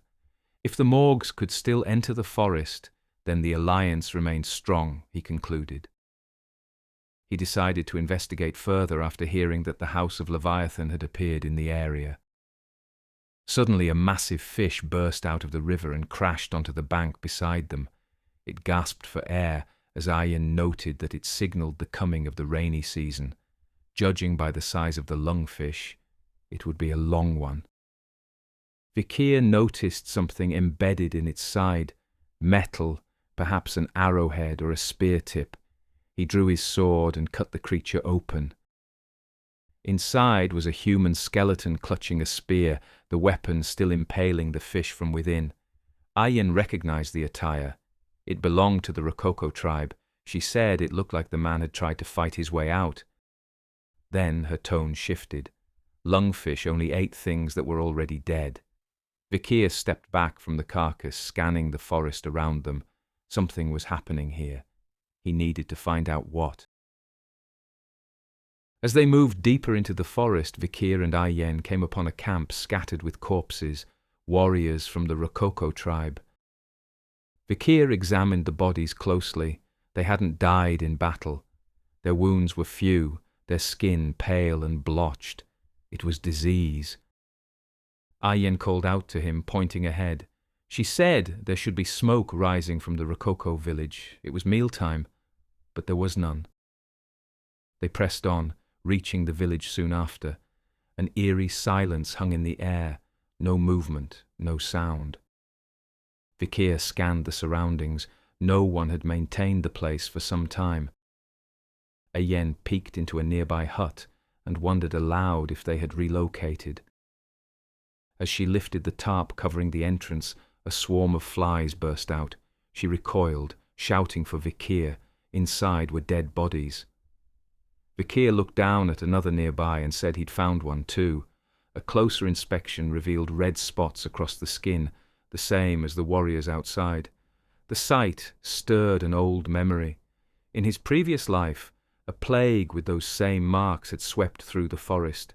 They had called it the Red Death, a disease that wiped out nearly all the native tribes of the woodlands. Ayen shouted that they needed to leave at once, calling the place cursed, but Vikir only replied calmly that it wasn't a curse, just an infectious disease. Her voice rose in panic, asking if that wasn't even worse, but he told her to relax. It didn't spread easily, and she could return to the tribe if she was that worried. His eyes drifted over the village as he spoke. There weren't enough bodies for an entire settlement. Many must have fled trying to escape the plague. He said he would keep looking around, and that she could head back if she wished. Ayen hesitated, thinking him cold and unfeeling, when something rustled behind her. She turned and screamed. Vikir spun toward the sound as Ayen pointed, her voice shaking as she said it was a curse, a cursed child. Up ahead stood a small figure with hair falling over her face. Ayen tried to run but stumbled, her leg giving out in the panic. Vikir ignored her and approached the child, stopping a few paces away before crouching down. She couldn't have been older than 5, and she didn't look rococo. Beside her was a small grave. He wondered if she had been mourning someone. He asked who she was, and the girl answered softly that she was Rococo, kitchen slave. When he asked for her name, she said it was Pomeranian. The name struck him as strange, imperial rather than tribal, and he wondered if she had been taken from outside the forest. Before he could speak again, she continued, "Le Baskerville." Vikir froze, the words hitting him like a blade. He barely found the words to ask her again. The child pointed at her chest and said once more, quiet but clear, "Pomeranian, Le Baskerville." 3 middle names existed within House Baskerville. Van was given to distant relatives, Lay to legitimate descendants, and La, the rarest, was reserved for direct female descendants in a family ruled by men. Vikir remained silent, still trying to process what he'd heard. How could someone with the La name end up here? Ayen's voice pulled him from his thoughts as she pointed to a pendant hanging around the girl's neck, asking if that was his family's emblem. Vikir crouched down again and told the girl he was going to take a look. He opened the pendant carefully. Inside was a small faded picture, an image of a man, a woman, and a teenage girl. His eyes widened. The man in the photo was unmistakable, a younger Hugo Baskerville. Confusion turned to agitation. Why was Hugo in this picture? What was this child's connection to him? The girl shrank back, frightened by the sudden change in his expression. Vikir glared at her, unable to hold back, demanding to know who the people were in the photo. Ayen quickly stepped in, telling him to back off, that he wouldn't get anywhere speaking to a child like that. Her words snapped him out of it. She was right. His emotions had taken over, and this child was innocent. He took a slow breath, forcing himself to calm down. He softened his tone and asked her again who the people were, managing a faint, reassuring smile. Ayen stared at him in quiet surprise, muttering that she never knew he could smile like that. The girl calmed down, pointing to the photo as she spoke. Mommy, Granny, and Grandpa. Vikir froze again, his thoughts racing. Could it be possible that Hugo was her grandfather? He remembered the story Barrymore had once told him. Hugo's wife had died of illness, and not long after, his daughter Penelope was kidnapped by barbarians. From that moment, Hugo was never the same. He'd moved the family from the capital to the border of Le Rouge et Le Noir, desperate to find her. No matter how many hounds he sent into the wild, he never found her. His grief turned to obsession and vengeance. Vikir hadn't believed that story at the time, but now the proof stood right before him. He wondered what Hugo's reaction would be if he ever discovered he had a granddaughter with barbarian blood. He pushed the thought aside, resting his hand gently on the girl's head and telling her she should come with him. The child looked up uncertain. She said, "Hair, eyes, same, Mommy." Vikir told her that was common among the Baskervilles and added that he was probably her uncle. She repeated the word uncle softly, then turned toward her mother's grave. She remembered what her mother once told her. If you ever meet someone with red eyes, you must go with them. The girl turned back to him and gripped his sleeve. "Uncle, I go with." A while later, Vikir left his tent and headed to a meeting with the tribe. Behind him came Pomeranian, chasing after him and asking where he was going. He told her he had to attend a meeting, and she said she wanted to go too. Vikir wondered if she was scared to be alone. Since arriving at the village, she had opened up to him, but looking after a child was proving harder than he thought. He lifted her onto his back, thinking he didn't have much of a choice. He'd have to take her with him. As he walked, he thought he couldn't raise her here. She should be raised in the Empire, but far away from Hugo. Perhaps he could take her to Mr. Chihuahua, he thought. The meeting began inside the chief's hut, the air heavy with tension. The topic was the same one weighing on everyone's mind, the disease spreading deeper into the forest with each passing day. The chief spoke first, saying it was becoming serious, especially with the rainy season approaching. Before she could continue, the tribe's shaman interrupted, insisting the disease was not an illness at all, but a curse. He declared that a grand ritual must be held to save the tribe. Ayen shot back that it wasn't a curse. They needed to abandon the village and relocate before it was too late. Her words set off a storm of voices. The elders argued that they couldn't leave the land where their ancestors' bones rested, the home their tribe had guarded for over 2 centuries. A younger group shouted back that if the plague reached them, all the children would die. Who would be left to carry on the tribe then? The hut filled with arguments and shouting, but Vikir sat in silence, remembering the past. He had seen this before. When the Red Death struck the forest in his previous life, it had nearly spread into the Empire. Camille and the Morgue mages built a wall of fire to stop it, while Dolores, the saint, brought it to an end. Even so, most of the forest tribes perished, and when the natives were gone, monsters flooded in from the depths, turning the borderlands into constant battlegrounds. Baskerville rose to meet the threat, earning the Emperor's favour, and with it, Hugo's growing political power. Vikir raised his hand toward the chief, who was struggling to calm the chaos. He told her he knew how to stop the plague. He wouldn't let Hugo gain even more power this time. Later that day, the tribe gathered around a captured goblin hanging upside down from a tree, bound by its feet with rope. Below it sat a large pot of water. At the chief's signal, the warriors lowered the goblin into the pot, then hauled it back out moments later. Red blotches spread across its skin within seconds. They tossed it into the fire, and Ayen turned to Vikir, saying he'd been right. It was the river water causing the plague.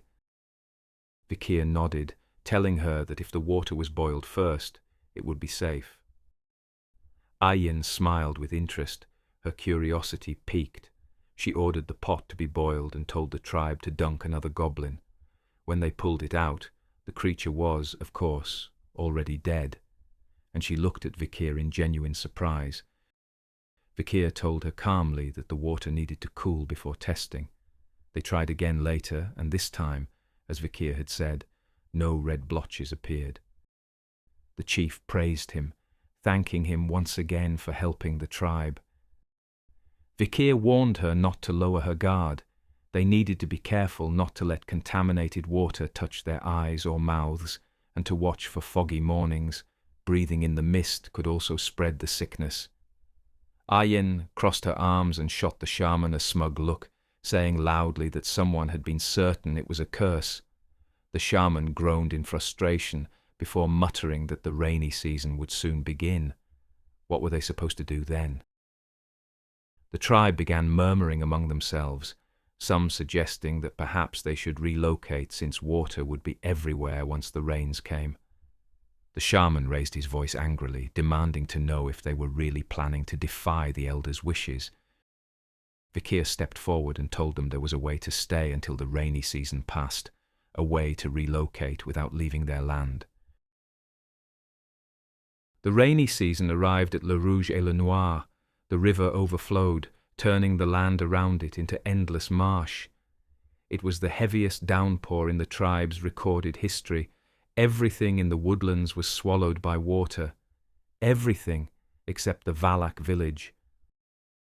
High above the flood, the Valaks worked tirelessly through the storm, connecting wooden platforms among the massive trees that formed their new home. They watched the rising water below and thanked Vikir for keeping their village safe. Vikir stood on one of the higher walkways, watching the rain pour over the vast wetlands. It was fortunate, he thought, that Valak territory had such enormous trees. From behind, Pomeranian called out, asking him to come inside the tent. But as he turned, something in the water caught his attention. A vast shadow moving just beneath the surface. He shouted a warning to the tribesmen standing on a lower platform. A moment later, a massive creature burst out of the water, its jaws open wide to devour them whole. Before it could strike, an arrow flew through the air and struck the beast squarely, sending it crashing back into the river with a thunderous splash. Ayen stood on a nearby branch, telling the beast to get lost. The creature lingered above the surface, glaring at them with predatory eyes. When Vikir asked what it was, Ayen told him it ruled the river in this region. They called it Ka. The beast suddenly whipped its tail, shattering one of the platforms. Vikir lunged forward in anger, furious at seeing the structure he'd worked so hard to build destroyed. He drew Beelzebub and struck with the sixth form, his blade cutting deep into the creature's scales. Ka bellowed in pain and dove back beneath the waves, vanishing into the depths. The two men who had nearly been eaten clung to the trunk of a nearby tree, shaken but alive. The tribe erupted in cheers, shouting Vikir's name, praising him for saving them once again. The shaman scowled, muttering under his breath, while Ayen blushed faintly, unable to hide her admiration as she whispered that he really was perfect. Later that evening, Vikir prepared supper while Pomeranian and Ayen ate with visible delight. Pomeranian smiled, saying the food was delicious, and Ayen added that her uncle was quite the cook. Vikir glanced at her and replied dryly that he didn't remember inviting her. Ayen grinned, saying she couldn't possibly pass by when it smelled so good, teasing that he made a fine house slave. Vikir frowned and argued back that he was a full member of the tribe, not her servant. Their playful bickering carried on as Pomeranian watched them quietly, amused. Then, in the middle of their squabble, she spoke up, saying they looked just like a mommy and daddy. Ayen's face turned bright red before she laughed and pulled Pomeranian into a hug, calling her the sweetest girl. Vikir looked on in silence, wondering when those two had grown so close. The sound of rain filled the hut as someone stepped inside. Ayen turned, startled, and asked what he was doing there. Ahun stood in the doorway, soaked and out of breath. He looked at Vikir with desperation in his eyes. He said that Vikir had saved the village countless times before. So please, he begged, save his sister. Vikir followed Ahun through the rain to his hut, where his sister lay pale and trembling on a straw mat. Her breathing was shallow, her skin marked by faint red spots. He turned to Ahun and asked how long she had been sick. Ahun said it started the day before, after they'd gone together to the swamp. Ayen looked on, worried, and asked if there was anything Vikir could do. Ahwel had always been kind, always helping around the village. The thought of something happening to her made Ayen's chest tighten. Before Vikir could respond, the shaman pushed his way into the hut. He glared at Ahun and said, this was what happened when he ignored his grandfather's warnings, when he listened to that imperial spy instead of his own blood. Ahun tried to defend Vikir, but the shaman struck him across the face and shouted at him to be silent, calling him useless just like his parents. He turned, lifted his umbrella, and walked toward the door, declaring that they would appease the gods with a ritual. The chief would have no choice but to listen now. As he left, Ahun began to sob quietly. Vikir broke the silence, saying there was still a way to treat her. He told Ahun to disinfect every utensil in the hut with boiling water, then burn mugwort to drive away insects and bats. It would buy Ahwel enough time for him to get the cure. He asked if Ahun could do that. He wiped his eyes and nodded firmly. When Ahun stepped outside to prepare, Ayen turned to Vikir, asking if he could truly save her. Vikir said he could, but he would need Ayen's help. She straightened, saying she'd do anything, just tell her what to do. Vikir looked at her and said she must agree to let him leave the woodlands. He needed to go to the Empire to get the cure. Outside, Ahun returned with the supplies but stopped at the entrance when he heard Ayen's raised voice. She shouted that Vikir couldn't be serious. Even as a recognized member of the tribe, he was still an outsider. Non-natives were forbidden from leaving the woodlands. Her mother would never allow it. She was right, he said. The chief would sooner let Ahwel die than allow him to leave, but if Ayen said nothing, he could slip away without anyone noticing. He looked at her steadily. Would she let him go? Ayen hesitated, torn between fear, duty, and the weight of his words, while Vikir waited for her answer. Vikir moved swiftly through the woodlands under the cover of night. Ayen had agreed to let him go, and now he made his way toward the border. But after a while he came to a sudden stop. His instincts told him he wasn't alone.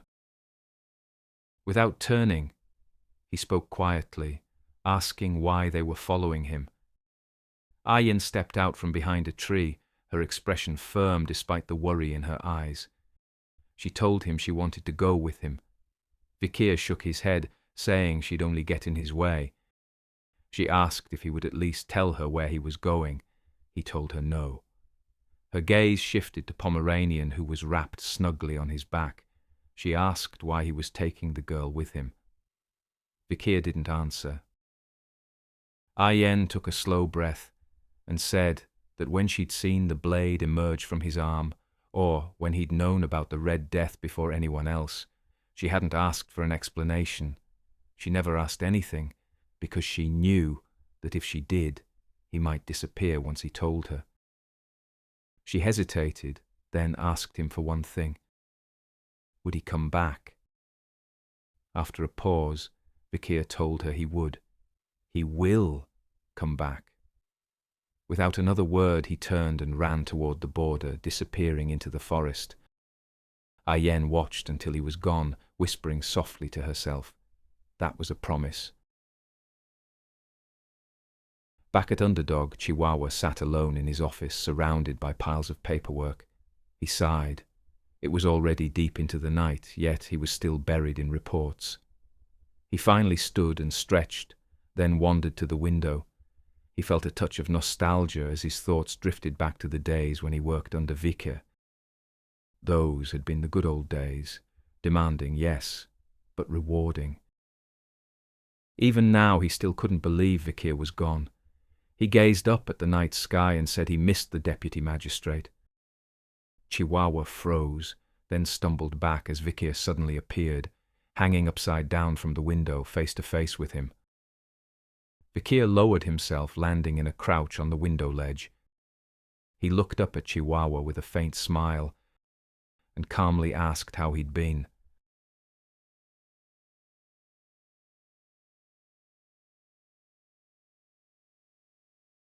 Vikir sat with Chihuahua, drinking tea in the quiet office. He told him how he survived, rescued and nursed back to health by the barbarians. Chihuahua asked if he was really not a ghost. Vikir assured him he wasn't, and asked if that was why he fainted earlier. He added that it was good to see he hadn't changed. Tears welled in Chihuahua's eyes as he said he was glad Vikir was alive. Then he asked about the child with him, wondering if she was his daughter. Vikir said she might look like him, but she wasn't his child, though they were related. Chihuahua tilted his head slightly, curious how they were related. Vikir asked if he could look after her once he left. Her name was Pomeranian, and he wanted her to receive a basic education. Chihuahua immediately agreed, saying it had been too long since he last received an order from him. Vikir glanced at the pile of documents on the desk and asked if the workload was too much for him alone. He told him to find Cindy Wendy Messimadnaro for help. Chihuahua paused, remembering the criminal Vikir had released 2 years ago. He asked how he was supposed to find her. Vikir reminded him of the flower girl Judy, the one who received 10 billion. With that much money, she would have become a target, and Cindy Wendy likely would have gone to protect her. He told Chihuahua that if she refused to cooperate, he should tell her Vikir was alive. Chihuahua nodded, but then asked when he would return. Vikir said once he had finished what he needed to do. He looked down at his empty cup, thinking of the promise he still had to keep. Vikir thought the quickest way to cure Ahwel was with a drop of holy water. The only place he could get it was from the divine house of Corvadis. It wouldn't be an easy task, but it was his only chance. A horse and cart rolled up to the gates of a city. The guards raised their spears, demanding the driver stop for inspection. The man pulled out a permit and introduced himself as Joseph from the oil shop. One guard asked what he was carrying. The driver answered, barrels of oil. Another stepped forward to inspect one. As he approached, the driver's hands tightened on the reins, thinking, why did he have to choose that one? The guard lifted the lid and peered inside. After a moment he nodded. It was only oil. Looked fine, he told him, then put the lid back on. The other guard told him he may pass, then welcomed him to St. Mecca. The cart pulled into a deserted alley, and the driver nervously said they could come out now. One of the barrels moved. Then something broke through the lid. A man rose out of the barrel wearing a dark trench coat and a plague doctor mask. The man got off the cart as the driver nervously asked if he could go. The man told him to wait, then handed him a bag with an oxbear tooth, just as he promised. The driver thanked him as he walked away. The driver, looking on in shock, wondered how the man had held his breath for over 2 hours in there. He asked himself if he was really human. The masked man now overlooked the city from a tall building. He took off his mask to reveal the man under it. Vikir. Vikir sighed and thought he hadn't held his breath that long since the river Styx. At least he had made it inside the Corvadis domain of St. Mecca, the most religious city in the empire. A bell rang above him, which he thought must be signalling prayer time. Then everyone stopped what they were doing to pray. Vikir walked the streets and wondered if he could ever live such a life. Night settled over the city as Vikir, still masked, stood beside a quiet well. He uncorked a small vial and poured its contents into the water. It contained a mixture of Ahwel's blood, sweat, and tears, highly contagious, capable of spreading the red plague. He knew what he was doing was extreme, but there was no time to lose if he was to save the girl's life.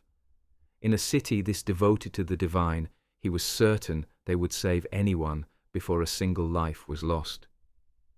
A group of children nearby spotted him and called out that someone suspicious was at the well. Vikir turned his head, his voice low and cold beneath the mask, warning them that the well had been cursed and that anyone who drank from it would face death. The children screamed and ran. Watching them disappear down the street, Vikir thought that would at least keep them from getting sick. He drew the dagger from House Leviathan and drove it into the stone floor next to the well, leaving behind a mark of supposed foul play. The rivalry between House Leviathan and House Quo Vadis had never been resolved. It would not take much for blame to fall in the right direction. With the groundwork set, Vikir turned away from the well. It was time to meet the spring of holy water, St. Dolores. Over at the cathedral, a large crowd had gathered at the news that the saint had returned to the city. They were eager to see her, some begging to be healed of their ailments. A heavenly voice echoed from beyond the massive double doors at the entrance, asking why they had come at such a late hour. 3 lords stepped forward, each wishing to see the saint and offering wealth, land, and power in exchange. The voice interrupted, telling them that was enough. It questioned why the doors should be opened so late for such frivolous desires, then commanded them to go home. The crowd slowly dispersed, leaving only one figure remaining, a man in a plague doctor mask. Vikir stood silently, recalling his past life. He had often seen St. Dolores on the battlefield, always covered in blood and fighting to save others. As far as he knew, the saint had never coveted money or power. He stepped forward toward the great doors. The voice echoed once more, asking who he was. Vikir knelt and answered that he was a lost sheep. After a moment, the doors slowly opened as golden light slipped through the cracks. The voice told him to come in. Inside the main hall, the air shimmered with gold. Adornments lined every wall, and between 2 staircases stood a statue of an angel pouring water from a jug. Vikir walked toward it. The voice spoke again, this time coming from the statue itself. It asked what had led him astray. So she wasn't going to meet him in person. That made sense, given what he was wearing, he thought. He set a waterskin down near the statue and said he was there to report a plague spreading through the slums. He had brought water from the infected well, and they should be able to sense the evil energy coming from it. After a moment, the statue spoke again, saying he had lied. The doors behind him locked. From the balcony above the statue, a group of knights appeared, weapons drawn. A man stepped forward in front of them and demanded to know who he was. Vikir recognized him immediately. He remembered the man from his previous life, Peter Quo Vadis, a man who once fought beside him on the battlefield, who had taught him the torture techniques he used on those underdog brats. Vikir remarked that it felt strange to see him again. Peter stared back, confused. Peter said Vikir looked suspicious and ordered him to remove the mask if he wished to meet the saint.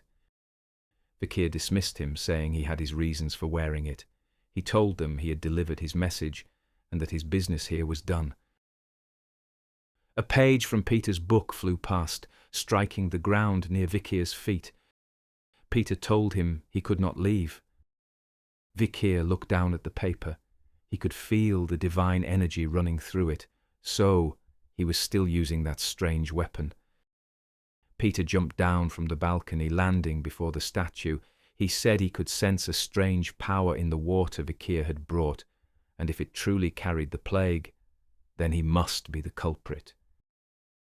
Vikir asked why he would come to warn them if that were true. Peter replied that perhaps it was to lure the saint. Quick thinking, Vikir thought. Pages flew toward him again as Peter told him they could finish their conversation in the dungeons. Vikir leapt aside, scaling the balcony wall before springing off it.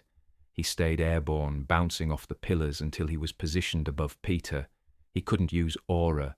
It would reveal him as a Baskerville. He'd have to rely on something else. From above, he dropped with a kick. Peter crossed his arms to block it, and the floor beneath him shattered, leaving deep cracks across the stone. Peter's eyes widened. He felt as if a boulder had struck him. How could someone so lean weigh so much? Vikir landed lightly, flipping back. It was the first time he had used the strength he inherited from the ox-bear. He rushed forward again, fists striking like lightning.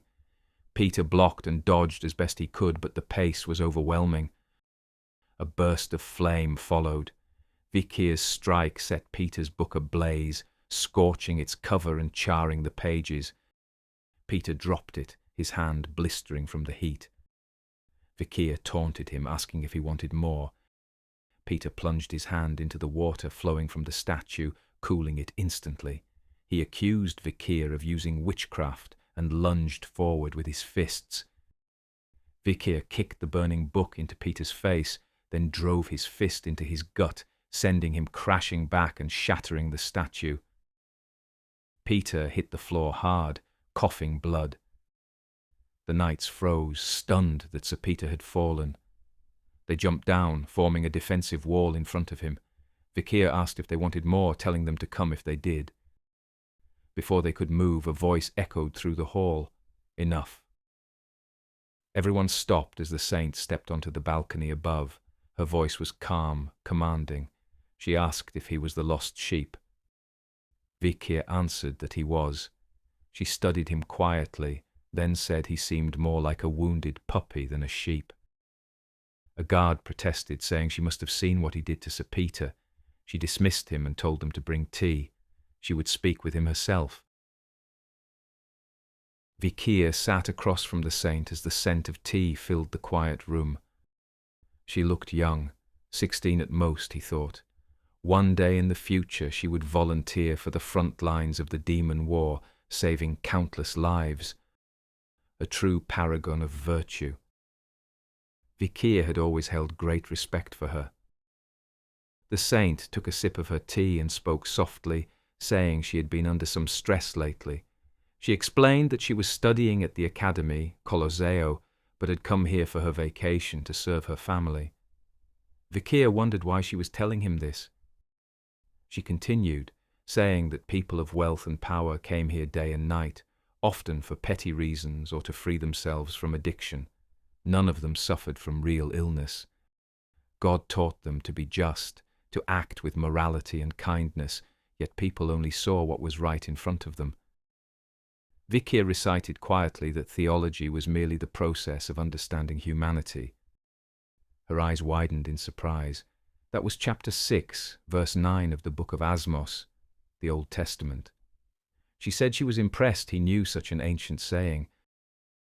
Vikir told her a plague was spreading in the slums of St. Mecca. She asked if he was certain. He replied that he had brought the water as proof. Then she asked if he was involved. Vikir calmly said he wouldn't be here if he was. He reached for something, saying perhaps this would convince her. Peter, standing beside her, immediately stepped forward, shielding the saint. Vikir raised his hand, divine light flowing through it, and said he only wanted to prevent innocent people from being harmed. This city had once been his home. The saint's expression shifted to shock. She asked if he was a believer of Lun. Vikir let the light fade and asked if she would help him. He told her he had seen suspicious figures pouring a vial into a well. The saint asked who would do such a thing. People who wished to see House Quorvadis fall, he answered. He pulled a scroll from inside his coat and spread it on the table. His gloved finger traced the map, first to Leviathan territory, then to the bourgeois lands. House Leviathan would gain from the plague, collecting samples for their research while weakening their rivals in Quorvadis. The bourgeois family would buy land for cheap as its value collapsed and its owners fell ill or died. He said he was certain they were the culprits, though he was only speculating for now. The saint thought it over. His reasoning made sense, but one question remained. Who was he? He told her to call him Nighthound. She noted quietly that it was an ominous name. If what he said was true, she would have to go to the slums herself to investigate, she said. Dolores studied the man before her. He had defeated Peter with ease, yet his small frame gave no sign of the strength he carried. There was something more to him, the scent of beast and blood, of oil-soaked iron clinging to his very soul. She sensed aggression, rage, and hatred, and buried deep within that storm, a terrible sadness. Just what kind of person was he, she wondered. The saint and Vikir made their way into the slums, visiting a small church that served as a shelter for the sick. The nuns inside were startled to see the saint herself arrive. They hurried to her side, begging her to help those who were suffering. The saint's eyes widened at the sight before her. The floor was crowded with fevered bodies, the air thick with the smell of sickness. She turned to Vikir, saying he had been right. Vikir lowered his gaze, apologizing quietly. Innocent civilians were suffering because of him. He scanned the room and felt a small relief. There were no children among the sick. His earlier act at the well had frightened them enough to stay away. The plague was still in its early stages.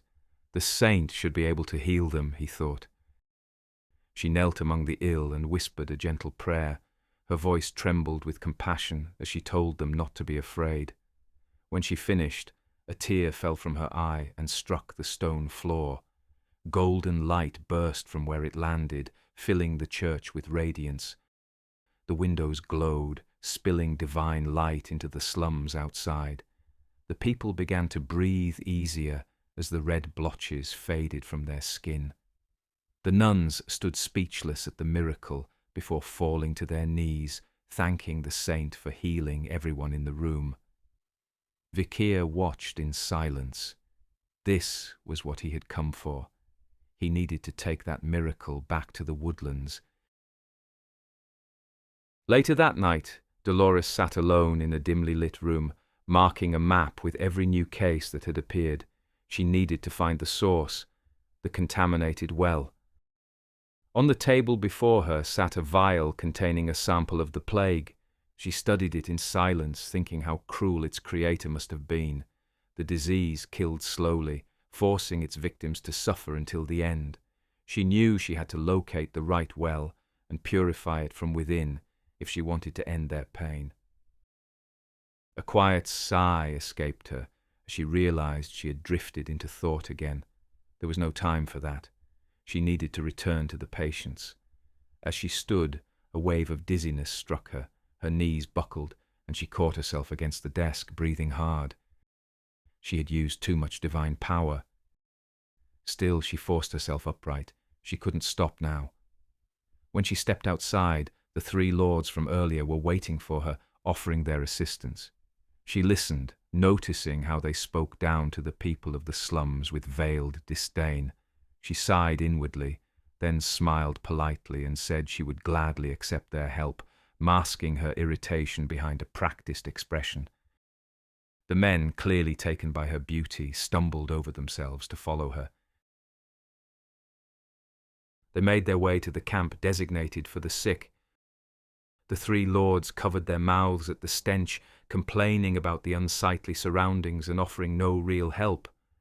Dolores walked toward the rear of the tents, glancing back at them. She had expected as much. They hadn't come out of kindness. Their motives were selfish and impure. Her gaze shifted to the nuns tending to the patients. These women embodied everything good in the world: commitment, compassion, the blessings of God. When she reached the entrance to the intensive care tent, she hesitated. The conditions inside were far worse. She steadied herself and stepped through. Inside, she froze. A man stood over a patient, slicing open an infected wound and channeling divine magic directly into it.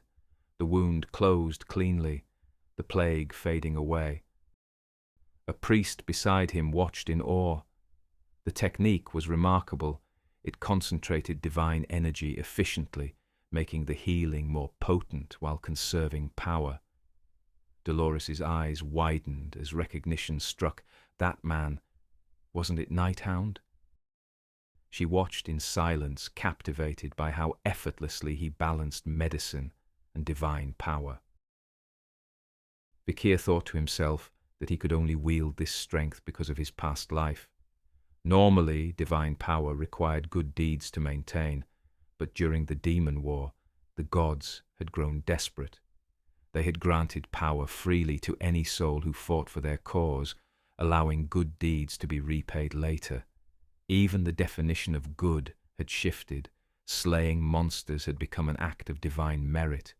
People called it the divine power advance. Those deeds had been etched into his soul, allowing him to still draw upon that same power within the domain of the faithful. A young girl cried for her mother nearby. Vikir approached and assured her he would tend to her at once. He examined the woman. She wasn't only sick, but malnourished. He handed the girl a gold coin and told her to buy food and firewood to care for her mother. A priest shouted at him to stop, warning that if he gave money to one, everyone would start asking. Vikir replied calmly, asking why that would be a problem. He only had a limited amount of gold. Once it was gone, that would be the end of it. Then he quietly asked for forgiveness. Dolores's breath caught. Had he just apologized? But why? She recalled the words he had spoken earlier about humanity's powerlessness. Did he truly think the same way she did? Was he sorry because he couldn't help more people? Her heart fluttered at the thought. She might have been a saint, but she was still 16, and for the first time, her heart beat faster for this mysterious man. The next morning, Vikir sat on a fence in a secluded corner of the camp, taking a brief rest. He lifted his mask slightly to take a sip of water, then lowered it again when he noticed the saint approaching. Dolores walked over and quietly sat beside him, asking if she could speak with him. Vikir told her she could. She thanked him for his help, saying that thanks to him, they had been able to heal everyone. Vikir replied that he had only done what needed to be done. She smiled softly, saying she knew he would answer that way. After a short silence, she spoke again. She said that perhaps someone like him should have been chosen to wield divine power instead of her. She confessed that she often felt too weak to carry the title of saint, wondering if there weren't others more deserving. Vikir told her that the very fact she worried about such things was the reason God had chosen her. His words caught her off guard. He added that the world needed people who could still shine even in the most wretched of places. Her eyes welled with tears. She began to cry and asked if she could ever become as strong as him. Vikir told her she would. In the days that followed, the priests gathered in prayer day and night until at last another miracle took form. 3 vials of holy water were created, its purity so potent that a single drop could cleanse all sickness within the surrounding area. They named it Plani de la Verge, the tear of the saint. The saint blessed the vials with a solemn prayer, infusing each with her divine power. Guards took them away to be secured in the vault, bowing as they thanked Dolores for her service. Afterwards she went to report to her father, the Cardinal of Lun, about the Red Plague. He commended her for her service, then asked her to recount everything that had happened. Dolores explained that they planned to use the holy water to purify the underground waterways. The Cardinal asked if they had found the source of the plague. She nodded. The well had been unregistered, which made it difficult to locate. They also had testimonies from children claiming that a ghost had cursed it. In addition, they had found the vial that had contaminated the water and other suspicious evidence. She presented a dagger marked with the crest of House Leviathan and a button from the bourgeois family. The Cardinal's expression darkened. His aura flared violently as divine energy rippled through the courtyard. So it was true. This all made sense now. He declared that war would be waged against those houses in the name of God. Then he turned to Dolores, saying that the man known as Nighthound was suspicious and would be arrested for questioning. Dolores panicked. She told him he was innocent, that he had worked tirelessly to save lives, and met his gaze with rare defiance, insisting that he was no villain. The Cardinal frowned. His once obedient daughter had been led astray by this man, he said. In that case, he would interrogate Nighthound himself. He raised his hand, releasing a column of golden light into the sky, a signal for the paladins to move. Moments later, paladins stormed the tavern where Vikir had been staying. But when they entered, the room was empty, the window open, curtains swaying in the breeze. A priest came running across the courtyard, pale with panic.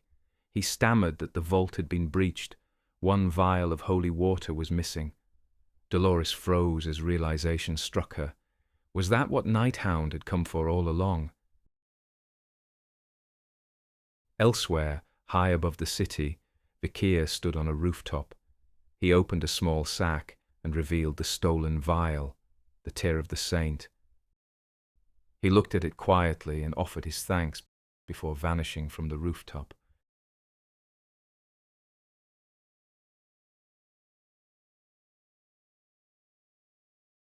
A young Aryan and her tribe hunted the Cerberus that Vikir had once fought at the age of 9. Cornered, Aryan found herself with only the cliff's edge behind her and the beast in front. She stepped back as it advanced, but the ground beneath her feet crumbled. The cliff gave way, and she fell. When she opened her eyes, she saw 2 humans speaking in a language she couldn't understand. They looked like merchants, and as they stared down at her, realization spread across their faces. A valuable slave had fallen right into their hands. Now a slave, Aryan was thrown into the arena, forced to fight against grown men for the amusement of her captors. They laughed as she entered, small and trembling, thinking her an easy kill. When the man charged, his guard was down.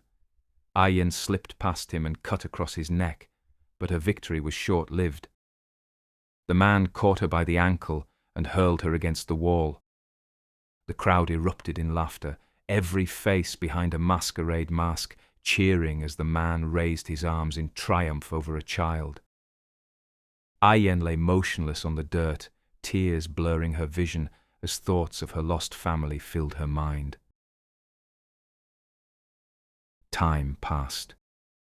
She fought again and again, each battle sharpening her instincts, her rage, her will to survive. But when the blood dried and silence returned, she dreamed only of home, of her tribe, of the life stolen from her. Those dreams faded with each passing day. Hope slipped further from her grasp. Then one morning she awoke to find a small vial lying beside her. A boy stood before her, her saviour shining like light breaking through the darkness. He told her to go. In that moment he gave her back the life she thought was lost forever. Aryan woke from her dream with her head resting on her mother's lap.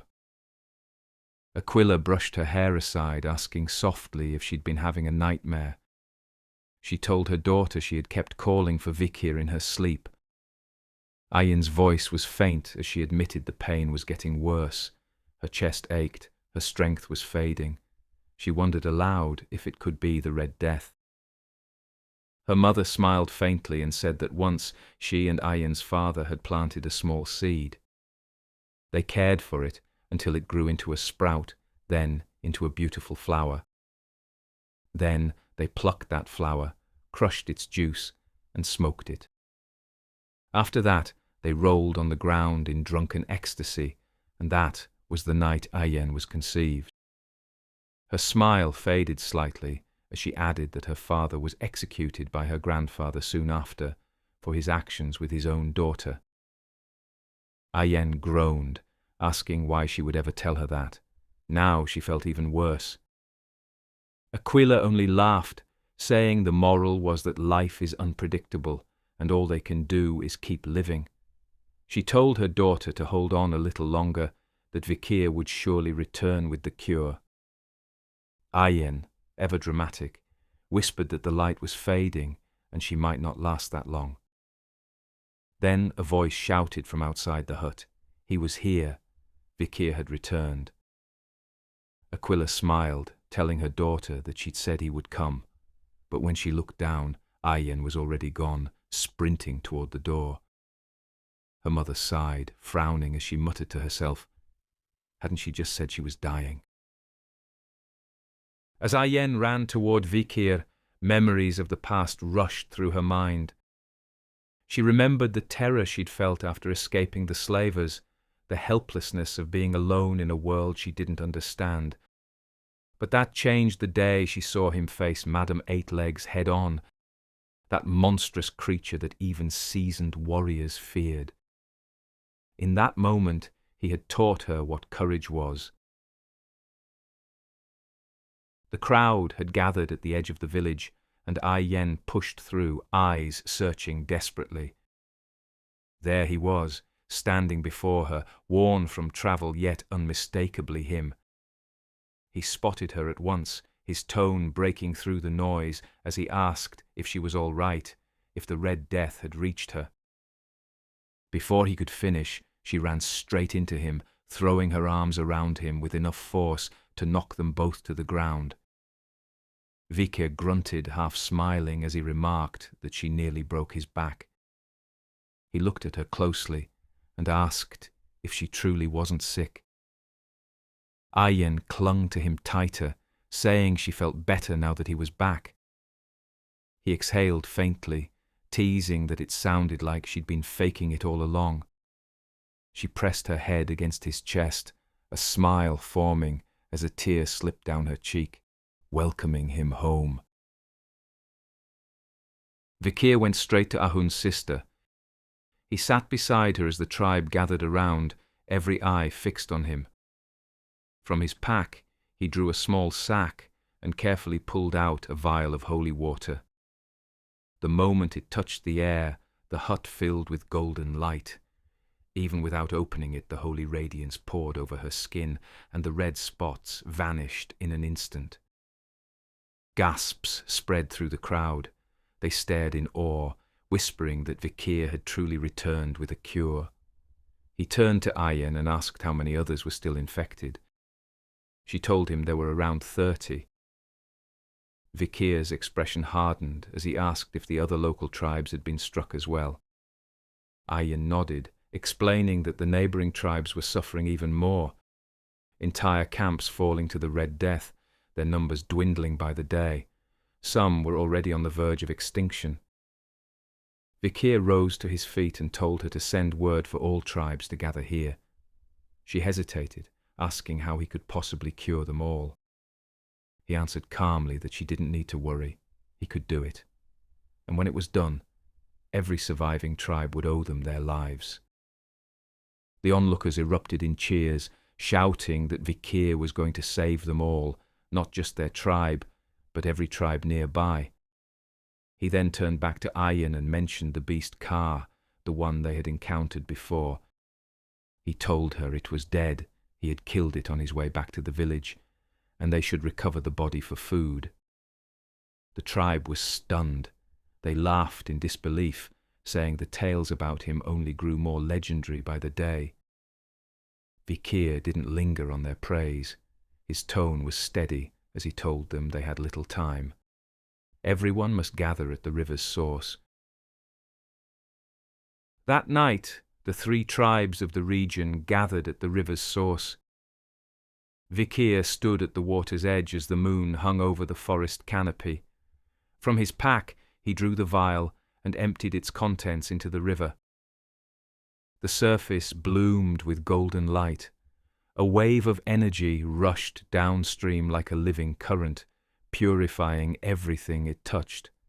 The tribes watched in awe as the golden water shimmered before them. Vikir turned to face them and told the sick to drink. One by one, the tribespeople helped the afflicted to the shore. As they drank, the red blotches across their bodies faded almost instantly. Murmurs of disbelief spread through the crowd, followed by cheers. Those cured raised their hands, declaring that their strength had returned. Vikir looked toward Aquila and told her the river was now clean. No one else would fall ill. Aquila smiled, half joking that they should make him the tribe's new shaman. Vikir only gave a faint, polite refusal. Then the ground began to tremble. A rhythmic pounding echoed through the clearing as a group of barbarians stomped their feet in unison. The leader of one of the tribes stepped forward, his voice booming across the riverbank as he shouted to the people of the woodlands. Who was the hero who cleansed their home? The tribes stomped the ground together, their voices rising as they shouted Vikir's name. A woman from the Valak's tribe lifted her fist and roared, asking who had saved their kin. Again the stomping returned, louder this time, with Vikir's name shaking the trees. Another from the third tribe shouted, demanding to know who had brought the light of tomorrow. Again the stomping began, and Vikir's name thundered through the forest, echoing through the trees. He stood silent before them, watching the unified tribes with calm, steady eyes. Inwardly, he thought to himself that the Leviathan family had unwittingly given him something more valuable than gold. Allies who stood against Hugo's influence. A subtle smile crossed his face. With the tribes united, he now had a chance to strike at the Baskerville family, where it would hurt most. Aquila called out to prepare a grand feast in celebration. Vikir stopped her before she could say more. He told her there was something that had to be done first. Aquila looked at him, puzzled. He told her they needed to find the one responsible for poisoning the woodlands. Deep within a cave hidden in the forest, the shaman sat alone, laughing to himself. He told himself that once he used the antidote to heal everyone, the tribe would hail him as their savior. Poisoning Ahwel, his own granddaughter, had been the right decision, he thought. No one would ever suspect him. Still grinning, he left the cave, certain his plan was perfect. But when he reached the edge of the village, his laughter stopped. The people looked healthy, normal. No coughing, no fever, no red spots. He froze behind a tree, staring in disbelief. How were they healthy again? Then he saw Ahwel. She was radiant and smiling. Panic began to spread through him as he whispered under his breath, asking what had happened while he was in the cave pretending to perform the rite. He ran to the river's source and stopped dead in his tracks. The water was perfectly clear, cleaner than he'd ever seen it. He clutched his head, breathing heavily as dread twisted in his gut. How did this happen? A voice behind him cut through the air. Vikir asked if the water looked quite clear to him. The shaman spun around, stumbling back, stammering in fear. And there they stood, Vikir in front, the entire Valak tribe behind him. Their expressions were hard, all eyes fixed on the old man. Now Vikir had no doubt. It was him.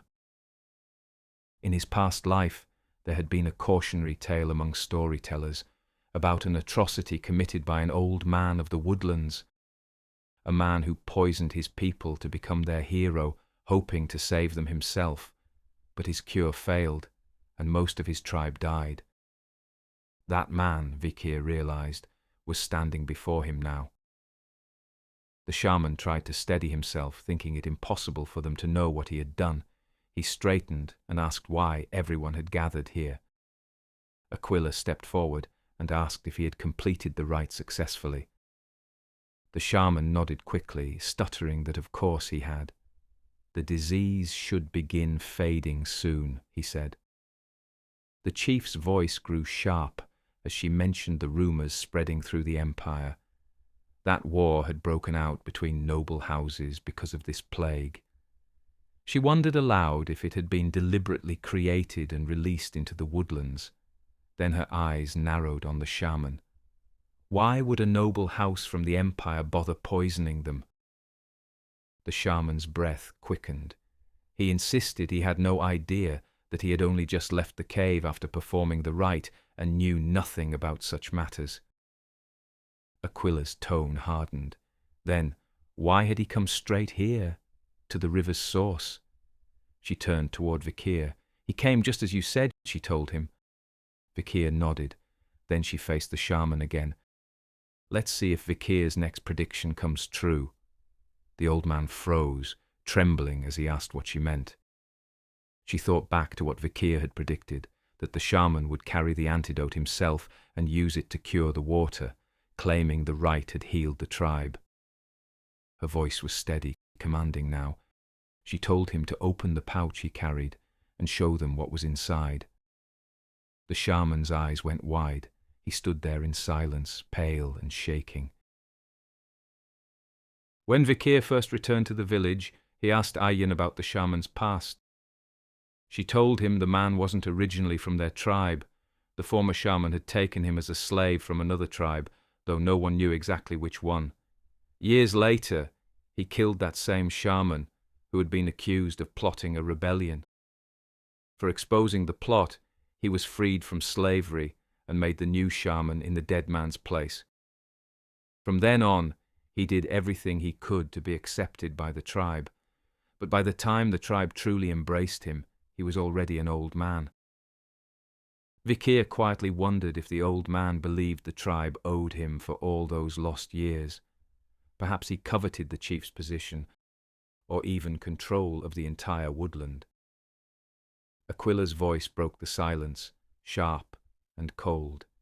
She repeated herself, ordering the shaman to show her what was in the pouch. The old man swallowed hard before forcing a nervous smile. "Of course," he said. He reached for the pouch at his belt, but as he pulled it free, he let it slip from his fingers. It fell into the river, spilling a cloud of white powder that dissolved instantly into the water. He gasped and cursed his trembling hands, apologizing to the chief as the white powder dispersed into the water. Aquila's expression didn't change. She said flatly that, just as Vikir had predicted, he had dropped the pouch into the river. The shaman quickly protested his innocence, swearing he had done nothing wrong. Then he raised his voice, demanding justice, urging Aquila to punish Vikir for slandering his good name. The chief nodded slowly. She agreed. No one should make accusations without proof. Then her voice hardened. She shouted a single command. "The Iliad." The shaman froze, his blood turning cold. Among the Valaks, the Iliad was a sacred custom, a way to settle disputes through combat. Two sides, one truth decided by strength. A Hun, standing nearby, reminded his grandfather that he had always preached the importance of tradition. His expression was stern as he told him to honor it now. The shaman cursed his grandson in silence, but had no choice. He straightened, forced a sneer, and pointed a shaking finger at Vikir. He declared that they would duel in 3 days. Vikir stepped forward slowly, his gaze never leaving the old man. He reminded him that by custom, the one challenged held the right to decide when the duel began. A grin tugged at his lips as he leaned closer. He chose, right now. Near the burial grounds, the tribe formed a wide ring for the duel. The chief declared that the ancestors would witness the winner from their graves and that she would not tolerate any foul play that would disgrace them. The ancestors would lend strength to the one in the right, she said, and then she ordered the two sides to state their case with battle. Vikir and the shaman stepped behind a tree inside the circle for cover. The crowd began chanting for Vikir's victory. The shaman spat curses at them for taking Vikir's side. He bit his finger, drew blood, and let a bead fall to the ground. Weapons were not the only things a man could wield, he thought. Where the blood hit, the earth moved. Skeletons clawed their way out of the soil, hands scraping bone against dirt. He ordered them to guard his blind spots and alert him the moment they saw Vikir. He smirked. 70 years in these woods had taught him the terrain. He believed he knew it better than Vikir and imagined the arrow he would put between Vikir's eyes. Vikir was already moving. He slipped up into the branches above the tree, silent as a shadow. Thanks to the monster he had killed on his return car, he had learned a new skill, silent heal. the ability to move without sound, perfect for assassination. Vikir watched the summoned skeletons from above and wondered briefly if the old man had been a real shaman after all. If he could raise corpses, maybe he came from the Rococo tribe. It mattered little. Before the old man could react, Vikir dropped and destroyed every skeleton in a single movement, each strike precise and soundless. The shaman watched from behind the tree, still certain he held the upper hand. He waited, confident Vikir would reveal himself first, but then a sword pierced his chest from behind. He looked down in disbelief as the strength left his body. Vikir stood over him in silence. Ayen ran forward. The onlookers could not believe it was over so quickly. They whispered that the ancestors must have deemed the old man unworthy. The shaman lay bleeding, panic flaring across his face. He could not die yet, he thought. All those years of humiliation, the sacrifices to win acceptance, it could not end like this. Why was Vikir so easily embraced by them, he wondered, staring at the man who had taken everything he wanted. They will pay, he seethed. Vikir told Ahun to finish him off. He would only prolong the suffering. Ahun refused, teeth clenched, saying he had almost lost his sister because of that man. The traitor deserved to suffer. With life leaking away, the shaman dragged a finger and painted hieroglyphs on the ground with his blood. When he finished the sigil, a cold, ancient energy burst from the tombs above. The sky darkened. The tribe looked up, sensing something ominous stirring in the air. Ahun's eyes widened as he saw his grandfather climb unsteadily from the mound. Vikir froze in disbelief. The blade had pierced his lung, yet the old man was still moving. The shaman rose, voice ragged, and declared that the wrath of the ancestors had fallen upon them. His eyes pulsed with a dark, otherworldly light as he told the tribe that they should fear what came next. Vikir lunged, shouting that the old man must be killed now, but a blast of shadow slammed into the ground before him, halting his advance. Dust stung his eyes. It was too late, he thought, as he rubbed grit from his face. The shaman sneered at the gathered tribes, proclaiming that the ancestors had chosen him and that they should brace themselves for Judgment Day.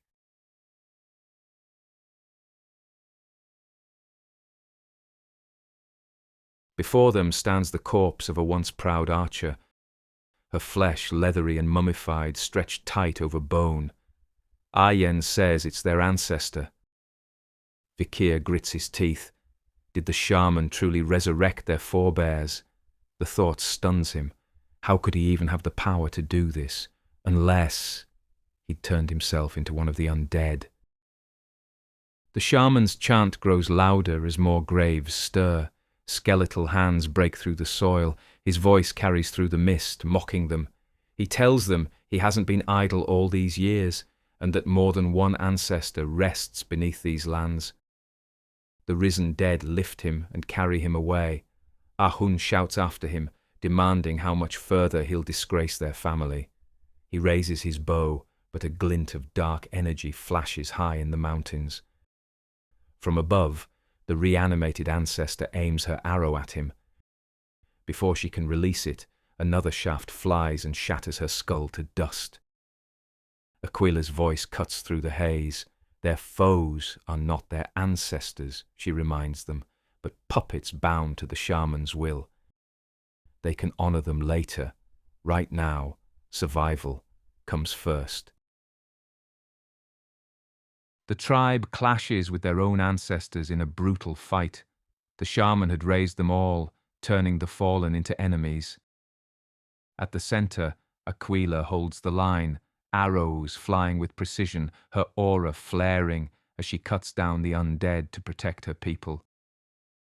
Vikir watches in awe as her arrows cut through the undead. The stories of her prowess had been no exaggeration. He tells Ayen the tribe is safe under Aquila and urges her to follow, his sights set on the shaman. Elsewhere in the forest, the shaman is carried by skeletons as he keeps cursing the Valaks. He suddenly stops, realizing something, then points to a lone skeleton and sends it off into the woods on another task. He can't let his guard down yet. Aquila is still a problem, a genius, the strongest of all the Valak chiefs. He smiles darkly, thinking he'll find a genius of his own. Vikir and Ayen locate the shaman and move in quietly. He's deep in the middle of a dark ritual, surrounded by eerie symbols drawn into the earth. Vikir narrows his eyes, asking what the shaman is doing. Ayen says she doesn't know, but whatever it is, they have to stop him now. She raises her bow and fires straight at his back. Before the arrow can strike, the shaman speaks a single phrase. At last, the ground splits beneath him, and a massive hand bursts through the soil, catching the arrow between two fingers. Ayen freezes in disbelief as the shaman begins to laugh. He tells them he has summoned him. He lifts himself to his feet, spreading his arms. The earth trembles as a figure begins to rise before him. The shaman's voice rings with pride as he declares that the legendary warrior has returned, Adonai. The figure climbs from the pit, bones knitting together, flesh wrapping around them like dark, leathery cords. The shaman boasts that no one knew where Adonai was buried, no one but him. Ayen's eyes widen. She can't believe it. Was it truly Adonai, the ancient warrior who once fought against Madame Eightlegs? Vikir remembers the name. She had told him that story before. Adonai lifts his bow, aims and fires. Vikir swings Beelzebub, deflecting the shot, but the arrow detonates behind him with explosive force. His expression hardens. He's never seen power like that. Ayen groans. Vikir turns to see her clutching her leg. She says her thigh burns. Poison. The realization hits him fast. The tales were true. Adonai's bow was made from Madame Eightlegs' remains. Adonai fires again and again, but Vikir deflects each arrow, the blasts tearing through the forest. His arm throbs from the impact. Ayen tells him to leave her and save himself. The shaman laughs, calling them insolent brats. He says neither will live to see another day, then commands Adonai to finish them. The next arrow flies. Vikir steps in front of Ayen, sword raised, ready to block again, though doubt flashes in his eyes. He doesn't know if he'll survive this one. Before the arrow lands, a figure flips through the air and snatches it mid-flight. Aquila lands between them and the shaman, crushing the dark arrow in her hand. She stares at him coldly. Her voice cuts through the tension as she says they need to talk. Ayen shouts in surprise, calling out to her mother. Aquila stands firm, saying she felt a strong aura here. The shaman stumbles back, startled to see her. Ayen tells her mother that the arrow was poisoned, and she needs to treat it immediately. Aquila glances at her hand and mutters, "Poison, huh?" Then she clenches her fist. Blood drips from her palm as the poison seeps out with it. Vikir watches, surprised. Did she just use aura to force the poison from her blood? He never thought that was possible. Aquila fixes her glare on the shaman. He jumps back, shouting that she brought this on herself. She says she has no interest in his excuses, but she would like to know if that corpse truly belongs to Adonai. The shaman laughs and says she's right. It is the legendary Adonai, and she doesn't stand a chance against him. Aquila smiles faintly. Is that so? She turns to Ayen and Vikir, telling them to leave Adonai to her. Then she looks up at the towering warrior. Her smile sharpens as she addresses him. It's an honor to meet him. Now, let them see who the better warrior is. Aquila and Adonai face each other in silence, waiting for the first move. Then Aquila darts forward, flanking him and firing 4 arrows in one swift shot. Adonai dodges, then counters with his own arrow. Aquila flips aside, the blast from his shot shaking the forest. Explosions echo through the trees as the two master warriors clash in a storm of aura and force. Vikir, carrying Ayen away, looks back. So this is what a battle between master-level aura users looks like. Ayen glances over her shoulder, worry in her eyes for her mother. Hidden behind a tree, the shaman watches the fight through one of his own eyes, earlier plucked from his skull and now resting on a branch. He's surprised she can hold her own, but a smirk creeps across his face. In the end, she'll fall. You can't kill something that's already dead. Aquila dodges another flurry of arrows, thinking she can't let this drag on. It's time to change tactics. Adonai fires again, and Aquila fires back. Their shots collide mid-air, the impact exploding into blinding light. Through the smoke, Aquila bursts forward, kicking toward his head. He moves his head to the side, the blow slicing through the air. Adonai swings a shadowed dagger, cleaving two trees in half. But Aquila drops low beneath it. She draws her own dagger and throws it. It strikes his hand, sending his weapon spinning away. She follows with a low kick to his knee, forcing him back. Adonai steadies himself, eyes glowing blue. He looks up to see Aquila suspended in the air, bow drawn, aura blazing. She releases the arrow. A massive blue explosion lights up the forest. Aquila lands, scanning the smoke. Half his shoulder and part of his face are gone, yet he still stands. Aquila remarks that she can sense he doesn't wish to fight her. Then she says the best she can do for him is to free him from this spell and let him rest once more. She fires again. Adonai seems to accept his end. He stands still, waiting, until a pulse of dark energy bursts through him. His hand snaps up, catching the arrow before it lands. His right arm burns with dark power as he trembles, fighting against it. Then something vile begins crawling from the wound in his shoulder, a dark figure taking shape, wrapping itself around him. The shaman, still hidden, mutters while weaving another spell. Who would have thought Adonai could resist his necromancy? His voice twists into a grin, but he won't allow it. His words flow from the eye watching on the branch, reaching Aquila just as the darkness engulfs Adonai. Adonai roars as the darkness overtakes him. Aquila watches, her expression hardening. That is no longer Adonai, it's a monster now. The ground trembles. From deep within the forest, a massive creature emerges, towering over the trees. Then two more appear, their heavy steps shaking the earth. Through the eye resting on the branch, the shaman watches startled. Class A monsters. He wonders if the sound of their battle drew them here.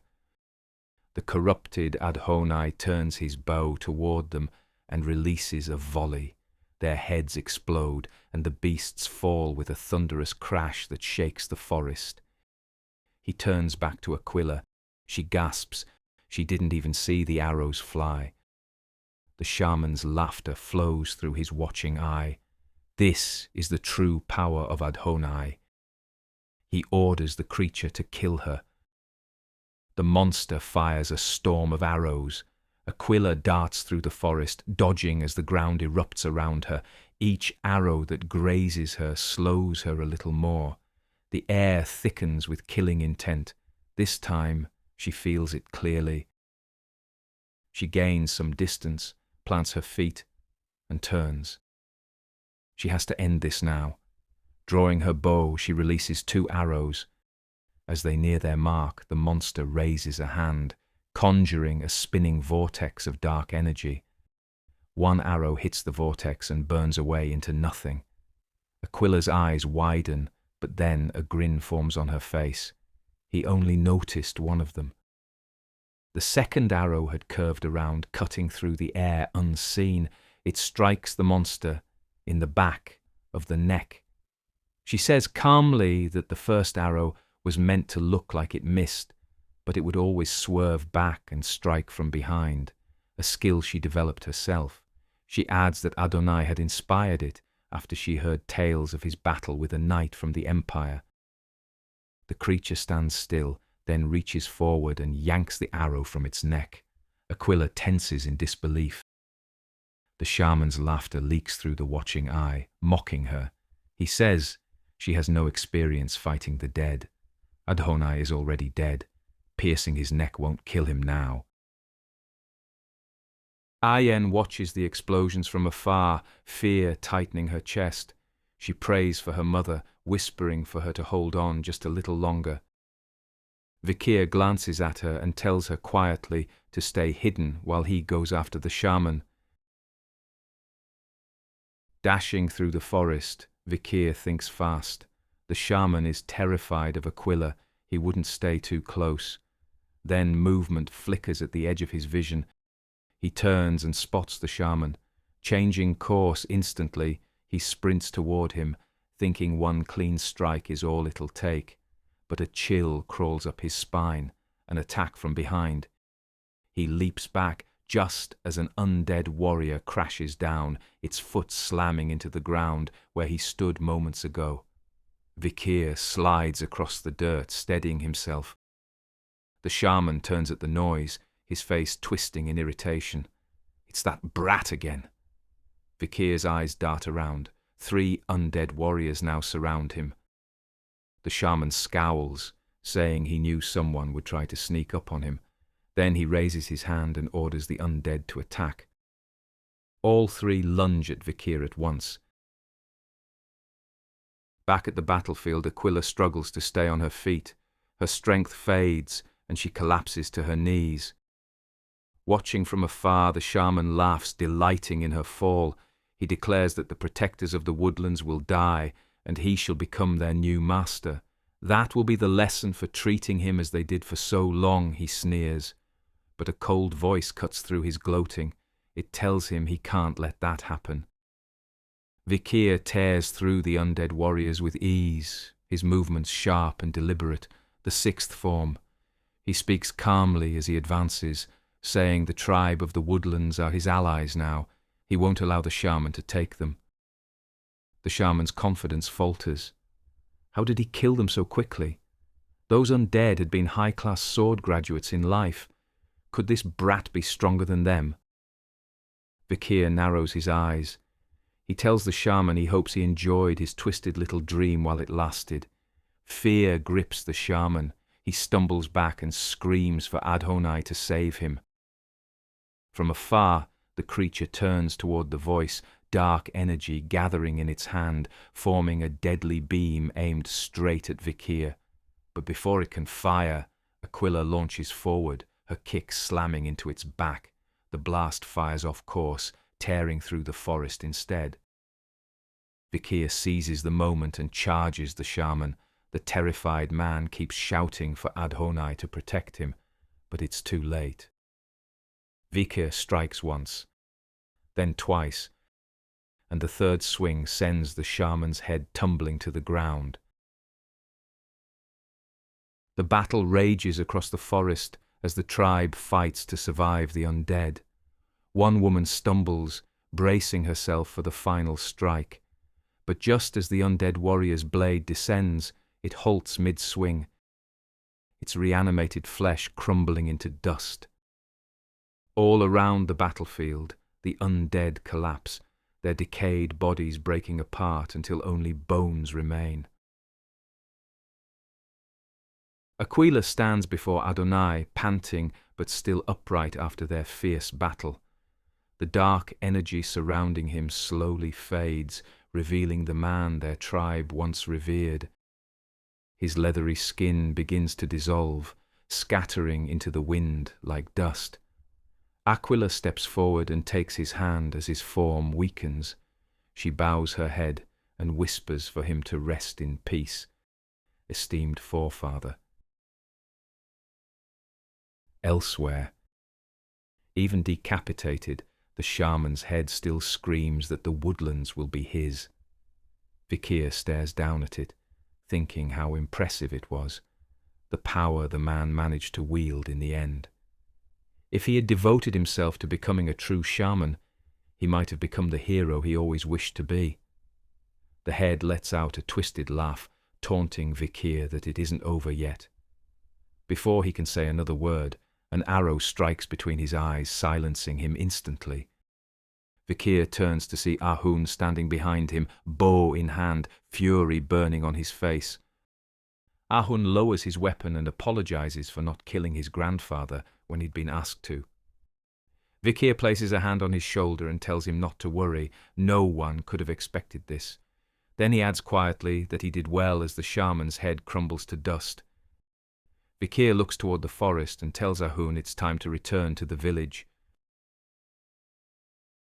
The survivors who attended the Iliad made their way back to the village. They stopped when it came into view. The village was completely destroyed. Ayen shouted in disbelief as the others stood frozen in shock. From behind a tree, Ahwel appeared, tears streaming down her face. She told them it was Madame Eight Legs. Ahun rushed to her side while Ayen asked why the creature would do such a thing. Vikir scanned the devastation in silence. The madam had never attacked the village before. So why now? Ahwel pointed toward a crater where the shaman's hut once stood. She said she saw smoke coming from it shortly before the attack.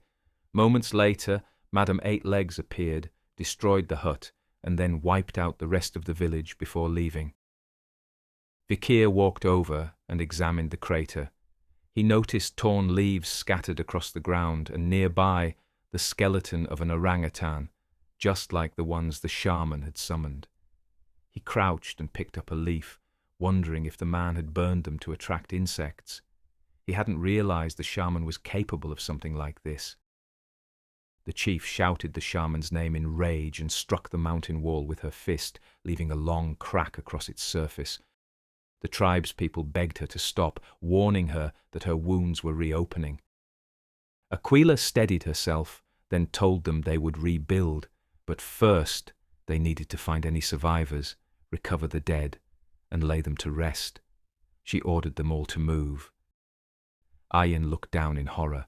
Her faithful companion Vakira lay whimpering, its leg burned away by Madame Eight Legs' acid. She ran to it and embraced it, apologizing through tears for leaving it alone. Vikir watched from a distance, his thoughts heavy.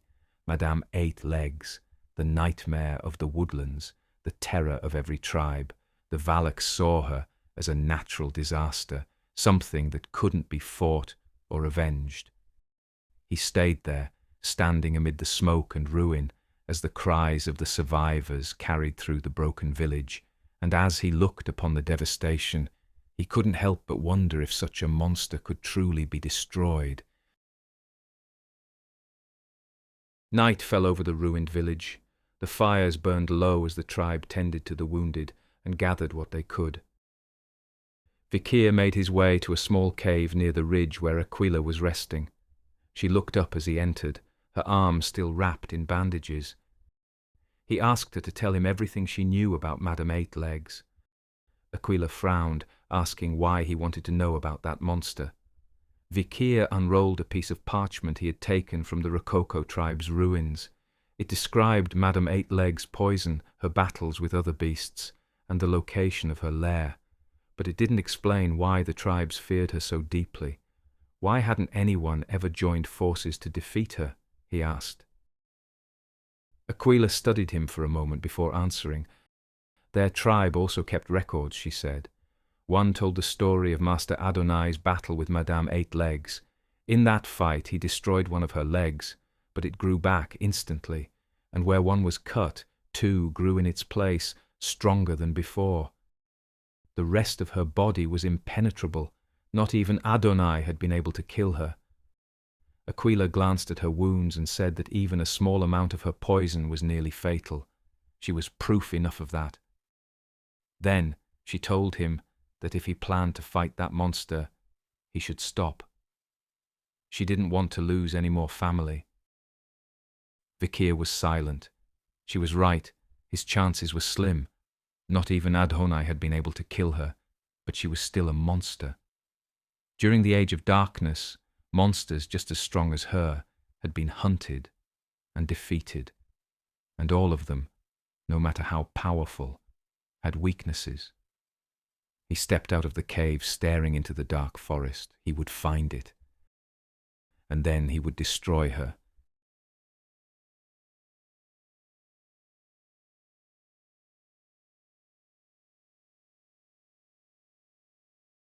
Deep in the woodland frontier stands a colossal mountain.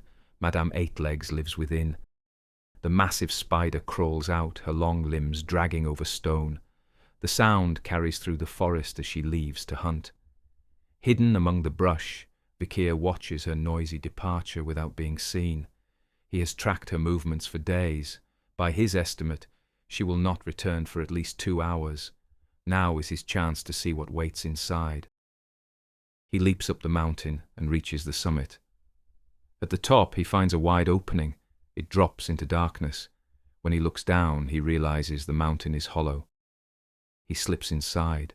Silk strands span the cavern. Vikir jumps from thread to thread, making his way down. Shapes line the walls, humans and beasts wrapped in web. Some look recent, others are left to rot, a silent warning to anyone who enters. The passage widens into a large chamber thick with web. He notices a cluster of eggs clinging to the wall, packed tightly among the webs. Vikir moves closer and takes one. It pulls slightly before coming free, the surface rubbery and cold in his hand. He wonders if these eggs are the reason there were so many spiders during the Dark Ages. Her brood. He slips the egg into his pouch but then freezes, sensing danger. Madame Eightlegs has returned. She looks down from the top of the lair as if searching for an intruder. After a moment, sensing nothing, she leaves again. Vikir stays hidden beneath a sheet of web, his breathing tight. He wonders if she really sensed someone and came back. Thanks to Silent Heel, she did not notice him. He decides to finish up and head back. Back in the village, the Valak tribe rebuilds their home. As they work, they talk about Vikir. He keeps disappearing into the woods, offering no explanation. No one knows what he's up to, though they tell themselves he must have a reason. The real problem is that Ayin hasn't seen him either. She stands outside his tent, worry on her face. She calls out, saying her mother told her he had been asking about Madame Eightlegs, and asks if he is planning to fight her. Her voice drops as she adds that Vikir lost his leg yesterday. She doesn't want him getting hurt too. From inside, Vikir tells her to come in. Ayin steps through the flap and looks around, surprised. Inside, the tent has been turned into a small workshop. Tools and samples spread across the space, all tied to Madame Eightlegs. Vikir stands before a board covered with records gathered from every tribe in the forest. He tells her he gathered these records himself, then collected a piece of her web, a scrap of her skin, and one of her eggs to study. Ayin stares, shocked. She asks if he really went to her lair, and if he truly plans to fight her. If that is his decision, she intends to go with him. Vikir refuses. She still has not recovered from the battle with Adhonai. She would only slow him down. He then tells her he will be leaving the woodlands soon. There are things he still must do, so he needs to return to the Baskerville domain. Ayin looks down. She says she expected as much. Vikir adds that once he finishes what he needs to do, it might not be so bad to return. Her eyes widen, caught off guard by his words. He lifts a lamp, resolve clear in his eyes. Before anything else, he must protect this place if he ever hopes to come back. The lamp lights the board beside him, a detailed plan. Vikir tells her he will hunt Madame Eightlegs, and that he will avenge Vakira as well. Ayin studies the plan. Hunt. No one else would dare use that word for Madame Eightlegs.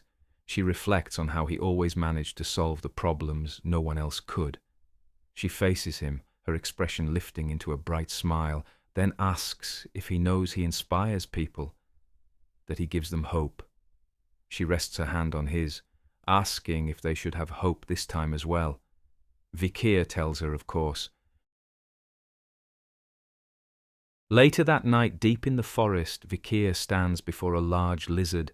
The creature lunges. Vikir moves faster, slicing through one of its legs. The limb drops, but a new one takes its place almost at once, growing back before his eyes. So it's true. The creature can rebuild its body as long as the head remains, he thinks. He concludes this is the last skill he needs. A faint smile crosses his face as he looks up at the lizard, telling it to hand it over. Back in the village, Ahun finishes building a hut.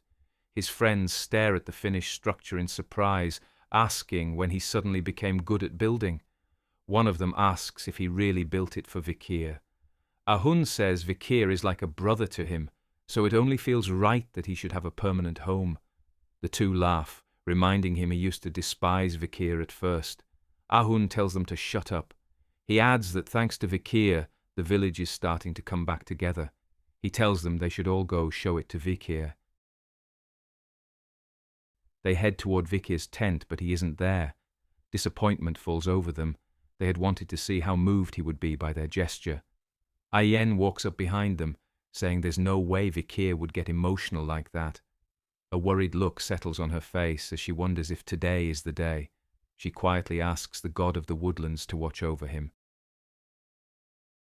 Vikir stands at the base of Madame Eightleg's lair, looking up toward the peak.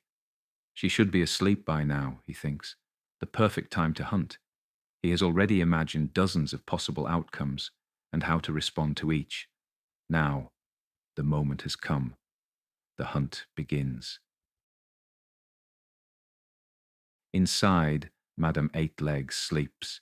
Vikir slips in and begins to descend, silent under his silent heel skill. He approaches the massive spider and strikes first, using the sixth fang to slice off a leg.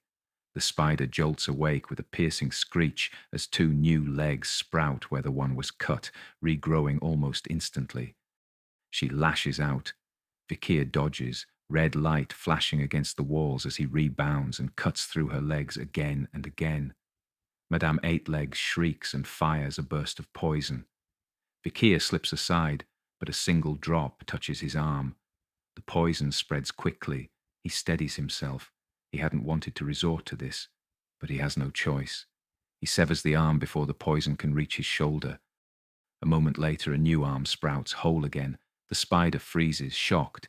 He asks her why she looks so surprised. He leaps across her silk and slashes again. More legs grow. He keeps cutting. She catches him with a massive limb, and his leg is torn away. He tumbles down her huge body, flesh already knitting itself back together as a new leg forms. The instant it finishes, he launches forward again, driving back into the attack. She catches him again, tearing off his arm, but he lands on his feet as another grows in its place. The strain is heavy, and even he can't keep this up forever. He looks at the madame and thinks she can simply keep growing without tiring. He grins and darts upward toward the entrance. She tries to follow, but her huge body, uneven with doubled limbs, slips, sending her crashing back down. Vikir watches from above, a grin on his face. Just as he expected, she can't climb any more. This is how he planned it. Her legs grow twofold. It looks like a god's blessing. But when only one side keeps growing new legs, it throws her off balance and stops her from climbing. She lashes out with webbing, yet Vikir slips aside without concern. He saw it coming. When studying her weaknesses, he learned ordinary fire did nothing. But with hellfire, she burns like firewood. Beelzebub ignites in his hand. He glances at the walls. Rotting corpses line the lair. As they decay, they release flammable gas. With so many bodies left here for so long, this place is like a giant tinderbox, he thinks. He jumps onto the head of a bloated ox bear. He tells her she grew careless, thinking she was at the top of the food chain. Now, she was the hunted. He drives hellfire into the ox bear's skull, triggering a massive explosion that rips through the mountain. While studying the madame, his thoughts drift back to his practical assessment. He remembers asking himself why the Cerberus had wandered so far from its territory and why the barbarians chased it away. Now he understands. As Madame Eight-Legs expanded her territory, the tribe was forced to move outward to hunt, and in doing so, they pushed the hellhound even farther from its home. It was all connected. She had manipulated the situation, afraid of the hellfire those creatures carried. He smiles, realizing he'd had the answer all along, as he sets her lair ablaze. Vikir slips away from the blast and climbs down the mountain, watching fire burst from the peak. All he has to do now, he thinks, is keep her inside. She can't escape. Her webs will only burn if she tries to climb. She should slowly turn to ash in there. He only needs to wait. A hollow thump echoes from within the mountain. He turns as the side of the peak explodes outward. Smoke and dust roar up, and a shriek cuts through the chaos. Madame Eight-Legs crawls free, furious. Acid rains down into the forest beneath her, burning into the trees. He wonders if her eyes were damaged by the fire. She crawled right past him without noticing, towering overhead. Standing directly beneath her, he studies her torso, noticing a split in the hard shell. He still has a chance, he thinks. He jumps up, vaulting from leg to leg as he climbs toward the damaged plate. He drives the sixth fang into the crack, but the blade glances off. The madam shrieks in pain. One strike wasn't enough, he thinks. He grits his teeth, ready to try again. Then the shell around her eyes splits and falls away as she molts, revealing fresh, repaired eyes beneath. She lashes out. Caught mid-air, he's struck and sent flying through the trees. He crashes to the ground and lies there, breath ragged, realizing he underestimated her. He didn't know she could regenerate through molting. He looks down to find both his legs gone, and his body is too drained to regrow them. The madam approaches. He tells himself to get up. A voice rises beside him, cold and familiar. It demands to know what drove him to fight a monster like this. He should have left the woodlands long ago to fulfill his vow.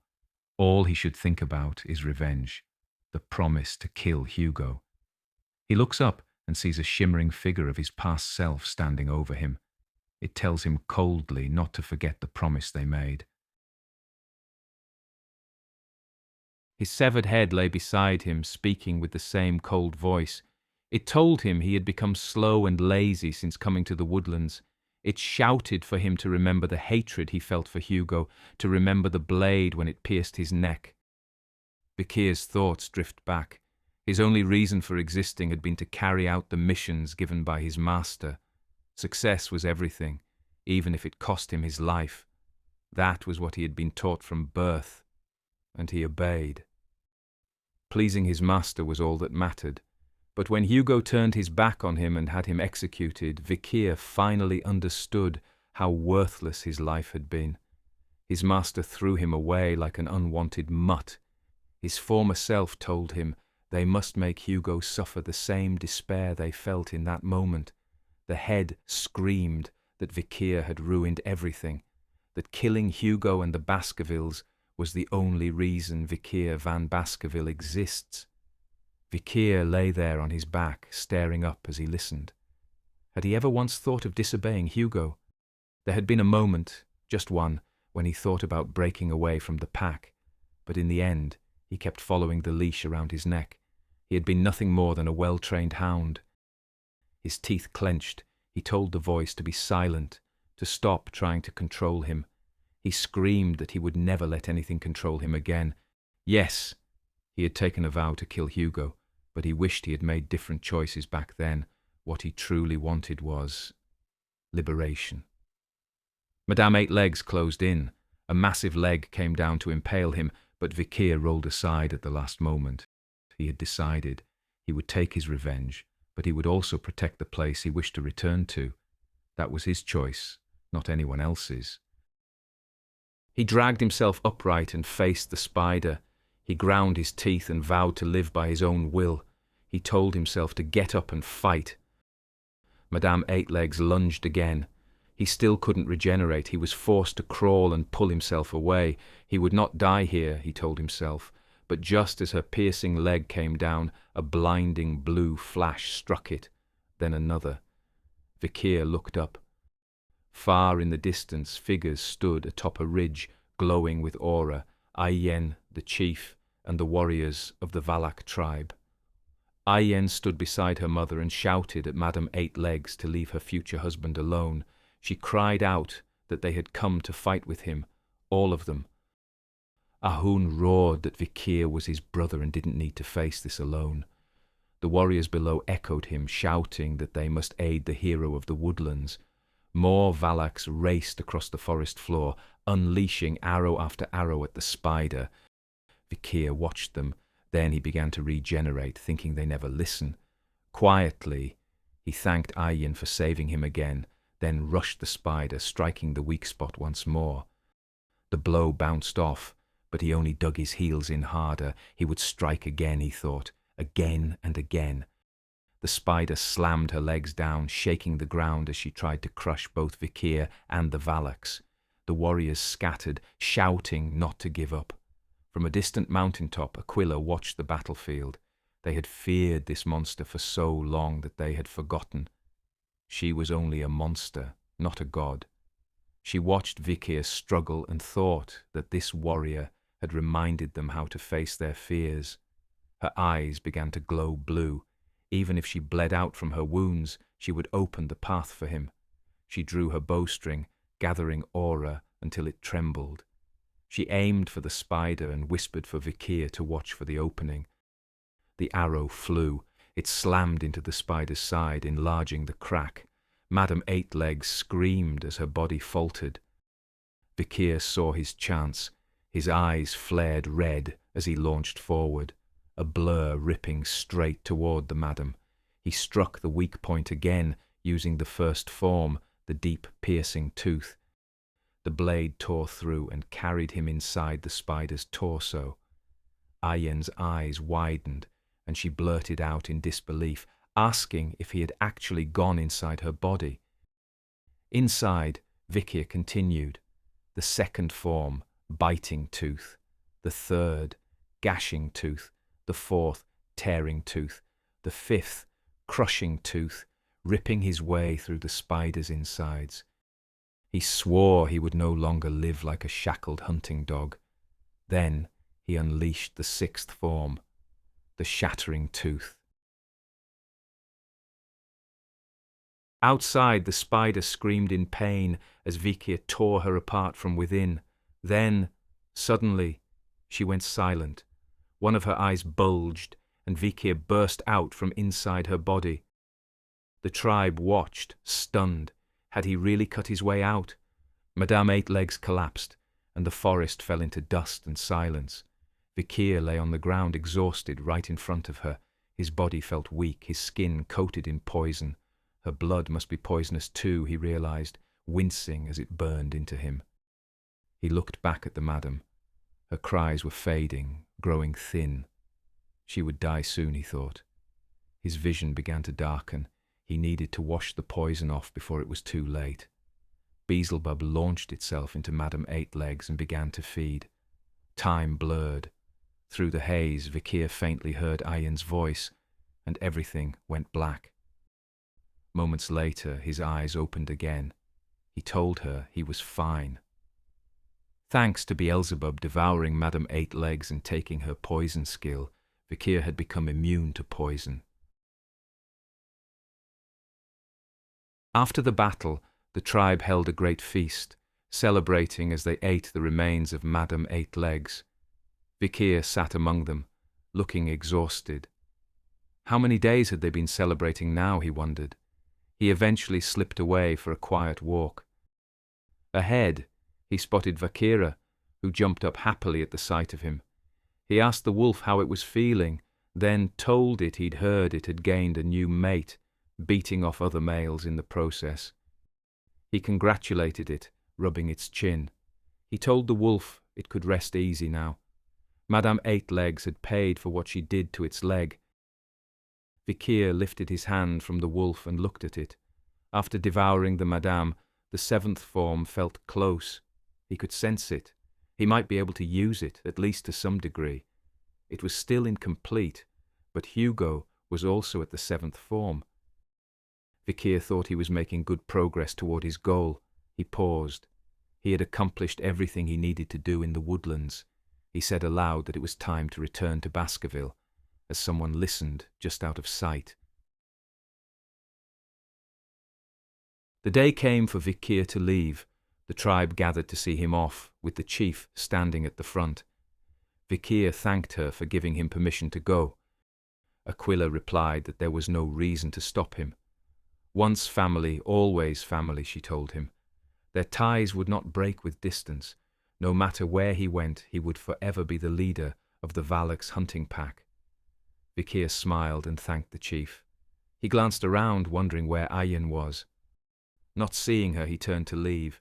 He said his goodbyes and set off toward the border. The tribe cheered as he walked, calling for him to reach out whenever he needed them. Others shouted the same. Ahun called out to him, a tear in his eye, telling him he was welcome back any time. His sister told him to keep in touch.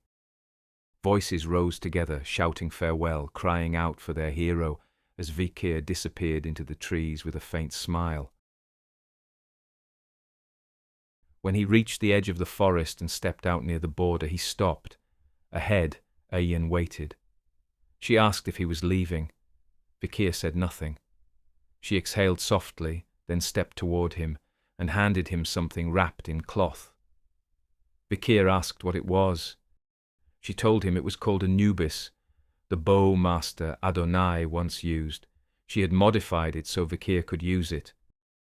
He looked at the weapon, realizing this must have been why she had been so busy lately. Then she reached up and fastened something around his neck. Vikir looked down, a collar with a broken chain. She explained she had heard him talking in his sleep about shackles and hunting dogs, so she made it for him. She told him he was no hunting dog. He never acted like one. He was a wolf who could not be chained. Vikir let out a quiet chuckle, saying he hadn't expected comforting words from her, and began to thank her. But before he could finish, she tugged on the broken chain and kissed him. She stepped past him, eyes shimmering, heading toward the forest. With her back to him, she said she had heard that this was how they said goodbye in the Empire.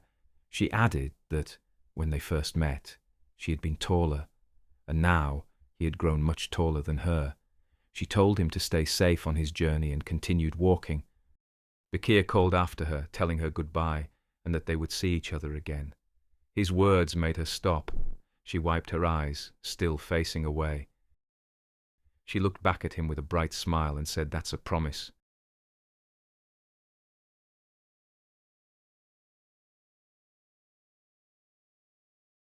Vikir returns to the Morg fortress near the mines. He stands on a mountain overlooking the complex and thinks to himself it has been a while. He sees 2 flags flying, Baskerville and Morg, and concludes the alliance must still be in effect. He wonders how Camille is doing and if she is still here. No doubt she will nag him to death if she sees him again. He drops down into the courtyard and sees a giant statue made of gold. This was not here before, he thinks to himself, as he makes his way closer. Just as he studies it, someone shouts at him, asking what he is doing. A guard approaches, asking him not to get too close to the statue of the hero and not to steal any of its gold. Vikir turns to him and asks what hero. The guard looks at him as if he is stupid, then replies that he must be from out of town. His eyes brighten as he tells Vikir he thought the story would be known across the empire by now. He tells Vikir he cannot tolerate someone not knowing the story and begins to tell the tale. He tells of a man strong enough to wipe out armies of barbarians in one sweep. He was also a man of chivalry and rescued the princess from the jaws of danger. After that, he sacrificed himself to save her by fighting a giant monster alone while she and her allies made their escape. That is why the Morg family erected this statue, he explains. Then he tells Vikir to remember the great hero's name, Vikir van Baskerville. Vikir looks away, embarrassed, as the guard stares at the statue in awe. In the local tavern, the Morg triplets sit among a crowd, telling the men tales about the day they met Vikir. They tell a group of guards that they always knew he was someone special the moment they saw him. The three of them praise him endlessly. Vikir listens from a short distance, sitting at the bar with a hooded cloak. He thinks to himself he does not remember things happening the way they were telling it. They were rude and dismissive of him back then. Still, listening to them for a while, he gathered some important information from his time away. After he went missing, Hugo went berserk. The Morg family tried to calm him with a large compensation, but even now he still holds a grudge against them. Vikir thinks it makes sense. He was Hugo's most promising hound after all. Nothing they offered would satisfy him. As Vikir gets up to leave, the triplets argue over which of them he would have liked most. One of the triplets notices him in his hooded cloak and immediately stands, shouting that he looks suspicious. Vikir pauses. She demands he come closer. When he does not respond, she snaps, asking how he dares ignore her, then uses magic to raise plants from the floor, trying to wrap them around his foot. Vikir flips clear of the spell. He lands as the triplets and nearby guards close in, spear points levelled at his neck. One guard demands he identify himself. Annoyed, Vikir decides he has no choice and lowers his hood. The triplets freeze, their faces turning red the moment they see him. They whisper among themselves, commenting on how handsome he is. A guard studies him for a second, then says he looks exactly like the hero's statue. The triplets' faces twist with shock, and the tavern erupts as all three blurt out his name. The next day, Vikir leaves for Underdog as the triplets see him off. One of them claims she knew he was alive, and the three immediately start arguing over which of them knew first. When they finally settle down, they tell Vikir they sent owls across the empire announcing his return. Vikir gives them an annoyed look and tells them he only asked for one to be sent to his father. They reply that they simply had to share such joyous news with the rest of the empire. Vikir looks at them. They are just as annoying as 2 years ago, he thinks to himself. Before he leaves, he asks if they have seen Camille recently. They tell him Camille is currently training in seclusion, then explain she left her uncle's party and left the light faction, joining the dark. Vikir looks shocked. She never left the light party in his past life. She was actually on bad terms with her other uncle from the dark faction. He wonders if his actions have changed her path.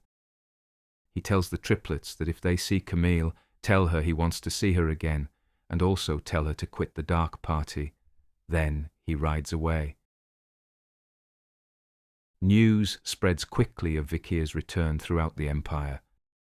Back at the Baskerville Manor, a man bursts into Hugo's office in a panic and tells him he has important news. The sudden announcement makes Hugo's eyes widen as he asks if the man is certain. He tells Hugo it is true. Vikir van Baskerville has returned. Vikir arrives in Underdog and meets Chihuahua in his office. Chihuahua welcomes him warmly, but Vikir barely responds. His gaze drifts toward the window, and he lets out a quiet sigh. Outside, the streets are overflowing with people. Crowds hold up signs, cheer, and celebrate his return as if it were a festival. Vikir watches the scene with annoyance, thinking how exhausting it is just to look at. The door swings open as Pomeranian bursts in, running straight to him and calling him Daddy. Vikir kneels with a faint smile, rubbing her head as he reminds her he's her uncle. She proudly shows him a rat she caught. Vikir studies it before telling her it is dead, and she should be careful not to catch a disease. He turns toward Chihuahua and asks how the city is running. Chihuahua explains that, thanks to Vikir's suggestion to ask Cindy Wendy for help, the city has stabilized once again. Then Chihuahua's expression shifts, concern replacing confidence. He brings out a file and places it in front of Vikir. Chihuahua's tone drops as he explains the situation. Children from the slums have been disappearing, one after another. No ransom notes, no demands, nothing left behind. They even checked the slave market, but none of the missing children have appeared there. With nothing to suggest random kidnappings or organized trafficking, Chihuahua suggests the cases may all point to a single entity. Vikir flips through the documents, and his expression tightens with anger. Children disappearing in Underdog. It mirrors the very crime he was framed for in his previous life. This should not be happening yet. Events are shifting ahead of schedule, decades ahead. Pomeranian calls out again. She tells him the rat is alive. Vikir turns and sees the once dead rodent perched on her shoulder, twitching. He and Chihuahua both recoil in shock. Vikir regains his composure and asks when she was able to do it. She counts on her fingers, saying 2 or 3 days ago, then casually adds that she copied the Rococo tribe. Vikir knows she lived among them. But to imitate their magic simply by watching, at her age, even the most exceptional children of Baskerville or Morgue do not connect to their mana until 8. For her to do this at 5, she may be a prodigy. He wonders how Hugo would react. The thought troubles him. He rests his hand on her head, unsure, maybe he should never let the two meet. A pigeon slips through the open window and perches nearby, a letter fastened to its leg. Chihuahua opens it, his eyes narrowing as he reads. Then he stammers as he looks up at Vikir. There is an emergency. Lord Hugo will be arriving soon.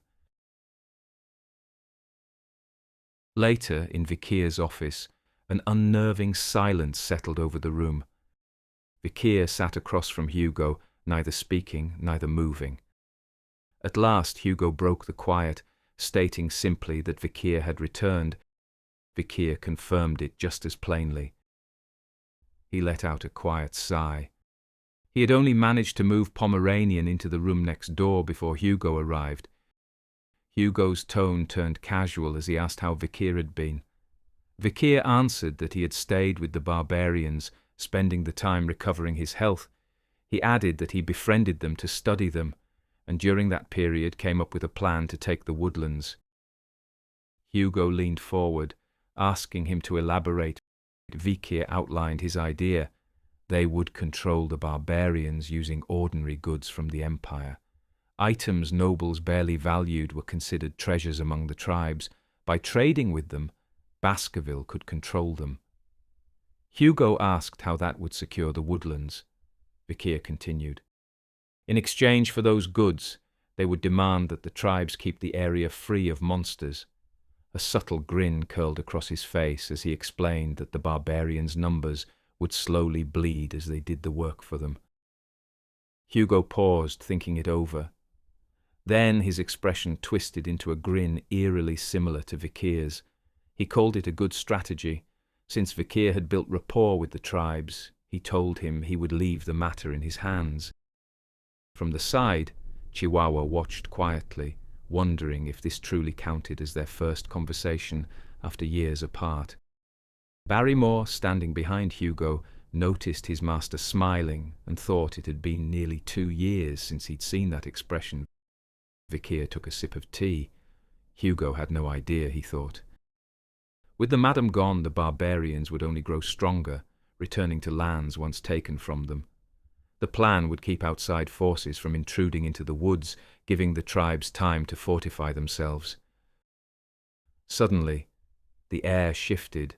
The drink in front of Hugo began to boil, steam rising as his anger surfaced. He spoke through clenched teeth. No matter what, they would not deal with the Rococo tribe. They deserved annihilation. Vikir assured him, of course. Behind him, Chihuahua nearly fainted under the pressure radiating from Hugo.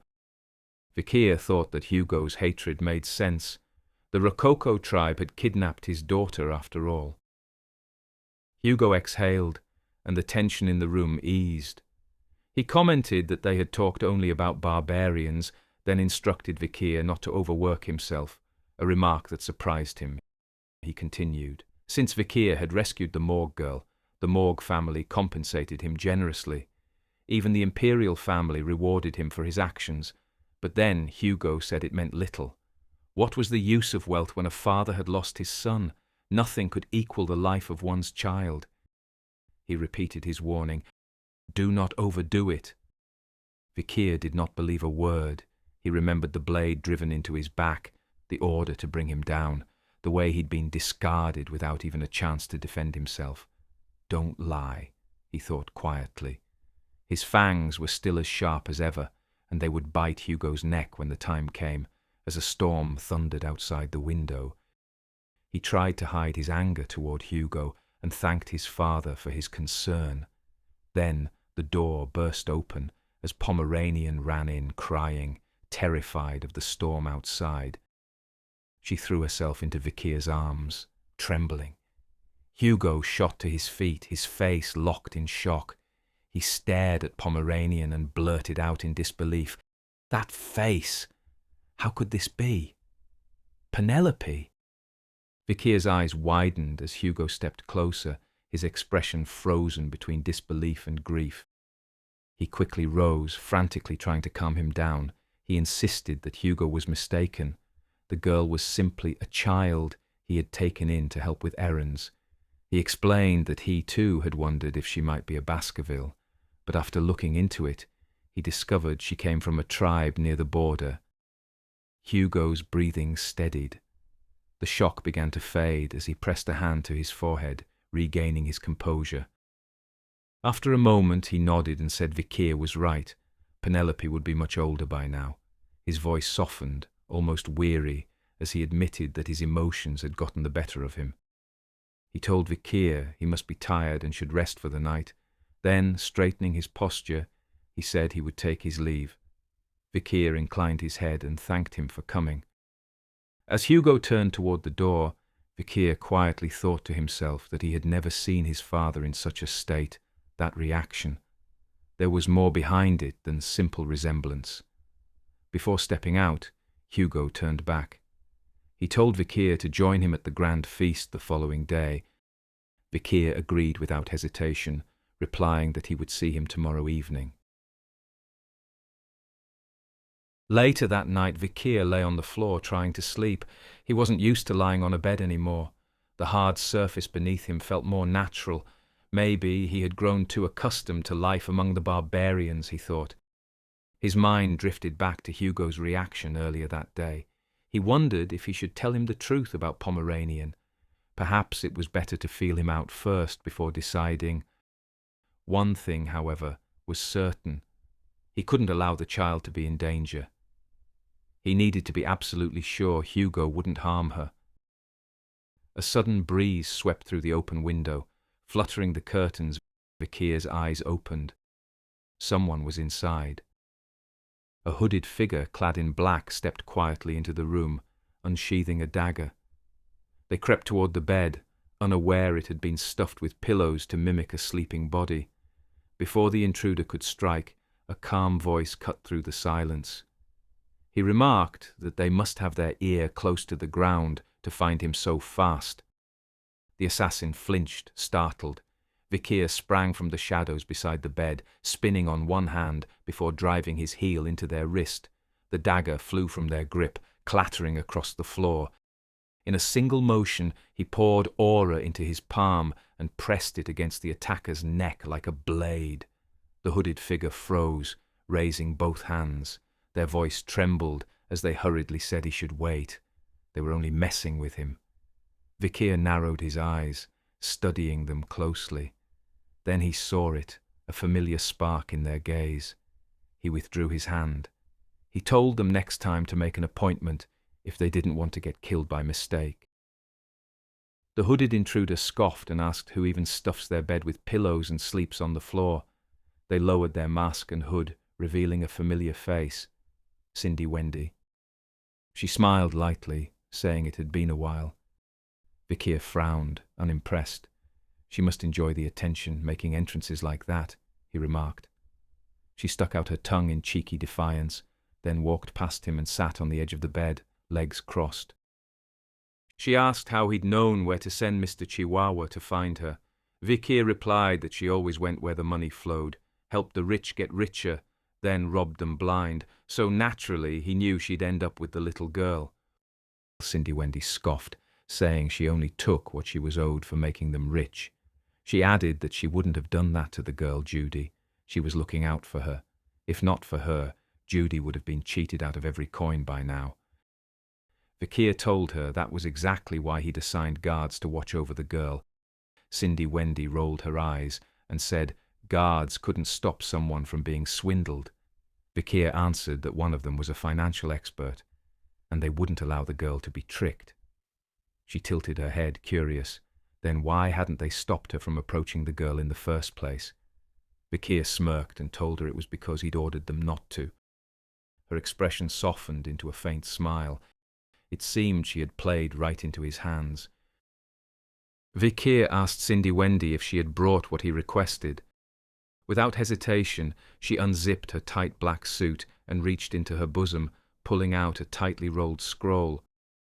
He paused for a moment, watching her remove it, then let out a quiet sigh.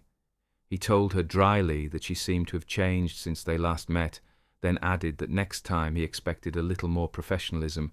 She should bring important documents in a proper folder, not there. She smirked, brushing off his complaint with a glint of amusement. Vikir told her that, as promised, he would arrange for her to trade with the natives of the woodlands. Cindy Wendy's grin widened. She teased him, asking if she should start calling him boss from now on. He ignored her and took the scroll in his hands, unrolling it as he began to read. These were the documents he had asked for in advance, knowing he would be invited to the grand feast. They contained information on every guest expected to attend, their backgrounds, habits, and useful notes. He scanned the first document. Hugo. That much was obvious. The second listed Boston Terrier, whom he had met before. The third covered Hugo's half-brother, Great Dane Le Baskerville. Vikir's eyes narrowed slightly. Those two, Boston and Dane, rarely got along. He wondered aloud why they would both be present. Cindy Wendy said it was obvious. They wanted to see the young Baskerville legend who had returned from the dead and were probably hoping to recruit him. Vikir exhaled. Tomorrow was already shaping up to be exhausting. He moved to the next document. Osiris Le Baskerville, Hugo's eldest son and heir. He remembered seeing him from a distance in his past life, cold, stoic, much like Hugo himself. Cindy Wendy commented that Osiris was likely the strongest Baskerville aside from the 7 counts. She tilted her head, asking whether Vikir thought he was stronger. Vikir told her to stop trying to measure his strength as he reached for the next file. Seth Le Baskerville, Hugo's second son. He had heard Seth had been training in seclusion and wondered why he had decided to appear at the feast. His skills were ordinary for a direct descendant, frail and sickly since childhood, but his heart had been kind and gentle, unlike any other Baskerville. That gentleness had made him the target of Hugo's scorn. Vikir's expression softened for a brief moment. Seth had been the only Baskerville he respected in his past life. The thought of seeing him again brought a flicker of anticipation. Then he opened the next document and slammed it down, annoyance flashing across his face. Cindy Wendy scowled at him. She told him not to skim through her work so carelessly. She had spent a great deal of effort gathering that information. Vikir waved her off. He already knew about the final 3, the Baskerville triplets. A faint grin crossed his face.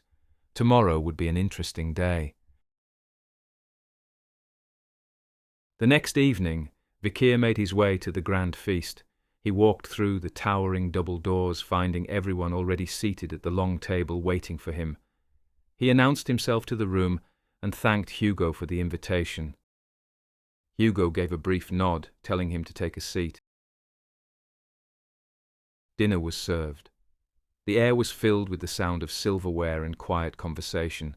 Before long, Boston Terrier and Great Dane began to bicker, each accusing the other of trying to steal Vikir for themselves. Vikir watched them in silence, thinking it was just as he expected, both trying to recruit him. the proud heads of the famous pit bulls and mastiffs. In his past life, he would have jumped at such offers, but looking at them now, they only seemed like inferior mutts fighting over scraps. Boston leaned forward, asking how Vikir's life had been in the woodlands and how many monsters and barbarians he had killed. Dane added that it must have been dangerous and said he was curious to see how much Vikir had grown. Hugo's calm voice cut through their chatter. He told them to let the boy finish his meal before badgering him. When they tried to argue, Hugo's tone sharpened. He told them to be silent and reminded them that he despised repeating himself. The room fell still. Both men backed down, muttering apologies. Vikir stood from his seat, saying he didn't mind showing them. Hugo told him there was no need. He must be tired from the journey. Vikir thanked him for his concern, but said it was fine. Training was part of his daily life, after all. He tapped the table with his finger and remarked that there seemed to be too much wine in Uncle Boston's glass, and Uncle Dane's steak looked slightly undercooked. Then he focused his aura. The energy spread invisibly through the table. Boston's wine began to boil, and Dane's steak sizzled to perfection.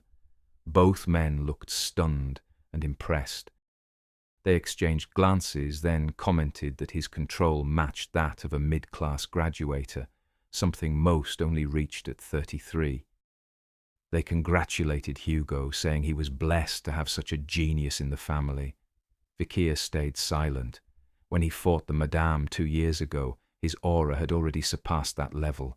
He glanced toward the triplets, wondering if they had kept that detail to themselves. The boys met his gaze, eyes wide with admiration. Osiris finally spoke. He told Vikir to continue his hard work and keep improving. Vikir nodded in acknowledgement, wondering if that was meant to be praise. Osiris was difficult to read. He mirrored Hugo in both tone and presence. Then Seth, the second brother, chuckled softly. He said it almost sounded like Osiris had complimented him, and wondered aloud if anyone had ever seen him do that before. Turning to Vikir, he noted that they shared the same expressionless face, then asked if Vikir knew who he was. Vikir replied calmly, "Of course." Seth smiled, his tone warm and easy. He said he was glad to be recognized. He was often sick or training in seclusion, so he rarely appeared at family gatherings. He mentioned that he visited Underdog from time to time and would stop by to say hello on his next trip. Vikir studied him carefully. He was exactly as he remembered, kind, gentle, and genuine. In his past life, Vikir had served under him during the Age of Darkness. Seth was the only one who had mourned the hunting dogs who died under his command, and the only one who had spoken in Vikir's defense when he was framed. He had come to this feast to see Seth again, but something was wrong. The faint, foul stench of mana tainted the air, a scent he hadn't encountered since the Age of Darkness, the scent of evil. Vikir's eyes swept across the table. Everyone appeared normal, but that smell was unmistakable. Then he turned to the man beside him. The foul stench was coming from him. The demon was Seth.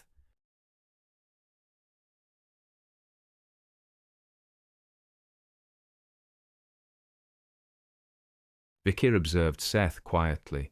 Everything about him matched the memories from his previous life. The gestures, the posture, the way he carried conversation. It was the same person Vikir had known. Seth asked about his work in Underdog, mentioning how Vikir had handled the magistrate's duties as deputy in Seth's absence. He added that he heard the residents even protested to make Vikir's position permanent. He said it would be good if they worked together again someday. Vikir answered that he looked forward to it and lifted his wine glass. Seth mirrored the gesture. The glasses tapped lightly. Vikir looked down at the surface of his drink. Light reflected cleanly across it.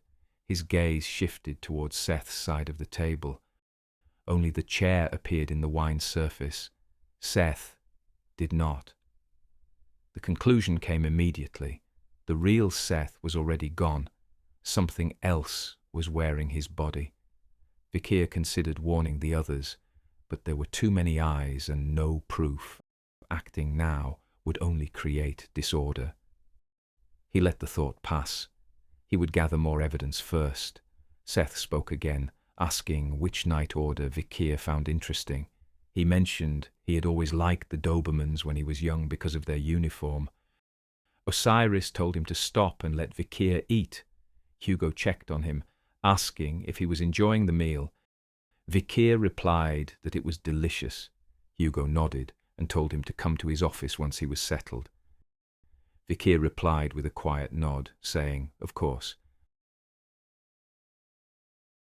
Vikir left the dining room and made his way back to his room. He crossed the courtyard in silence, wondering why the dinner had needed to continue for 5 hours. The thought drifted toward Hugo. The new year would begin soon. It was possible Hugo wanted to speak with him about the academy.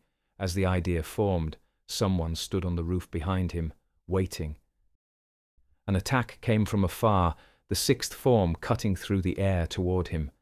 Vikir sensed it immediately. He considered answering with his full strength, but that would reveal too much. Instead, he chose to struggle on purpose, meeting the strike with the fourth form and barely holding it back. He defended the attack without difficulty, masking the truth beneath controlled effort. When he looked up, the man on the roof grinned down at him. Boston Terrier watched him with amusement.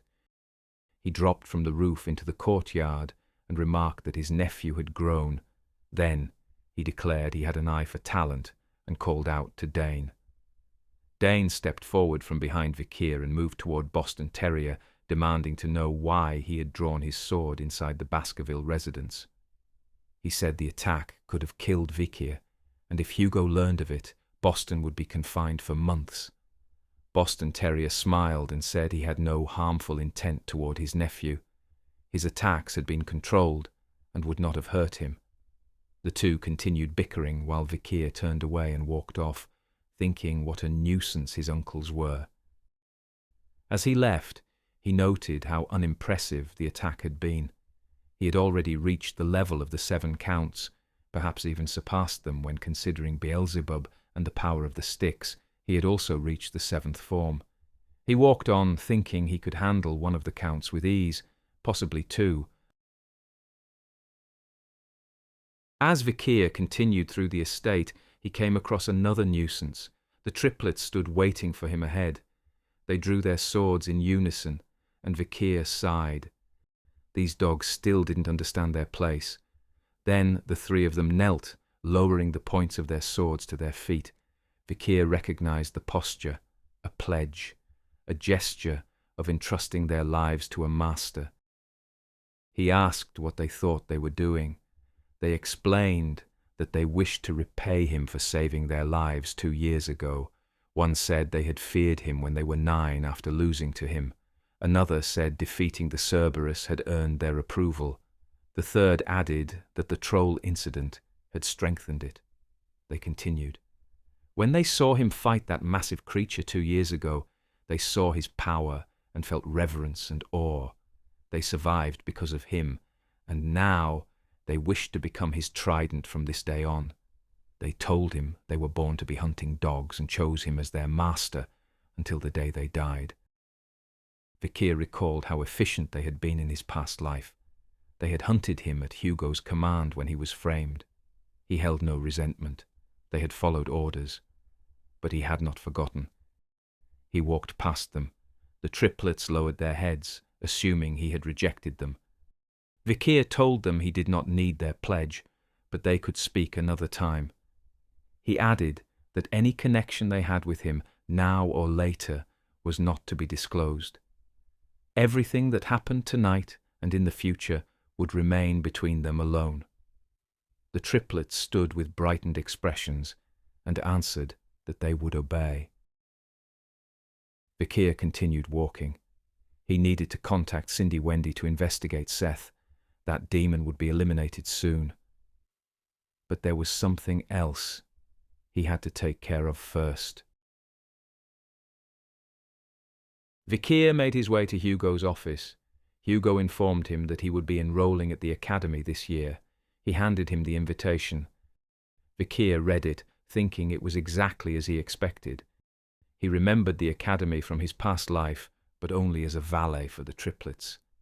He had never had an easy time with the nobles back then because of his position and the scars on his face. He pushed the memory aside. None of it mattered now. Hugo asked if he still wished to be accompanied by the triplets, as they had agreed 2 years ago. Vikir said there was something he wanted to ask before they discussed that matter. He told Hugo he had heard he was supposed to receive a reward for the events with the Morgs 2 years ago.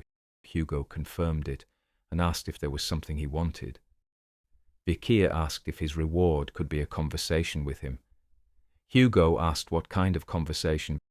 He wished to know more about Lady Roxana and Miss Penelope. Barrymore, standing behind Hugo, froze in shock at the request. Hugo's expression went cold. He asked Vikir to repeat himself. Vikir's eyes did not waver as he repeated the question. Hugo slammed the desk, demanding to know how he learned those names and why he wanted to know about them.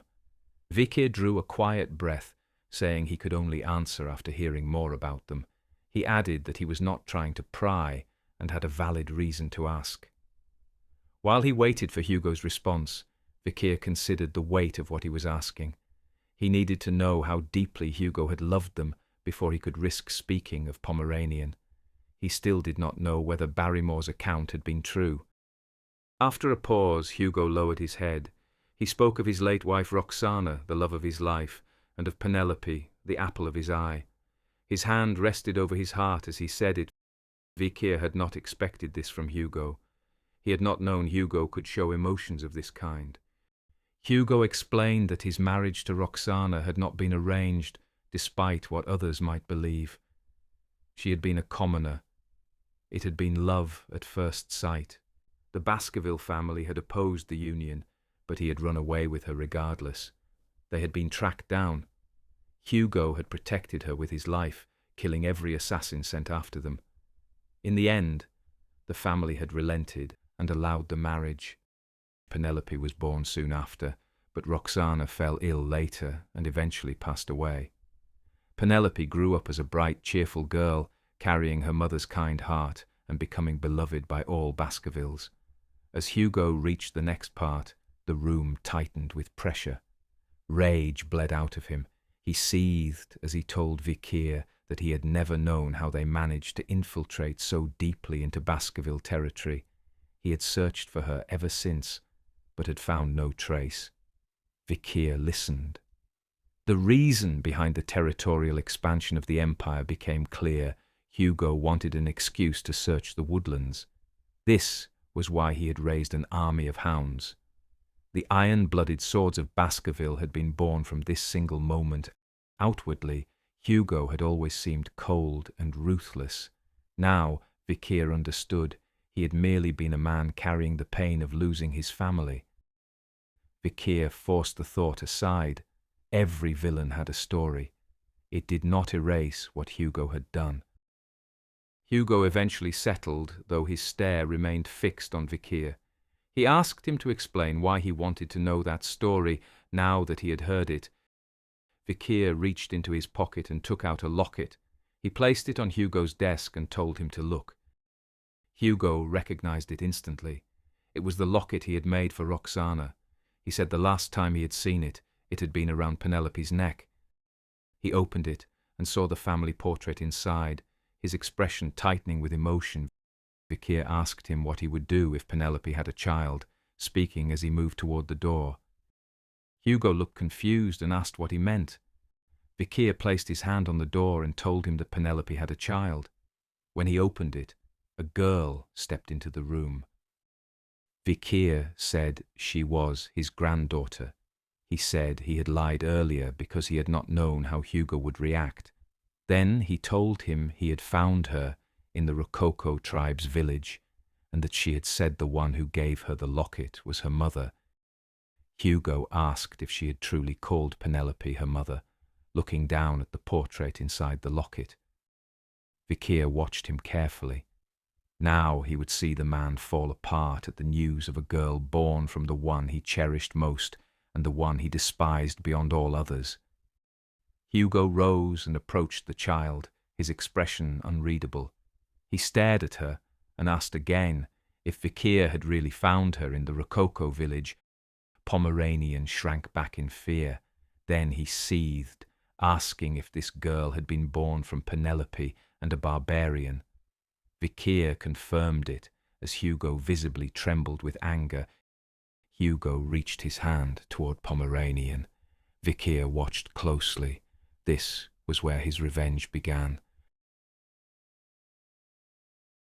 The next day, Vikir stood beside Barrymore and Osiris, unable to believe what he was seeing. Hugo was playing with Pomeranian. He was smiling, laughing. Osiris said he had not lived a long life, but this was the most astonishing thing he had ever witnessed. Barrymore added that he had lived a long life and agreed with him. Vikir watched in silence. This was not the outcome he had expected. Hugo cried tears of happiness, saying he could not believe he was a grandfather. Vikir tried to contain the anger rising inside him. Why was he happy, he wondered. All his life, he had thought about how to kill Hugo, yet he had always known it was impossible. Then he had found Pomeranian. He had believed that once Hugo saw her, his mind would break, and an opening would finally appear. He glared at Hugo. Why was he so happy? Barrymore turned to him and thanked him.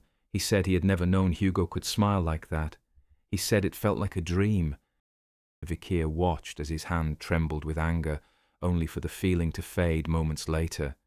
Hugo was completely vulnerable now, yet Vikir felt nothing but helplessness. Later that evening, Vikir lay in bed, thinking about everything that had happened.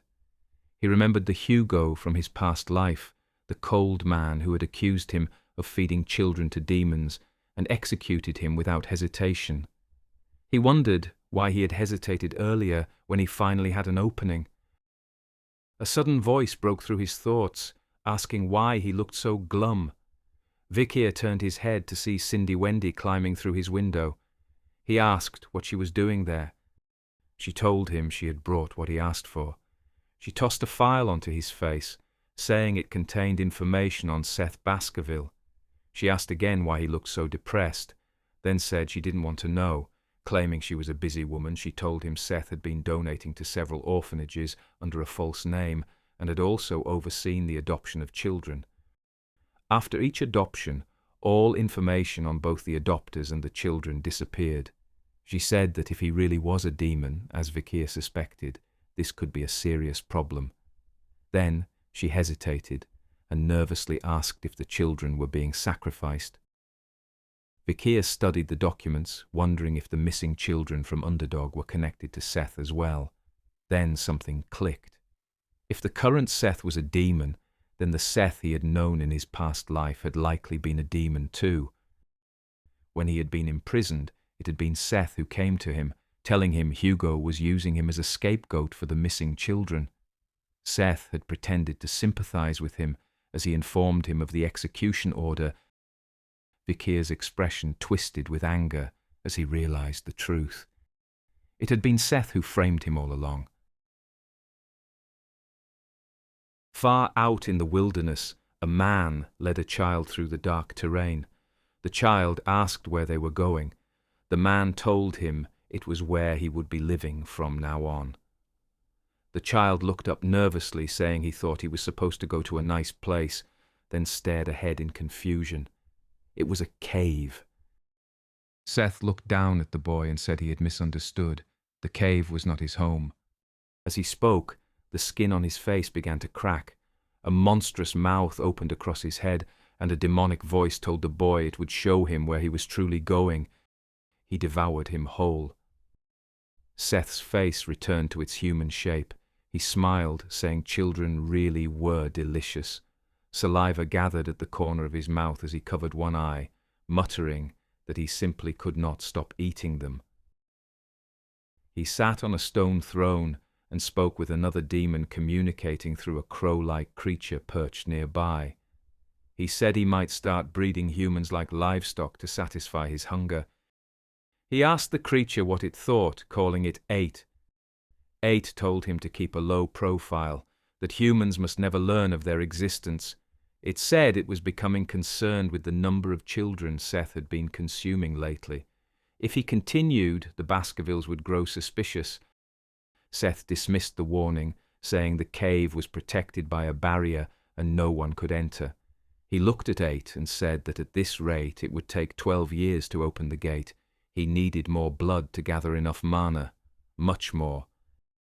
8 told him they could wait, but they must not attract the attention of humans. After a brief pause, 8 asked if Seth had anything to report on the Baskervilles. Seth said nothing worth mentioning, and that 8 should focus on the morgues instead. 8 reminded him that the goal of the 10 prime corpses was to open the portal to the demon world. Then the creature dissolved into a pool of black fluid and departed, telling him not to forget its warning. When it was gone, Seth scoffed. He could never tell 8 that Hugo had turned into a fool over his granddaughter.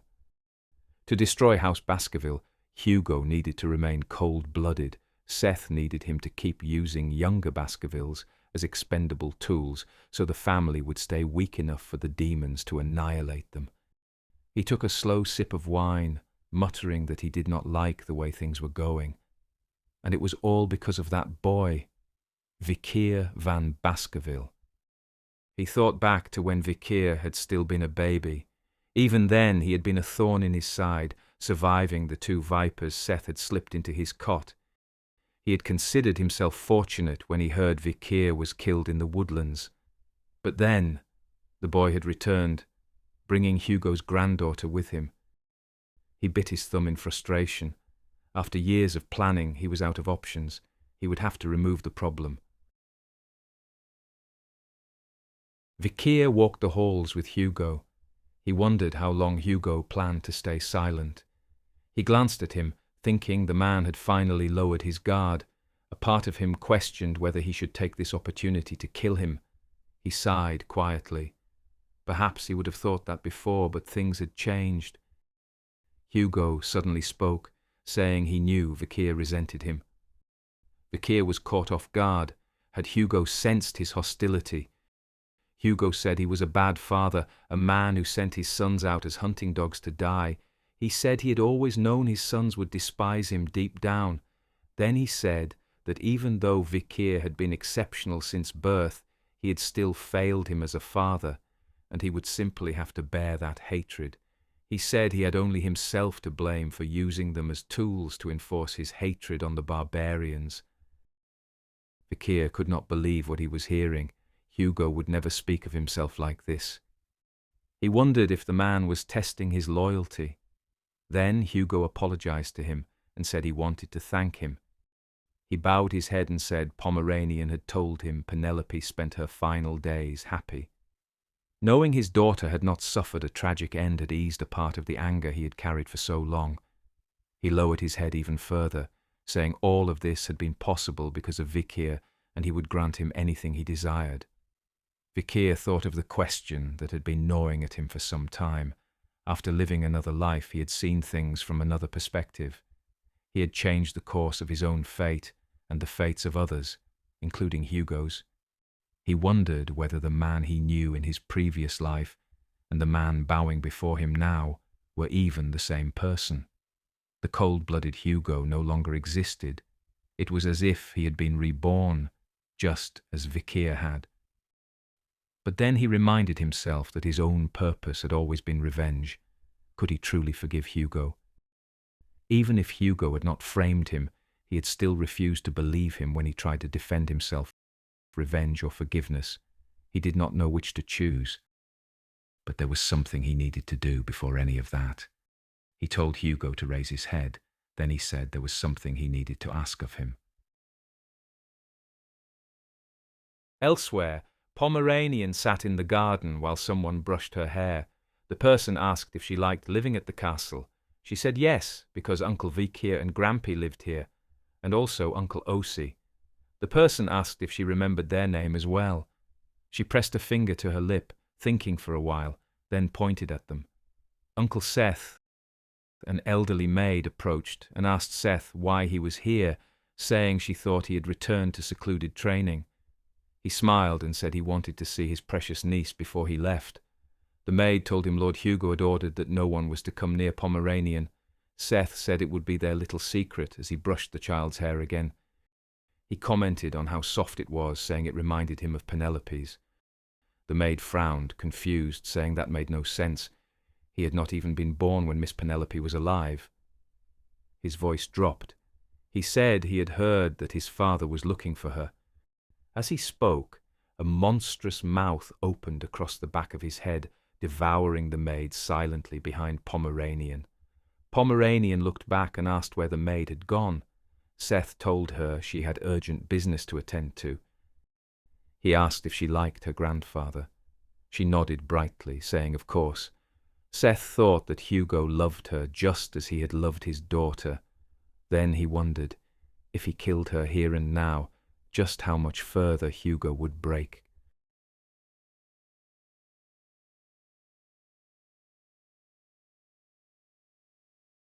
As Seth reached for Pomeranian, a voice called out to him. Osiris stood behind him, asking what he was doing and where the nanny had gone. Seth halted, pulling himself back from his bloodlust as his expression returned to normal. He clicked his tongue at Osiris's arrival. Pomeranian turned and greeted Osiris with a smile. Seth faced his brother with a pleasant expression and said he had noticed Pomeranian playing on her own, so he decided to stay with her until the nanny returned.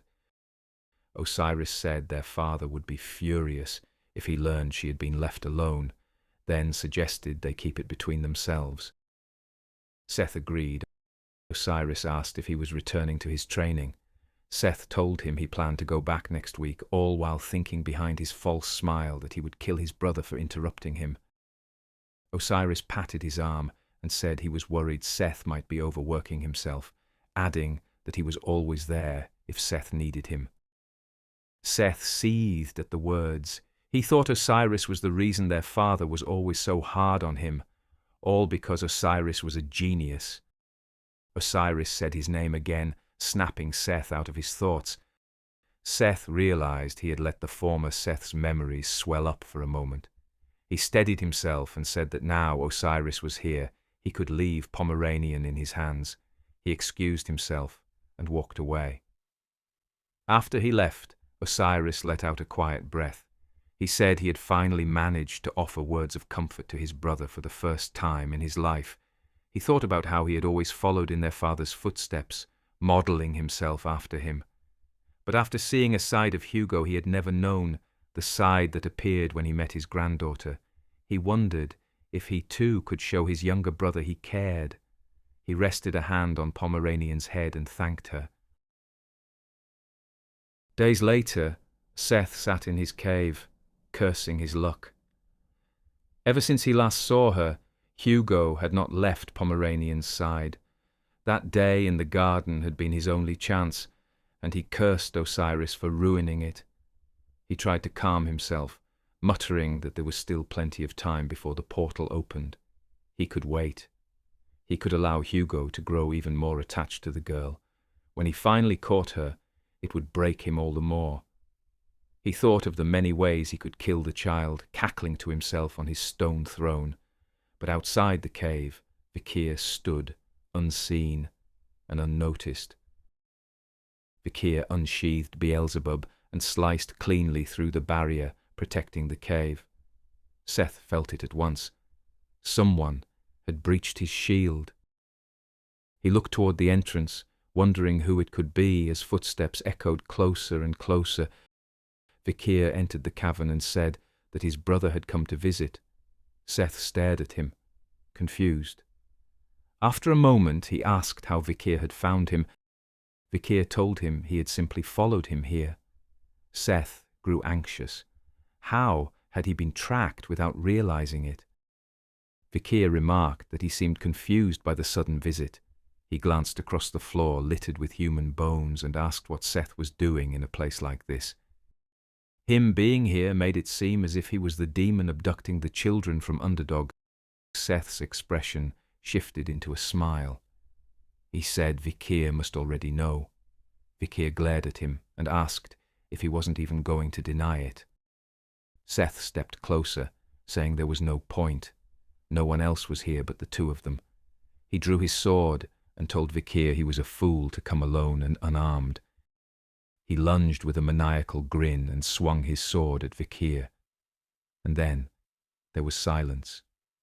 Vikir asked what he was smiling for. Seth blinked, then saw his own arm lying on the ground behind Vikir. He stared blankly at the severed limb before the pain reached him, and he screamed. His eyes locked onto Vikir's sword. Beelzebub. Recognition flickered across his face. How did Vikir have that? The wound burned, searing deep into his soul. He demanded to know how Vikir acquired a demonic blade. Vikir told him coldly that he would know all about demons, wouldn't he? He called him Seth, then corrected himself. He said Seth was not Seth at all. He was one of the 10 demon kings, one of the 10 prime corpses, and asked if he was correct. Seth roared at him, demanding to know how he had learned that. Then he froze. He stared at Vikir's soul, stunned, and asked why it smelled of hell. Vikir looked back at him. This demon had framed him, manipulated him, and orchestrated his execution. He told Seth to stand up. Then he gave a sinister smile and said, not to expect a peaceful death. In his previous life, a portal to the demon world had opened. The beginning of the demon invasion, the Age of Darkness. The ones who opened it were the 10 high-ranking demons who had infiltrated the human world. They were called the 10 prime corpses. During that war, he had once faced one of them, and the result had been catastrophic.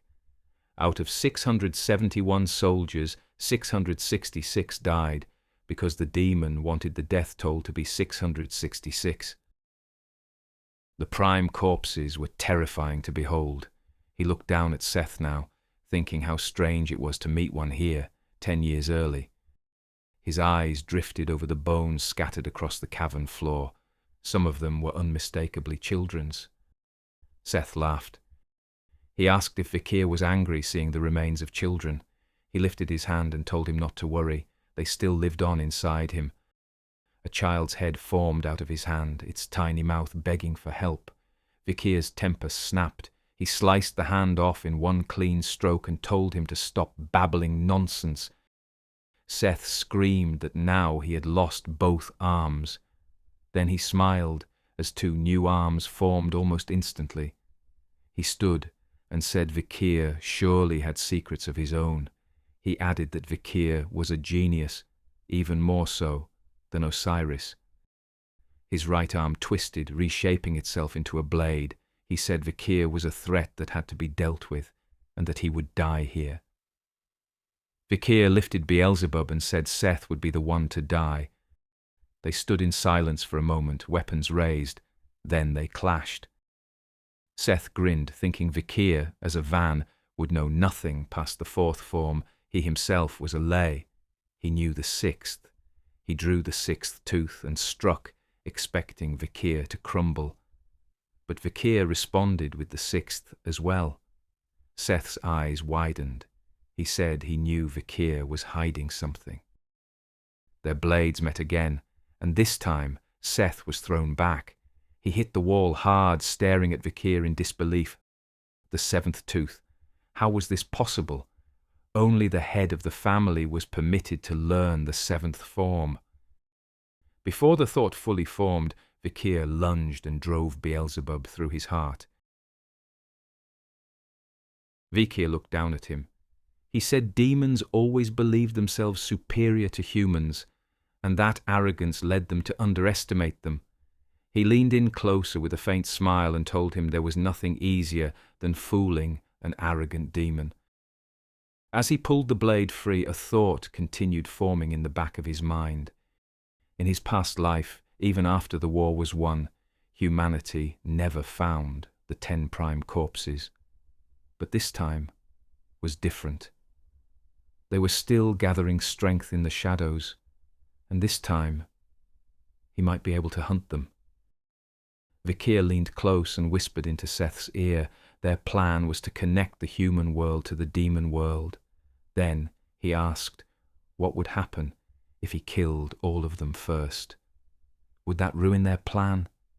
He added that it would at least make him feel better, his voice low and menacing. A chill ran down Seth's spine. He couldn't believe it. Was he actually afraid of a mere human? Seth's rage surged. His body burst apart in a spray of blood as Vikir leapt back. In his place remained a spiked shell made entirely of hardened blood. Cracks spread across its surface. A voice crawled out from inside, telling Vikir he never imagined he would have to show his true form to a human. The shell shattered, and the demon stepped forward in his real body. He announced his name, Andromalius. He said Vikir was stronger than expected, but this was where his life would end. He raised both hands as his fingers twisted into writhing snakes and launched them toward Vikir. Vikir moved, slipping past the fangs, severing the snakes as they snapped at him. One darted from behind and sank its teeth into his shoulder before he cut off its head. The demon smirked. He told Vikir it was over. Vikir glanced at the bite, unconcerned, and Andromalius extended his hand. A mouth opened in the center of his palm, rows of teeth grinding against each other as he activated his power. Infinite absorption. Blood began to rise from Vikir's wound like thin threads, drawn toward the gaping mouth on the demon's hand. The demon laughed as he absorbed Vikir's blood. He told him this was his ability, the power to control blood, and said he would keep feeding on him until he ran dry. The demon started siphoning Vikir's blood as it declared its power was so amazing. Vikir stood there unmoved. Then he smirked, and the demon asked what he could possibly be laughing about. Vikir covered his mouth, his grin widening, and scoffed as he asked the demon if it even knew what it was drinking. The demon paused, then coughed up blood and collapsed. It cried out, demanding to know what kind of blood this was. Vikir unsheathed Beelzebub and told him to watch. He cut his own wrist, and the blood that fell hissed as it hit the ground. The demon stared, realizing the truth. This blood was poison. Vikir told him the show was not over yet, and showed him as his wrist healed before the demon's eyes. The demon's eyes widened. How was this possible? To regenerate like that, no human should possess such power. Then it thought of the poisonous blood and remembered there were only 3 monsters with blood so toxic. The giant spider in the woodlands, the 9-headed snake among the titans, and that vast jellyfish at the bottom of the Black Sea. How had a human gained such power? Its blood vessels burst as the poison spread, and as the demon writhed in pain, Vikir stood over it, asking if it wanted more blood. He quietly thanked the madame for giving him such a gift, though he could feel her inside Beelzebub, furious her poison had not been strong enough to kill this demon. Then he slashed the demon once more as he thought he should now be strong enough to hunt the 10 corpses as the demon fumed, unable to understand how Vikir could be this strong. The demon now realized it might die and thought it needed to gather every drop of mana it had left. Vikir noticed the barrier dissipating and wondered if it was pulling its strength back together.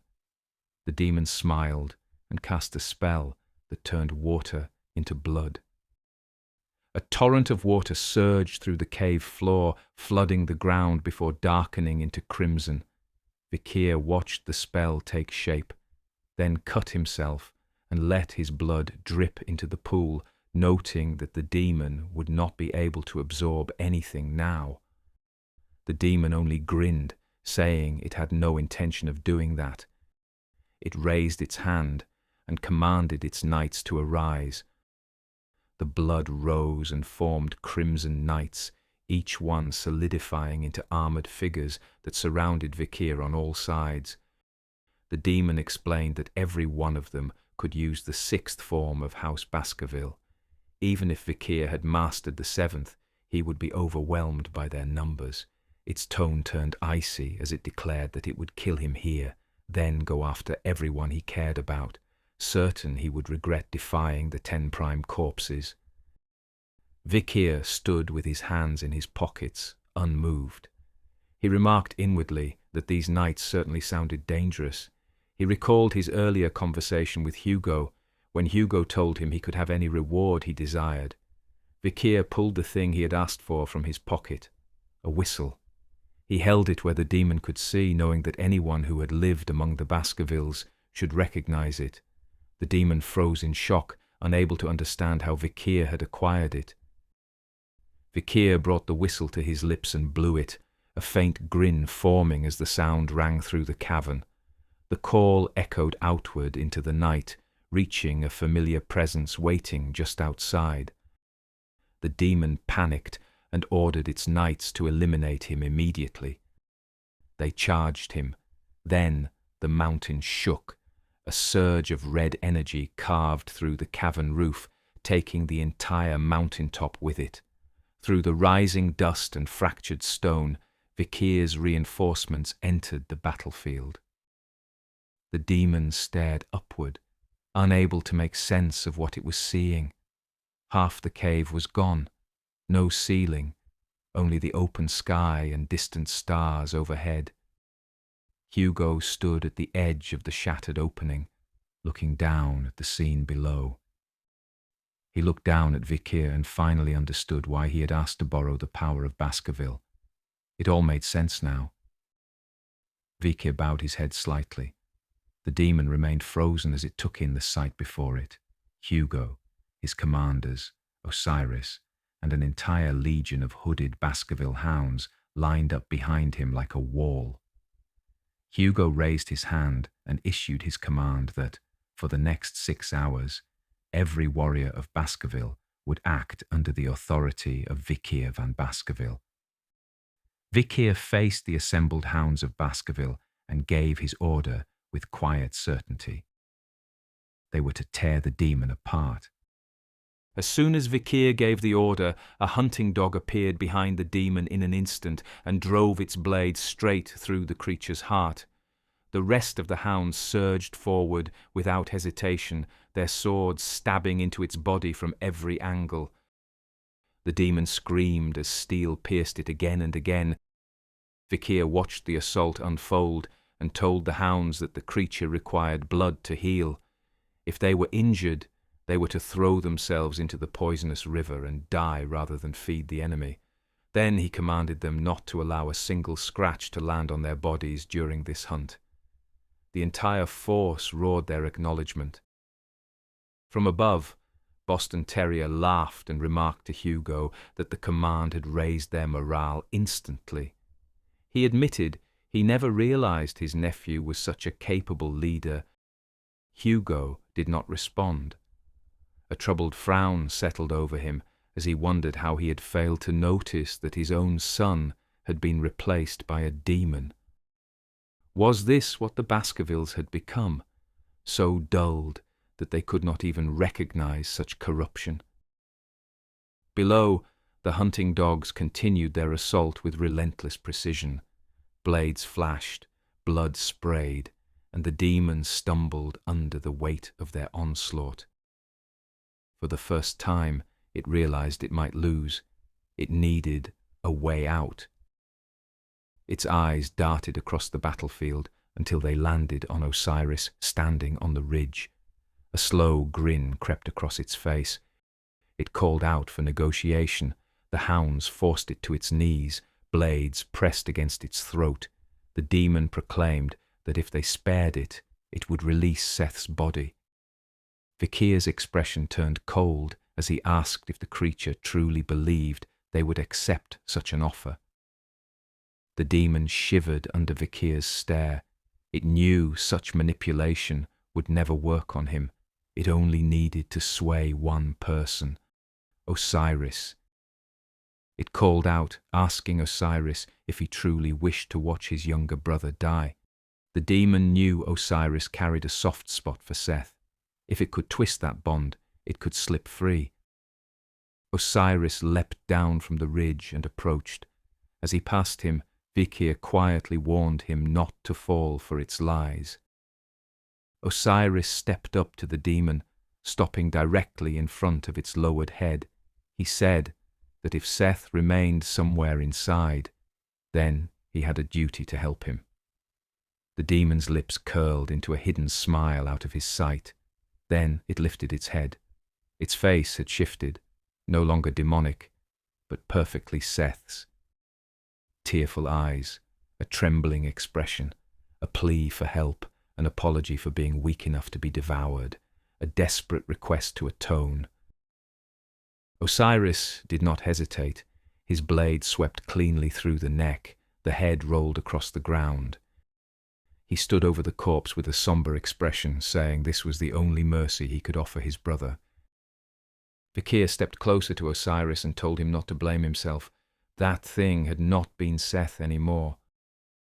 Osiris lowered his gaze in sadness, saying he should have been a better brother, but he forced himself to straighten, reminding himself he could not mourn yet.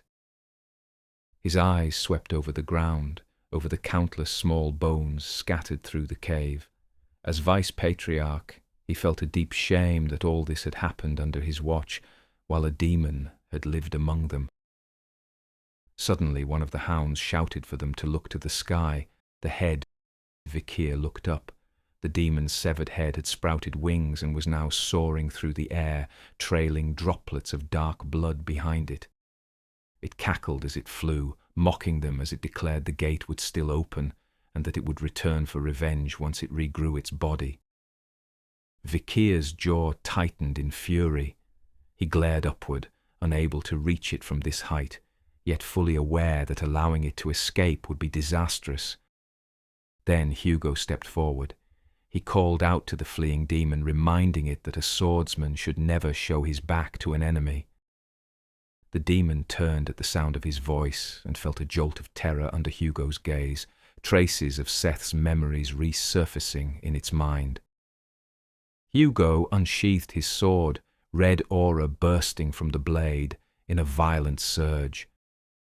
The demon mocked him from above, scoffing that he could do nothing from all the way down there with just a sword. Hugo unleashed his strike. Red streaks tore across the sky, crossing and weaving into a deadly lattice as they converged on the fleeing head. The demon barely had time to register what was happening before the attack met its mark, slicing it into countless pieces. The remains turned to drifting ash before they reached the ground. The battlefield fell silent. Vikir watched the fading red glow in quiet awe, recognizing the overwhelming force he had just witnessed. This was the Sword Saint, Hugo Baskerville. Days later, a notice was posted in the main squares of all the Baskerville territories. It stated that the Baskerville family had investigated the mystery of the missing children, had identified the culprit, and would be offering compensation to the affected families. Citizens across every region were stunned when the notice revealed that the culprit had been the second son of House Baskerville. The announcement did not disclose that he had been a demon. Soon after, anyone associated with Seth was interrogated and executed if they were found to have taken part in his crimes. His mother was charged and sentenced to execution.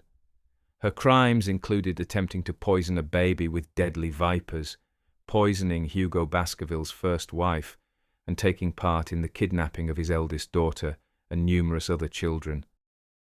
She faced a total of 1,642 charges and was executed immediately. She seemed completely brainwashed by the demon. Even as the axe came down, she cried out for her son. After that, all of Seth's henchmen were executed. Osiris led the case, and Vikir served as his right hand. The public did not take the news well at first, but with Vikir overseeing the punishments and executions, unrest gradually settled. To them, he was the hero of underdog, and his involvement gave them confidence that justice was being carried out. People were shocked that even members of House Baskerville were executed for these crimes, a stark reminder that not even the ruling family was exempt from the law. Pomeranian sat on Hugo's lap as Hugo asked her if she noticed anything different. She looked at him, thinking hard, and then her eyes widened. She told Hugo that his beard was gone, and Hugo smiled at her with a smooth face. Hugo asked if she liked his new look while Vikir and Osiris watched from a distance. Vikir thought that now the matter with Seth was over, he needed to find out where the remaining 9 corpses were. He had already sent Cindy Wendy to gather information. Although she had not been thrilled about dealing with demons, she eventually agreed. Osiris told Vikir he had done well, and Vikir returned the compliment. Osiris then told him that he would be heading to the academy soon, so he should go and prepare for that. The rest of the aftermath would be handled without him. Vikir tried to argue, but Osiris said it had been Hugo's decision as well. Vikir wondered why he was being taken off the assignment. Things would become less efficient without him. Then he questioned what Hugo was planning. Osiris smiled, almost as if he already knew what Vikir was thinking, and reassured him that Hugo was probably just worried he was working too hard. Since Osiris was the one who resembled Hugo the most, he said he understood how Hugo thought. Vikir sighed and looked toward Hugo, who was trying to braid Pomeranian's hair. He realized he had been slipping back into the mindset of his past life, a life where he was pulled by Hugo's chain and followed without question. But in the end, Hugo himself had been pulled by his own chain, manipulated by the demons. He looked at Hugo again, seeing him smiling warmly. So that was what a man without a chain around his neck looked like, he wondered. He realized his old vow for revenge had lost its meaning. The person he once was no longer remained. He turned to Osiris with a small smile and said he would go to the academy. Osiris told him it was a wise decision, but Vikir was not done. He would not let go of the chains around him just yet. They would lead him somewhere else now. He made a new vow: to destroy the remaining 9 corpses.